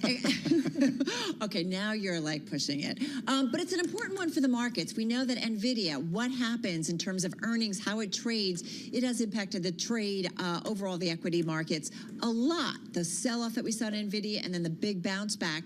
You can even, I feel like you can see it in the lead up to it, like the volatility that we've seen in the markets overall today, Tim. It's not just NVIDIA, though. I mean, certainly a big story. It is about NVIDIA. We're still getting earnings. Yeah, but it's still about NVIDIA. Too. Yeah. Oh, come on. We got Romaine, Salesforce. tell 'em it's we got about Okta. We're gonna hear NVIDIA. from CrowdStrike. We're going to hear from a firm a little later. There's other companies out there. Firm's not going to move the market like NVIDIA does. Come on. That is true. Come on, guys. Well, I mean, all Are those. you going to back me up a little bit? I actually do back you up here. I mean, look, I mean, we talk about the stick outsized together, importance of NVIDIA because of its weightings, but of course, some of those other companies you mentioned, of course, will give us a little bit of a better read about kind of economic conditions. NVIDIA is kind of in its own world, and we talk about this idea here that when you have a company that's so outsized in the market here, how do you push back on that if you're an investor? Do you just go along for the ride? This is sort of like don't fight the Fed, don't fight NVIDIA. You have to go along for the ride because, I mean, if not, then you're going to underperform, and that's the risk out there for any active investor. All right, we're going to walk you through all of those earnings, including NVIDIA. So let's get right to the numbers here. On a closing basis, everything pretty much in the red across the board. The Dow Jones Industrial Average down more than 100 points or 0.4%. The S&P down more than 30 points or 0.6%. The NASDAQ is going to close out the day down by more than 1%, and the Russell 2000, Carol Masser, closing the day down by about 0.7%. All right, so a little bit lower. So back to the big caps I go, guys. You had about 214 names in the S&P 500 actually gaining ground today, 285 losing ground, and then Scarlett, you had 4 unchanged. All right, let's take a look at the IMAP. It's going to be pretty much a red pizza pie. A little bit of green there. The only green really is in the financials and the healthcare space, and they're marginally higher. The big laggards on the day, tech, consumer discretionary, and communication services, which basically encompasses the Magnificent Seven. You've got consumer discretionary and tech each down at least 1%, Carol. All right, guys, to some of the individual movers. We have Chewy up about 11% today, rallying to the highest in about a year, to its highest, I should say. The company came out second quarter results and gave an outlook that was positive. We've got some earnings. We probably should go to them. Let's do Salesforce now, crossing the wire right now. In its most recent quarter, sales coming in slightly above estimates at about $2.07 billion. The street was looking for 2.01. Operating income beating slightly here, 3.14. The street was looking for 2.96. EPS also a slight beat at $2.56 a share. Here's your forecast for the full year. The company is guiding revenue 37.7 billion to 38 billion. That's the range that is giving. The street was looking on average for $37.8 billion here. So relatively in line with estimates on the forecast and a modest beat, guys, for the most recent quarter. All right, let's take a look at NetApp, which is a storage company, so it's hardware. And NetApp reporting for the quarter that ended, EPS that beat analyst estimates, $1.17 for the quarter. Excuse me, that is on a net basis. Adjusted EPS, $1.56 versus a consensus estimate of $1.45. Revenue also topping the average analyst estimate. As for this quarter, it sees net revenue of anywhere from 1.57 to 1.72 billion. The consensus estimate is 1.62 billion, and NetApp still sees full-year adjusted gross margin of 71 to 72%. The stock not moving yet in after-hours trade. Okay, I'm taking a look at shares of Okta. They're not moving in after-hours trading either, but second quarter adjusted earnings per share did beat estimates. EPS came in at 72 cents versus estimates of 61 cents. Revenue was up 16% year over year. It came in above estimates at $646 million. All right, we do want to go back to Salesforce, of course, at least for right now. That is the biggest company reporting out there here. The president and CFO of the company, her name's Amy Weaver. She is stepping down from the company, though she will remain CFO until a successor is named. I'm not quite seeing the reason for her departure here, but of course we do know there has been a lot of talk here about the C-suite up there at Salesforce, whether some of the folks there were aging out, whether they needed to change. Amy Weaver, the president and CEO, going to be stepping down once a successor is found for her position. Yeah, it looks like she was named CFO back in early 2021, so been there for a few years. Let's go to another one crossing the retailer Five Below, guys, coming out with its latest results. Let's go to the outlook. Fiscal year adjusted EPS, $4.35 to $4.71. Looks like it's opening a little bit of that range. The estimate out there is $4.75, so that's below that. The stock, though, is up almost 4% here. Third quarter adjusted EPS, 10 to 22 cents. Estimate on the street is 15 cents a share. Third quarter net loss of $2 million to $13 million, and third quarter net sales of $780 million to $800 million. The estimate on the street is $790.2 million. And let's go to the second quarter. Last quarter, what it did, second quarter EPS, 60 cents a share, and that's 6 cents better than what the street was expecting. And Scarlett, you've got that stock rallying about 5% here. Yeah, Five Below up 5%. Of course, they sell affordable items. Nice. Five Below up 5%. No, oh, I didn't even think about that. Yeah, you're right. They do sell That's affordable why I'm here, items. for useless facts. Keep them coming. You know, any company that delivers value to a consumer is in fashion right now. I'm just looking at the overall after-hours trade right now in terms of most active stocks by value, and Salesforce up almost 2%. But the other names that we've gone through, you're not seeing a whole lot of activity in those companies in after-hours trade. NVIDIA, we should mention, up marginally after declining in regular trading before its results come out. Okay, so now as investors have had a chance to check out shares of Okta and the results of Okta, shares down about 3% in the after hours. This does come after the company reported its latest results that did show that it beat on the top line and on the bottom line. I am curious, guys. I mean, obviously, we're kind of biding time here until we get to those NVIDIA earnings here. And there's been a lot of talk here about the weighting in the S&P, almost 7%, 11% in the NASDAQ composite, 14% in the SOX. So it doesn't matter what this stock does. It's going to move the broader market. We're getting some other earnings right now. All right, so let's get to them. We've got CrowdStrike crossing the Bloomberg terminal. Let me just bring it up here on my terminal. And you've got CrowdStrike. Second quarter revenue, folks, it's a slight beat, $963.9 million compares to the estimate of $958.2 million.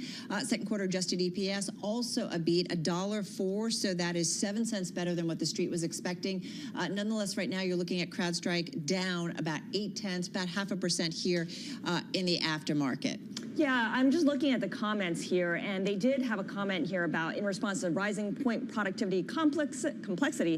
Boy, that's a lot of corporate talk. And an elevated threat environment, organizations increasingly focus on consolidating their cybersecurity vendors into a streamlined platform that delivers better security outcomes, which is CrowdStrike Falcon.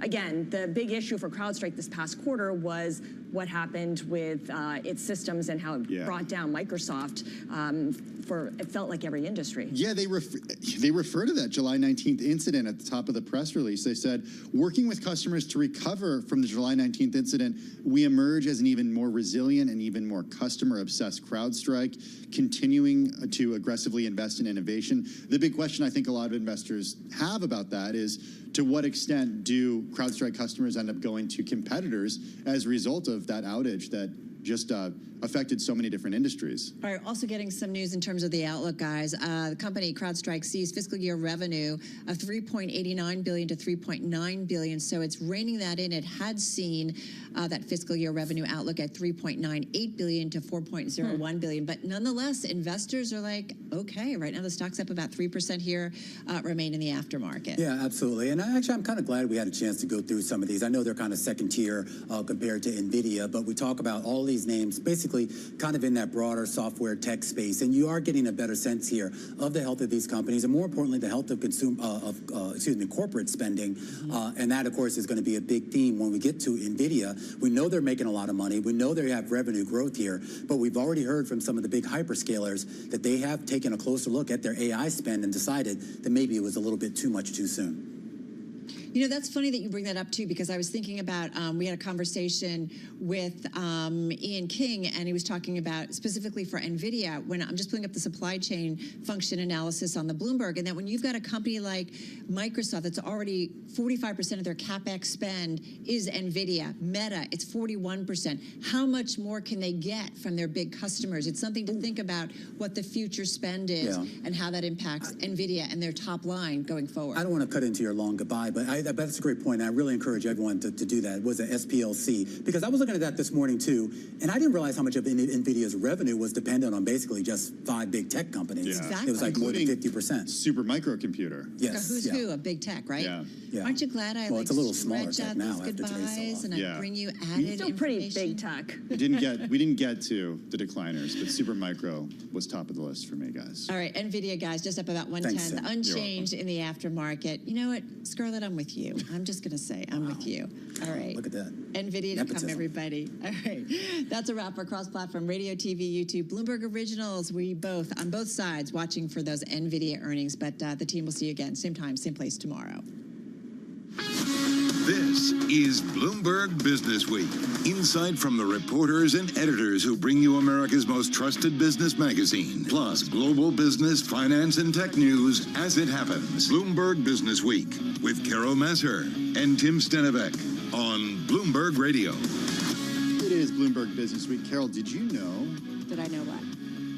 A bit over 10 minutes, NVIDIA earnings are set to cross. I'm kind of excited. I have to tell you, I used to anchor a lot in the mornings. Better be and exciting if you're excited. Well, I just remember like bank earnings, we'd all be like perched just waiting. But like these are numbers that can change the narrative, the sentiment, the market moves. And so it's a big one, right? Well, it also will give us an idea of where revenue is coming from. For example, the company got about 17% of its revenue from China in fiscal 2024. It was down from more than 26% in fiscal 2022. Perhaps not surprising given U.S. export controls that have been implemented since then. But as the Wall Street Journal reported earlier this week, AI developers in China are actually working with overseas brokers to rent computing power thousands of miles away. So in a sense, they're actually getting around those export controls. Right? Like this is just interesting how this is happening. Cloud computing, okay? Yeah, exactly. For more on the relationship between U.S. companies and China, we bring in Michelle Gaida. She's the CEO of the Kroc Institute for Tech Diplomacy at Purdue. She was also former Assistant Secretary of State for Global Public Affairs from 2018 to 2020, serving then President Trump, and she joins us from New Hampshire. Michelle, how are you? Good to have you with us. I'm well. Good to be with you. Okay, so let's talk a little bit about the relationship that China and U.S. tech companies have, because you recently came out with an op-ed that really focused on what you think that U.S. CEOs need to do. Can U.S. companies survive without selling to China? Well, I think we're about to see NVIDIA's earnings as one example, but I think a lot of people are predicting some tremendous growth with regard to their business overall. And as you had just noted, export controls went into effect last October. In their last earnings call, they had mentioned that their business in China was down significantly, yet they're still seeing a lot of growth as a business. And so I think in addition to being a bellwether for AI investment, they're also a bellwether for can a business do well even as their business in China is declining. IBM's another example. They just withdrew this week.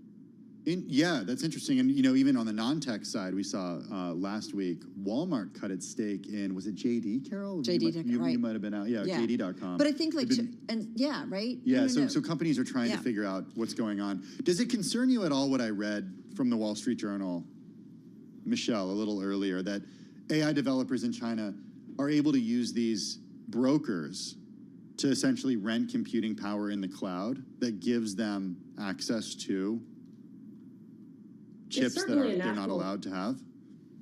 Yeah, it's certainly a national security concern, because the whole point is to make sure that businesses in China, which are essentially beholden to the Chinese Communist Party and the Chinese government, aren't able to access the computing power from our most advanced chips in order to fuel things that their People's Liberation Army used to have a military advantage, economic advantage, and technological advantage. So yes, and I think the challenge is when it comes to U.S. export controls and regulation tends to be a step behind where businesses are. And so there's always the cat and mouse game of regulations trying to catch up with where businesses are willing to spend, like these brokers that essentially lease computing power. And this is the point I was trying to make in my op-ed, which is it also takes business leaders, and especially those from American and allied countries, to be eyes wide open on what this means and to make sure that they are doing things proactively, not just as a compliance exercise, but proactively to make sure our technology isn't getting into the wrong hands. We can only, though, do so much, right? Like, is it just a given that it is going to get into the wrong hands? It's just the way the world works. I say to some degree that's a challenge with technology. It's cross-border, and it can show up anywhere. But I think there are a lot of proactive steps that businesses can take and have a productive conversation with government, working hand in hand together to say, not just how do I comply with the latest export controls, but hey, how do we work together to make sure my technology doesn't end up in the hands of the People's Liberation Army, of the regime in Russia, of the regime in Iran? It's a fundamentally different conversation that's not happening enough yet, but starting to happen more and more. So what's interesting is I've spent like my whole career, I feel like, in business news, which is a fair amount of time and a few decades, but it was all about companies, multinationals, whether they're U.S. multinationals or big European companies and so on and so forth, about tapping into that Chinese market. That was the story for a generation. Absolutely. And so I feel like the tables have turned, the tables have been turned over in that when you think about growth, although we haven't seen a lot of companies pull out of China either, but is it that you do have to think about your growth strategy minus China going forward if you're a big global company? Or is that just kind of where we are right now? I think it's where the puck is headed, and that is a long-term trajectory for global business. It's a long-term trajectory for U.S. foreign policy for sure. The U.S. Congress, whatever the next administration is going to make sure that the U.S. is succeeding when it comes to our economic advantage and our technological advantage with China. But this is exactly the long-term situation for business, and it is very different. I think you see CEOs now starting to recognize it's really not good for business when your IP is stolen, when your employees are intimidated, when your executives get detained. I mean, how many executives right now are thinking twice about visiting their operations in China? It just doesn't make business sense anymore. And I think that the growth from the Chinese market from 10 and 20 years ago, in some cases is still important to a business, but these other things are making the trade-offs not so appetizing anymore. I'm wondering, Michelle, as I mentioned, you were part of the Trump administration as Assistant Secretary of State for Global Public Affairs. You did that from 2018 to 2020. Do you see a candidate running right now who would be better for how you view U.S. business should deal with China? Is it Trump? Is it Harris? Look, I think the one thing that the CEOs and business audience can be sure of is that the U.S. policy toward China is going to remain pretty much the same. There will be some differences and slight nuances here, but as I mentioned, the U.S. Congress in particular is very bipartisan when it comes to our approach to China. You have Molinar and Krishnamurthy leading the China Select Committee almost by the day, coming out with new initiatives, new legislation, raising awareness on this competition with China. So I think there's going to be a lot of consistency. We've already seen tremendous consistency between the Trump administration and the Biden administration, and I think CEOs can expect that to continue. What about, though, when, the U.S. makes some restrictions on non-U.S. companies, their allies, right? Companies within their allies' countries. I wonder, do you think that is able to continue, or do you think it gets a little complicated, especially when you've got companies that are relying, whether it's a European company in the chip space or the semi space, that are relying on that Chinese marketplace?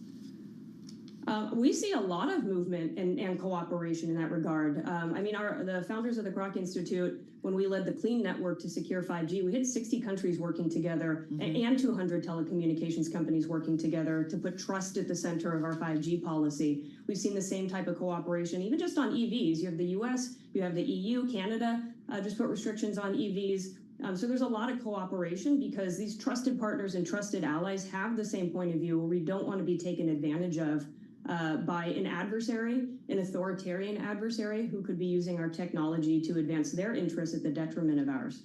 All right, we're going to leave it on that note. So glad we could get some time with you. That is Michelle Gaida. She's the CEO of the Kroc Institute for Tech Diplomacy over at Purdue, as we mentioned, former Assistant Secretary of State for Global Public Affairs, serving then President Trump, joining us there from New Hampshire. We should talk some NVIDIA. Let's go. Let's talk NVIDIA. NVIDIA shares did shed more than 2% ahead of its earnings report that are due in the coming minutes. The stock up more than 150% so far this year. It is the top performer in the S&P 500 and the NASDAQ 100.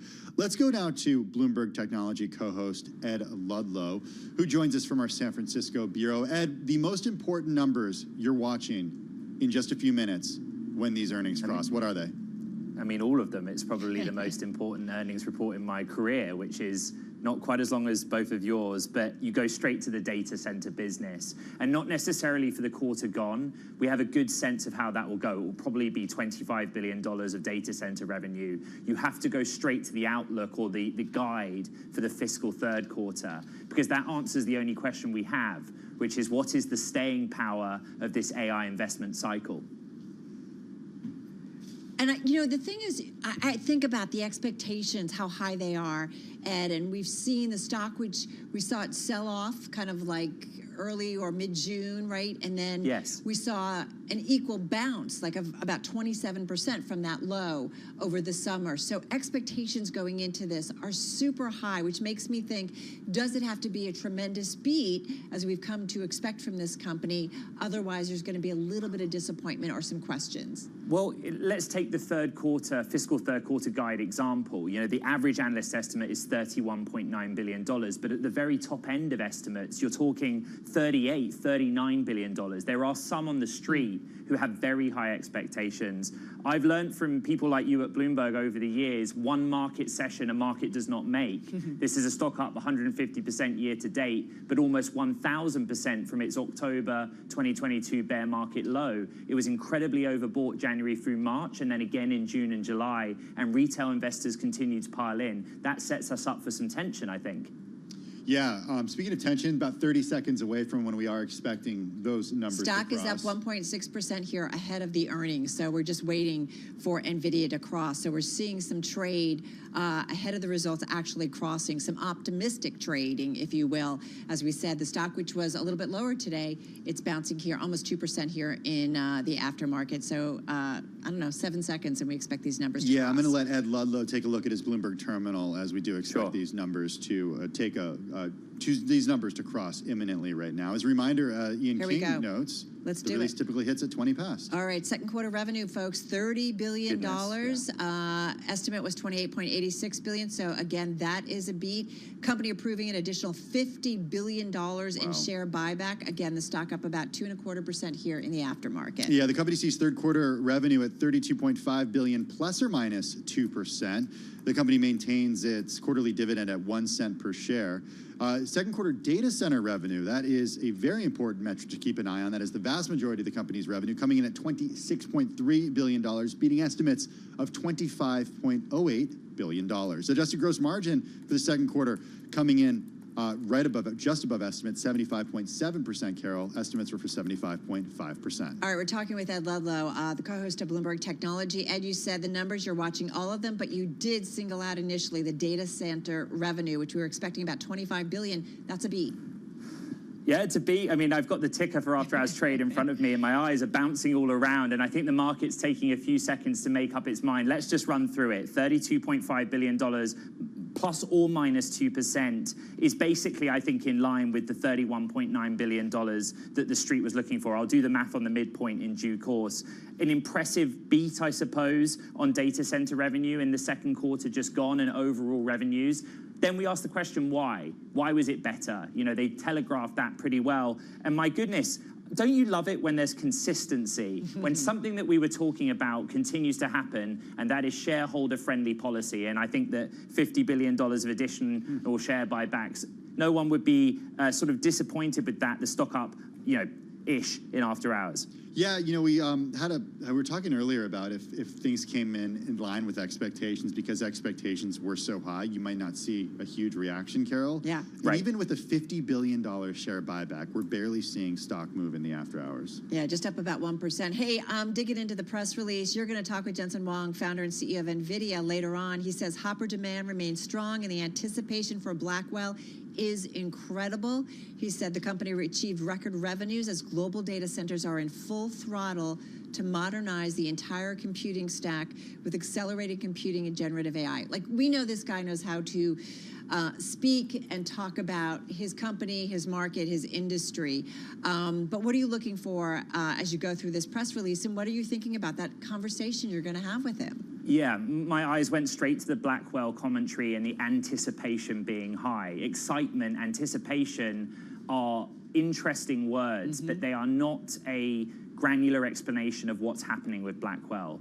The reporting was that due to the complexity of its design, it has 2 compute dies. Basically, think about 2 triangles with a split between them, because it's so big. It's so much bigger than any other high-performance GPU that's gone before it. And the reporting was that this presented a production challenge. And so we want some specific detail on that. But again, this is classic Jensen Huang, that everything is intact, the AI investment cycle is there, and clearly he's bullish because because NVIDIA is 99% of the market for this range of AI accelerators. Shares bouncing around a little bit, but they are now lower by about 2.2% in after-hours trading, Ed. I do wonder what the demand story is from customers now that we're seeing the latest results from NVIDIA. What's the story that you're seeing? I should say shares continue to move lower, down about 3% in after hours. So this is why we go straight to the guide or outlook for the current period or the fiscal third quarter. Because of the timing of NVIDIA's earnings today, August 28th, it comes at the end of earnings season where the capital expenditures guidance from the biggest NVIDIA customers has been and gone. So if you look at the capital expenditures guidance of a Microsoft, I think Carol pointed out very smartly that about 45% of Microsoft CapEx goes directly to NVIDIA. We knew that they were committed to spending, but how confident is NVIDIA in that trend continuing over a longer time horizon? You look at the stock in after hours down now almost 5%. One has to keep their feet on the ground and ask, is that so severe? Is it so surprising given how high a bar this quarter was and how lofty expectations were? 150% higher so far this year at a 5% decline after earnings that beat estimates but didn't blow estimates out of the water. Well, and I think you go to the outlook, like you keep, emphasizing, Ed, this high idea, and I know you put it out on the blog of what came in, all right, better than what the average estimate was, but when you think about the high numbers that some were expecting almost as much as $38 billion for that third quarter revenue, like that is going to color how investors, react to this number. They were expecting more, a lot more. Yeah, and like I know that this is something that Bloomberg people always say, but you also just have to give some sort of context of where the stock trades, right? It is a stock that trades at 38 times forward 12-month earnings. I always look at relative strength index, RSI on the terminal, but one data set that I've tracked is that retail investors have absolutely piled into this stock of late. It had all of the hallmarks of something that was set to swing in either direction based on options market trading. And I think the point that I'm making, without telling our audience about how the sausage is made too much, one very wise editor said on our planning call that even if it beats expectations or street or consensus estimates, this is a likely outcome because of where we've positioned ourselves in the market going into the print. Meaning that expectations are just so high for this company. Correct. Yeah, correct. I think, Tim, that's probably the understatement of the century. Well, you're also dealing with base effects, as we mentioned. The comps are really tough, given where this was a year ago and where investors expect it to go in terms of growth rate. I mean, as Abigail Doolittle pointed out on our air, they were seeing, north of 200% growth some quarters. Well, this is something I used to think about with Apple. Like, when it didn't live up to expectations, it got harder and harder to move the needle on that. And yet, when you look at the numbers, and I understand it's all relative and you got to give the context in terms of growth and so on and so forth, but NVIDIA is still selling a lot of stuff, right? And it is the game in town if you want those advanced AI chips. Okay, guys, I'm really sorry to go on a tangent. These headlines are super important. NVIDIA is saying it expects several $1 billion in Blackwell revenues in the fourth quarter. Ian King's just hit the button on the red headline. I'm not surprised. That this was the question, that NVIDIA makes a commitment to bring a new generation of its AI accelerator to market annually, and there have been the reporting on the design challenges of Blackwell. What NVIDIA is confirming is that they will book really, really significant revenue on that product in the early stage of its ramp in the final 3 months of the calendar year or its fiscal fourth quarter, but they do make a concession that they had to change the Blackwell mask production step. I have to plead ignorance on the technicalities of that. I'm going to run to Ian's desk and ask him, but they are at least talking about it. I think that this commentary comes from not the earnings release necessarily, but the CFO commentary that comes as an appendix to it. So we'll dig into that as we go. Is several $1 billion not sufficient, Ed? Or what is several $1 billion? I mean, the relatively significant after-hours decline is now sort of less significant. That might give you a sense of how investors feel about that. But I think the idea was that, this is a product that we're not I've said this to you guys so many times, and I almost don't apologize for it. When we talk about an AI chip, we're not talking about this little thing you can hold in your hand. The core technology, yes, is probably about the size of a sandwich, but it goes into a rack that goes into a server, a big 300-pound server box, in rows and rows that fill out a data center. And that's the scale that we're talking about. So when you produce it at scale, it presents a challenge. And to me, the shipment of several $1 billion seems substantive in this instance. Yeah, it's interesting. I feel like, we're going to want a little bit more in terms of specifics about Blackwell and what those shipments in terms of the fourth quarter, what it exactly means. Because that's outlook, fourth quarter not so far away, and you do wonder if that's something that moves the needle significantly. This is everything that, people have been talking about. Hey, Ed, before we let you go, you have a conversation with Jensen coming up a little later, a special edition of Bloomberg Technology, an exclusive interview with Jensen Huang.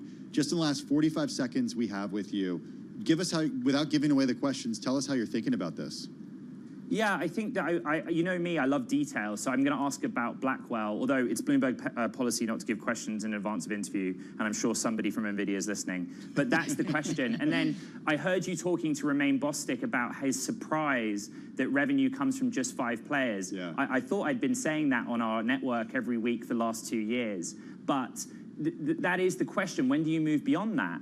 Like, you want to sell to smaller and medium-sized enterprises, governments, and other public institutions. Do you have some evidence that that's already happening? That's a point that Ian King brought up at the top of our 2 o'clock hour right here on Bloomberg TV and Bloomberg Radio. I'm going to tell Romain to listen to you more, Ed, so he's not surprised in the future. He's busy.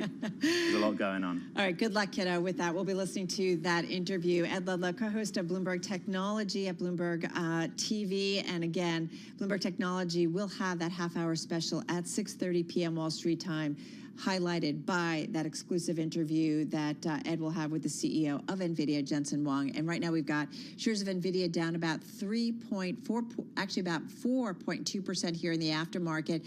Looking at NASDAQ E-mini futures, they're down almost 2% too in the aftermarket. We saw names too like AMD and a few other in the semi space, Advanced Micro. It's down about 1.2% in the aftermarket. So we're seeing some spread, if you will, in terms of the impact. All right, speaking of aftermarket news, there is a lot of it. Fortunately, we got Amy Morris standing by in Washington, D.C., keeping track of all of it. Hey, Amy.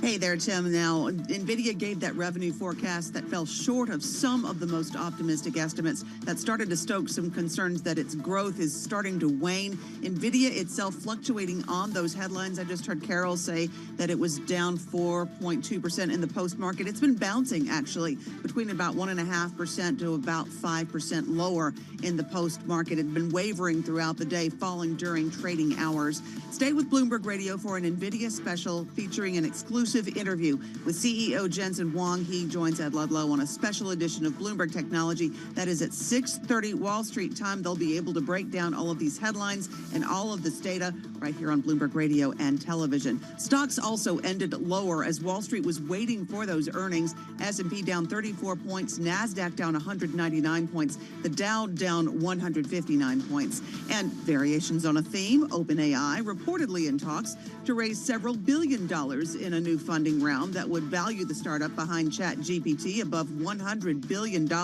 Sources telling the Wall Street Journal that venture capital firm Thrive Capital is leading the round and will invest about $1 billion. Microsoft is also expected to put in some more money. That is a Bloomberg Business Flash. And now back to Bloomberg Business Week with Carol Massar and Tim Stenovic. All right, Amy, thank you so much. As Amy mentioned, really top of mind right now is NVIDIA shares. They're now down about 5.1% here in the aftermarket. It's happening quickly. The reaction has been big. It was nothing, and then it was more. Then it was 8%, and it was like 3%. Did it go down as much as 8% at one point? I missed it. It's been bouncing around, and we've seen some interesting moves here. And we are seeing, as I mentioned, NASDAQ 100 E-mini futures, they're down about 2% here. So we're seeing some drag, not coming undone completely, but it's interesting. Let's see what Bloomberg Intelligence senior semiconductor analyst Kunjan Subani has to say about that. He joins us. He's out there in our San Francisco bureau. All right, top of mind for you, Kunjan. Tell us about the quarter. Did they do okay? How's the outlook? It seems like there's a little bit of disappointment here. Yeah, I mean, I think they did really good as per our expectations. I'm sure the NVIDIA obsesses and might be disappointed given the magnitude of the beat, which we had called out to be in the single-digit range, and especially against the lofty unsustainable expectations that some of the, again, NVIDIA obsesses have been forming. But fundamentally, in terms of long-term, in terms of the competitive landscape, everything remains intact. We don't see any big risks out of this earnings so far. Do you see any softness when it comes to the outlook? Even though it exceeded some expectations, it didn't exceed the loftiest expectations. Are you seeing signs of softness with its customers? I wouldn't call it a softness in terms of demand. I would rather call it more of a timing. I mean, in the given last 30 days, we have come to know about the Blackwell delays, right? But as we had called out in our preview, there's enough demand for the Hopper series, and the supply for that has come along. So they have the ability to ship more and more to this demand, which kept them intact, and the guidance still came to a beat. Of course, I think, the delay might actually push out the magnitude of beat, which we would have expected into calendar 25, which might actually drive increase to the upside of 25 numbers as we get more details on it. Help contextualize this for us. NVIDIA expects to ship several $1 billion of Blackwell revenue in the fourth quarter of the year. I feel like, Carol, I'm parsing a Fed statement here. It feels kind of vague. What does several mean, Kunjan? Is that a lot, or is that disappointing to investors? I wouldn't call it completely disappointing. Again, given what we came to know over the last 4 weeks, when we were working on the preview 2 weeks ago, we thought it will be very little volume. So this several billion actually is good in a way and comforting that, okay, there will be some shipment and it's not completely delayed until the first Q fiscal quarter. So I wouldn't call it completely disappointing. So we are watching big tech falling after NVIDIA, their results. As I mentioned, the NASDAQ 100 E-mini futures in the aftermarket down 1.6%. I'm looking at the QQQ. That also, we see it down, about 0.5%. I mean, when it comes to the AI story and the build out and the spend, you sound really comfortable with what we've got from NVIDIA, that narrative, that story, that actuality is still intact. Is that a fair assessment of how you see this? It is, and given we look at the fundamentals, especially from a long-term perspective and not the magnitude of beat and raise quarter to quarter, when you look at this earnings season, almost all of the hyperscalers, the big internet companies, the big cloud players, actually announced a beat to their CapEx and almost across the board to their revenues, right? So that, again, validates like the demand is not slowing. Nothing has changed in the last 2 weeks, just given the NVIDIA results. So I agree with your comment that we do feel comfortable around the broader dynamics and the demand tailwinds for the AI chips. So one of the things we just talked about with our Ed Ludlow, too, is when you look at the supply chain function on NVIDIA, their top customers, it's kind of a who's who of big mega cap tech companies. Microsoft is their number one customer. 45% of their CapEx goes to NVIDIA. Meta, number two customer, 41% of their CapEx spend already goes to NVIDIA. Supermicro, which we've been talking about a lot in its woes or alleged woes, that one about, I don't know, a big chunk of what they spend also goes to NVIDIA. Alphabet is another one, almost 15% of their CapEx goes to NVIDIA. So you have enough confidence that those companies will continue to spend. They are so important, right, to the NVIDIA growth story. So as long as you hear from them that they are spending, you're pretty confident. Exactly. As long as we don't see any negative feedback from them publicly, the confidence remains. One more point to highlight from the CFO commentary letter. This quarter, their percentage of data center revenues from the cloud actually came down to 45%. It had been running over 50% over the last year. So this is, even though on a magnitude terms, a small victory, I still see it as a positive direction that they're diversifying slightly, slowly, but away from the big cloud customers, and their enterprise and vertical segment is growing significantly faster. Okay, we heard from Ian King earlier and also from Ed Ludlow earlier about diversification of revenue, Kunjan, and the idea that the company is looking to get business from governments, smaller companies, offloading work that usually would take place in the cloud to stuff that's on-prem. What's that business from your view? look like? Are they making headway there? They are definitely, and again, the one clear sign is when you parse out the data center into sort of three buckets. One is the cloud customers, right? One is the enterprise, which is a much more diverse but smaller pockets compared to the cloud, and the other one being the internet and vertical companies. We want to continue seeing the combination of these internet vertical companies combined with enterprise continue to grow much faster than the cloud. Look, the cloud guys have the biggest wallet, so they are definitely going to drive a majority of the growth, but we want that percentage that moved from 50 to 45 to continue moving slower. At the same time, NVIDIA revenues continue to grow as well. Just to reset everybody, because NVIDIA results, they are out. They've been out now for, I don't know, about 15 minutes or so. Our headline story written by Bloomberg's Ian King, who we talked to at 2 o'clock ahead of this. NVIDIA, which is really the chip maker at the heart of the artificial intelligence boom, gave a revenue forecast that fell short of some of the most optimistic estimates, stoking concerns that its explosive growth is waning. Third quarter revenue will be about $32.5 billion. The company just put that out. Analysts had predicted $31.9 billion on average, so that was a beat, but some estimates range as high as $37.9 billion, so almost $38 billion. Sales in the fiscal second quarter, which ran through July, they, though, Tim, did top analyst projections. I'm looking at Ian King's commentary on our live blog, which you should all check out while you're listening to us on Bloomberg Radio or watching us on YouTube or Bloomberg Originals. He writes that most questions will zero in on how many billions of dollars in revenue Blackwell will generate in the fourth quarter. Yeah. That's the question we've been asking. Yeah, absolutely, right? This is what we want to know. So, we're talking also with Bloomberg Intelligence senior semiconductor analyst Kunjan Sabani, who is joining us, and you seem very comfortable with the report. Stock now just down about 1.5%. So there's been a lot of bouncing around in the aftermarket. What if you were sitting down with the CEO, as our Ed Ludlow is going to be doing at 6 p.m. Wall Street time, or is it 6 p.m. Wall Street time? 6:30 Wall Street. 6:30 p.m. Wall Street time. What would be some of your top questions that you'd want to ask Jensen Huang, co-founder and CEO of the company?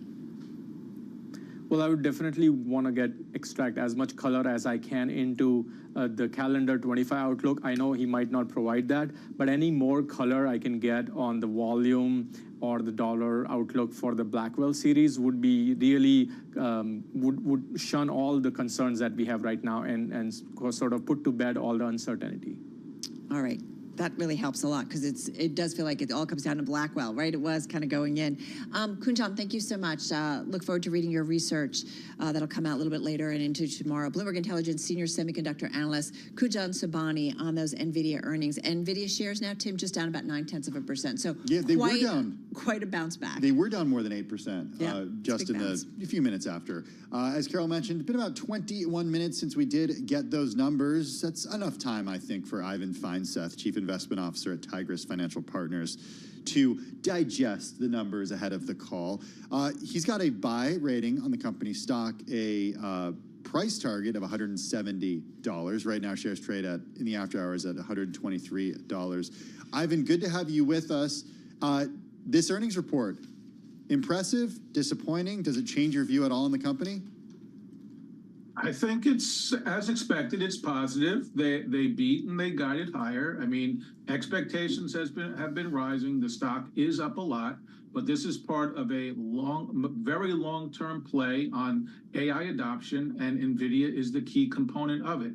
There are estimates of over $250 billion in capital investment being spent by all of the major tech companies, and the majority of that going to NVIDIA, which is powering these data centers that run these AI large language learning models. And that will continue. And I credit Tom Siebert was saying from Siebel Systems that every company is going to be an AI company. All types of companies are going to use AI in different ways to optimize supply chains, to target customers for predictive analysis, for marketing, for customer interaction and engagement. And so everybody is going to be investing in AI at some level. And especially the more complex large language models are going to run on the most advanced NVIDIA GPUs, which right now is the Hopper, and then soon to be the Blackwell, and then next year will be the Rubin. Ivan, shares of Supermicro today fell 19%. The company said it's going to delay its annual financial disclosures.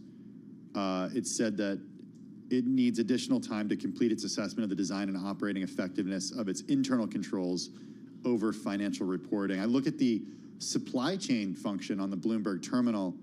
I see that Supermicro is the third largest customer of NVIDIA, accounting for more revenue than Alphabet and more revenue than Amazon and more revenue than Dell. Does that concern you? Not really.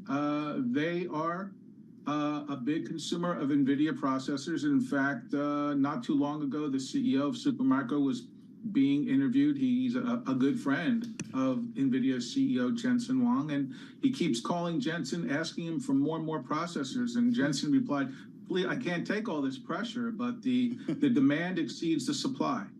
And if for some reason that Supermicro couldn't fulfill the order, then it would go to Meta, which is also trying to get as much as they can from NVIDIA, and then all of the others. So this demand well exceeds supply. So if there was for some reason a customer that couldn't take what they committed to, NVIDIA would not have a hard time replacing that demand with another customer. So from that standpoint, the Supermicro issue right now is concerning, but I think they will work its way through. But as it affects NVIDIA's demand, I'm not concerned. Okay.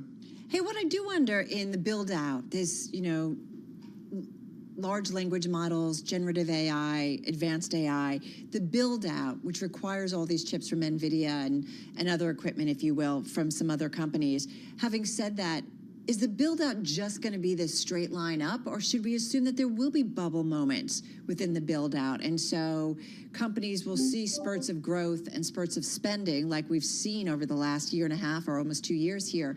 And then we'll see maybe pauses, even though the long-term growth story may be there and the long-term impact on how we do everything may still be there. Well, I think the demand will be strong and it'll be driven by fulfillment. Remember that a lot of the investment in AI from these companies is what is driving their competitive advantage.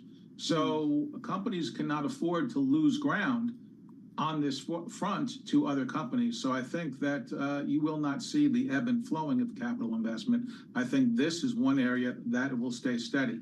So especially if you budget out long term. So we've seen enough of a payoff in these AI investments that it makes sense that we're going to continue seeing the investments.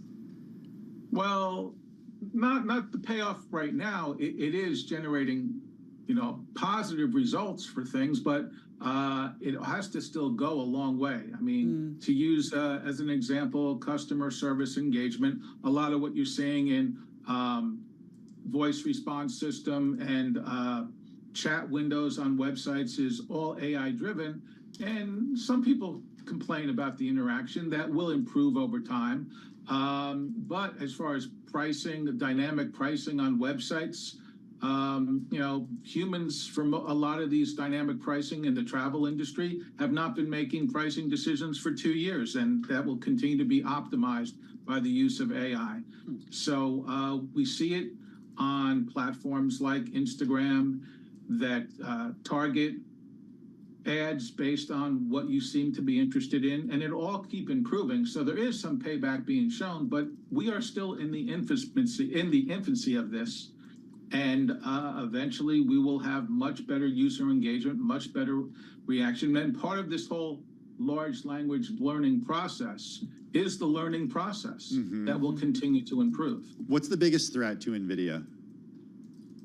Well, some people feel that potential from competition from AMD, from many of these companies like Google, Facebook, designing their own processors. And I think it will delineate that you're going to want, for the most complex and the most need for speed, you're going to want NVIDIA. And then, subroutines and tertiary routines can be run on other less slower processors. But the fear is that other chip companies will eventually have things that can compete on some level. However, as I said, by the time they catch up to the processing power of the Hopper, NVIDIA has the Blackwell. By the time they would catch up to the Blackwell, NVIDIA has the Rubin coming out next year.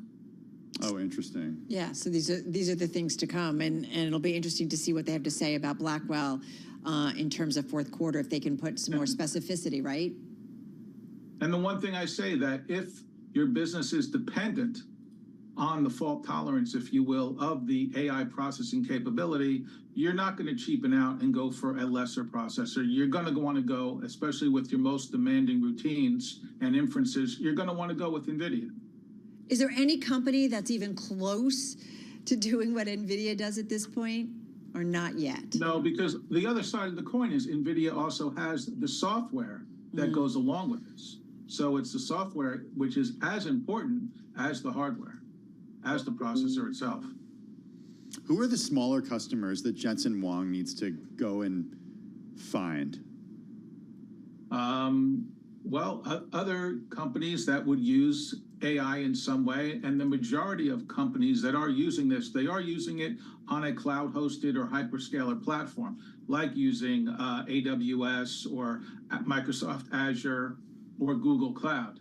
So, which also, I think AI and the access to it kind of is democratizing the process. This is not just for the biggest companies, but because you can buy it in such small bite sizes, as far as minutes and time on a rented server, or even the ability to rent servers, you can buy NVIDIA's processing power on a subscription basis. So it doesn't require the massive investment in a data center and for the processors and the software and everything else you need to build it out. So I think this is a tremendously democratizing process for businesses of all sizes. And it comes down to the creativity and the ability to apply it. So that's the real, I think, wave behind all this, that it will be so ubiquitously applied in so many different ways. All right, so Ivan, last question. What's the headline on any research you might put out later tonight or tomorrow morning? And do you change anything? You've got a target price target, rather, I should say, on NVIDIA of 170 share. So what's the headline? Yeah, go ahead. Maintain my buy. I say strong quarter. Business continue, and they also, by the way, announced another $50 billion share repurchase. Oh, yeah, so they are generating a lot of money, tremendous amounts of cash, and a company like NVIDIA and some of the world's leading companies like Microsoft, Apple, Google, Meta. These are intellectual capital intensive and not financial capital intensive. So they tend to throw off a lot of cash, and they continue to return a tremendous amount of cash to shareholders through these ongoing stock buybacks. All right, so with a buy rating and the stock down 4.5% in the aftermarket, you're like, yeah, now you can even buy it on sale a little bit, right? Absolutely. I was kind of expecting the stock would be weak because unless they reported just something tremendous, the reaction would probably be to sell it. So you look at historically, any weakness in the stock has been a buying opportunity, and I would say that this is the case as well. Interesting stuff. Hey, Ivan, thank you so much. Appreciate you spending so much time with us to break down and talk about NVIDIA. Ivan Feinseth, he is Senior Partner and Chief Investment Officer at Tigris Financial Partners. As we mentioned, he's got a buy, and he's got a $170 price target on NVIDIA. Shares down more than 4.25% at 125.61 in the aftermarket. Yeah, second quarter revenue topped estimates, as does third quarter revenue forecast. However, the forecast fell short of Wall Street's loftiest predictions. NVIDIA expects to sell, quote, several billion dollars in Blackwell chips in the fourth quarter. Right, and we mentioned that buybacks too, so that's something as I think $50 billion. Yeah, nothing to shake off in an easy way. Hey, let's get some more analysis as we continue to deep dive into NVIDIA. Mandeep Singh walking in our studio. He is Bloomberg Intelligence Senior Tech Industry Analyst. NVIDIA, how'd it do? Well, I think, again, everyone talks about lofty expectations, but when you look at the data center incremental revenue, that's what drive the company's growth, and they added less than they added in 1Q, and the margins seem to have peaked in 1Q. So that's what explains the stock reaction. Okay. And if you look at their guide for 3Q, they're talking about incremental revenue going down further. Now, the reason why it's important is because all the hyperscalers have said they're increasing their CapEx. So if the incremental revenue is slowing down, you have to ask yourself, there's somebody in their customer base who may be slowing down, or they're giving a very conservative guide. And the margins seem to have peaked because they had 78% margins in 1Q. Now it's 75. So that's what I think is the standout for me in the print. What do you think it is? Do you think there's a customer who's slowed down? Well, so think about how they are ramping up AI capacity. Everybody is building a cluster. Everybody is trying to train the algorithms and the model. But there is the aspect of deploying AI. Now, that's where you may or may not end up using NVIDIA chips. People call it inference, but essentially, to train these models, you need NVIDIA. Now, I link it to GPT-5. So right now, we have GPT-4, which is a good model that's out there, but we don't know anything about GPT-5. What are the scaling aspects of GPT-5 where NVIDIA may tend to benefit? That's what you need to keep the story going, is every model company is scaling up their model. We don't know how big GPT-5 will be, but that could be a driver of more compute demand for NVIDIA chips. When will we know? Well, then OpenAI will announce that. So that's where, you know, this is still a market that has a lot of moving parts. But when I look at the incremental data center revenue, the guide suggests it will slow down. So think of, you know, they added from 4Q to 1Q, they added $4 billion in incremental data center revenue. Right. From 1Q to 2Q, they added close to 4. The guide suggests from 2Q to 3Q, the incremental revenue would be closer to $2.5 billion. That's a big difference. But it feels remember, like they give a conservative guide. They always beat by $2 billion. Okay. So a lot of that is kind of in their guide. I believe they call that managing expectations. But again, it's margins of, you know, what are you going to do to drive up your valuation? And that's where when a stock is trading at 35 times forward earnings, you have to manage those elevated expectations in a way where you come out, beat and raise by a lot. It looks like those days are over. They will still beat and raise, but that's where it gets hard to sustain the 35 times earnings expectation. So growth company, but not a super growth company? At least I think the hyper growth phase is probably over. Already? Well, I mean, look. Look how quickly it grew, though. Everyone. I mean, Jensen's been working on this for, what, 30 years?